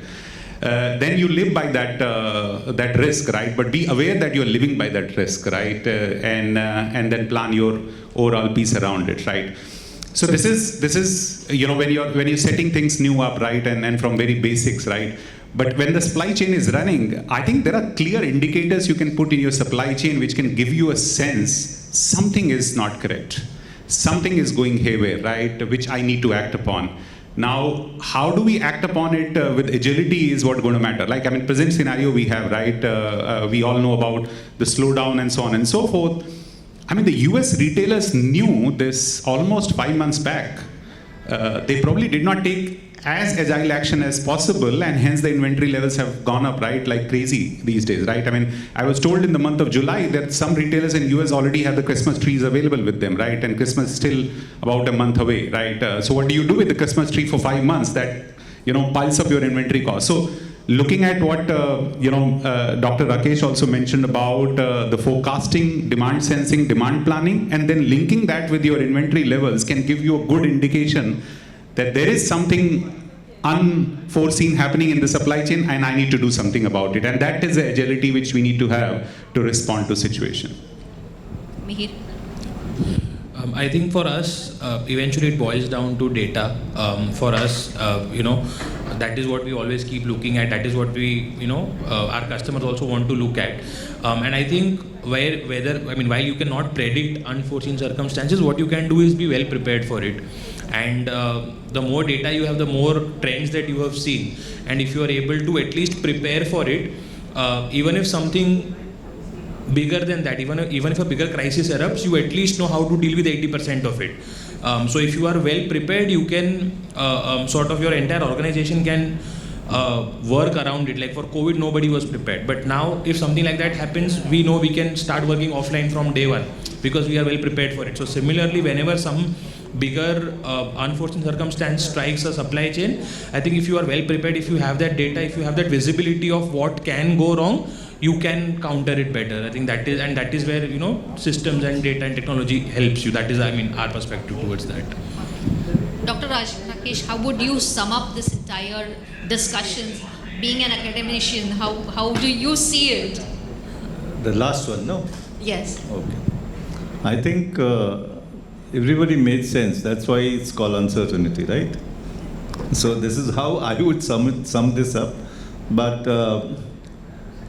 there is, from a practice point of view, there is a need to change all our deterministic processes into more resilient processes, more dynamic processes. And I think this is the biggest challenge that companies face, because while listening to all of them, I thought if I have to look at resilience, I would look at it like this. What is resilience? Resilience means visibility and agility, both, not just agility. Now, where does visibility come from? One way of visibility is that when you have your IoTs, your blockchains, your robotic process, and everything combined together with even, and you have every node connected and every node visible as a control tower, that's one visibility. And that's essentially what Elixir Tech does, and I think they're quite good at it. But there is a visibility beyond this particular nodes. For instance, during COVID, someone called me up from Glenmark, is a global demand head, and said, how do I actually predict? I said, it's easy. Keep your data out. Go to Map My India. It's a free app. You see which are the COVID zones, which are the zones which are closed, which are red, yellow, green. You know it. You plan that way. There's so much of free data. Google Mobility or Map My India is available. None of us even look at them as visibility tool. So fundamentally, I say it's common sense. You know it, you use common sense. You use common sense, you know that, okay, this part of Maharashtra is vulnerable, I cannot reach there. This is open now this week. I need to move there. I look at the nearest point where stock is available, I move it there. I create a business continuity in most unprecedented time. That's one. Secondly, you know, everybody says securing supply and world has stopped. You do not know, as I said earlier, your tires of suppliers. If you're an auto company, 50,000 tires.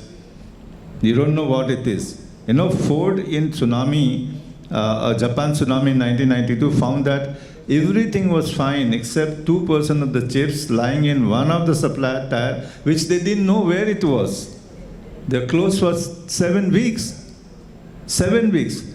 What is the solution? The companies, I'm not saying, I'm not even promoting them. This is one track and trace kind of control towers, but there's another companies like what you call is Resilink, or what was Lamasoft earlier, which is Coupa. They can actually map the whole supplier base. From where does that supplier source? What are the alternate supplier source? All the events taking place. And when you get this data, you know simply to move from here to there. Yes, the problem lies when it is a single source country. But even a single source country like China is used. And it has multiple supplier to a single source point. So you need to be knowing that. None of us know it. It's one of the biggest dilemmas of the world when you're talking about resilience, we don't have visibility. How do you move ahead? People say, oh, let's reshore. Why should we reshore? Can a chemical company or a pharma right now reshore so quickly? No. Then how do you reshore? Reshoring is simple. One principle that you should follow. If your time to recover is more than time to survive, whatever be the cost, come back to India. If your time to recover is less than, Who advises you? China and India will never be in conflict, and they've always been in conflict. That's the maximum the conflict that we can see from China now. So geopolitical tensions can be actually linearized by not creating a hype out of it. So I think there is a lot of reskilling of top management in businesses, middle management in businesses are required to understand the dynamics of supply chain. I always said, and I said yesterday also in my forum, that academicians are a little far ahead in supply chain than the practitioners. They go back to that. They become very firefighting guy, nervous, firefighting, fulfilling demand. You know what is the biggest challenge that they have? They don't change because there is a finance guy who will just take a stick of currency and he will never listen to them. There's a sales guy who will take a pipeline approach, and there's a supply chain guy who will have a 100% service approach with huge inventory, and he still will talk about just in time. So much of conflict. Resolve this for any agility, visibility, and resilience to come in. So it's a change management. Actually, largely, to manage uncertainty is a change management to foresee the future. One, you forecast short term, you forecast tactical planning. Third, long term. Long term because you have to plan for growth. Nobody talks about long term because they say everybody is there, as if their economy is called Keynes. No, long term is where you have to plan for growth. And this is where you plan for capacities. And hence, scenarios are must. That's only the provision that gets you. So even if you maintain some amount of growth in your capacity, you are well placed. Otherwise, what happens? You create excess capacity like the cement industry, and I've seen one player and suddenly you don't know what to do. And the demand comes from Lucknow and you are serving from Udaipur. I think anyone knows the company I'm talking about, right? So, and suddenly your cost to serve is so high. These are challenges in supply chain. Probably supply chain now is getting that importance, is getting boardroom importance. People see that it matters, and hence maybe things change. Otherwise, the sales guys are they take away all the credit. They don't leave anything for you. So where is the question of change then? No, I've been very rude, but I think these are realities of businesses and... Actually, so in a nutshell, planning is important, and for that, data is important. We have some time for questions if anyone has any questions for the panelists. My name is Sudhakar Malpe. This is for any panelist, including Tata Steel as well as the most important educationist, Professor Singh. Is there any space in this redefining agility, supply chain, disruption, and rising cost, the circular economy? Do you see any of you, especially the Sanjeev, who, he forcefully says that, there is a slogan, there is a solution also. But the gap between this, it's very big. How do you build the bridge? I think it's a good question. I don't know what you said about the professor, but you'll attempt it. As I said very clearly, one of the fundamental things is that if you cannot marry your sustainability goals to your business goals, sustainability will be just a wish talk. Why I say this is because I take the argument of my procurement 50 tires. There is no visibility of how sustainable practices are taking place in those tires. What happens is that we design a great ESG policy, but we reach only the first tire, and from the first tire to the second tire to the 50,000 tire, we have no visibility. There is a child labor problem, there is an environmental problem, there is a use of energy problem. I don't understand what happens. I cannot get into it. Secondly, that's one problem which can be solved only when visibility comes in the terms that I said earlier, so I won't repeat that. Second is visibility of his kind, where you use technology to create networks and reduce distance. You reduce distance, you reduce a good amount of cost on fuel and obviously alternate fuels.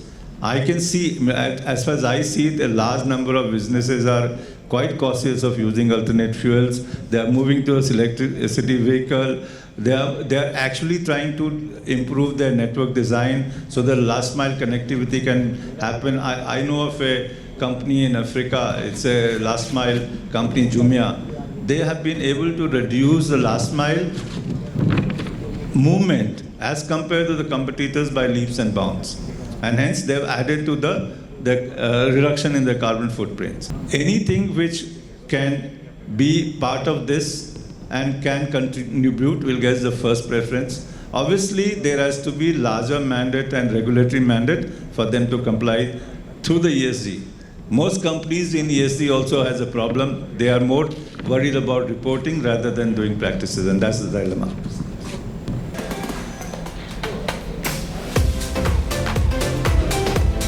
And thank you everyone for joining us here today.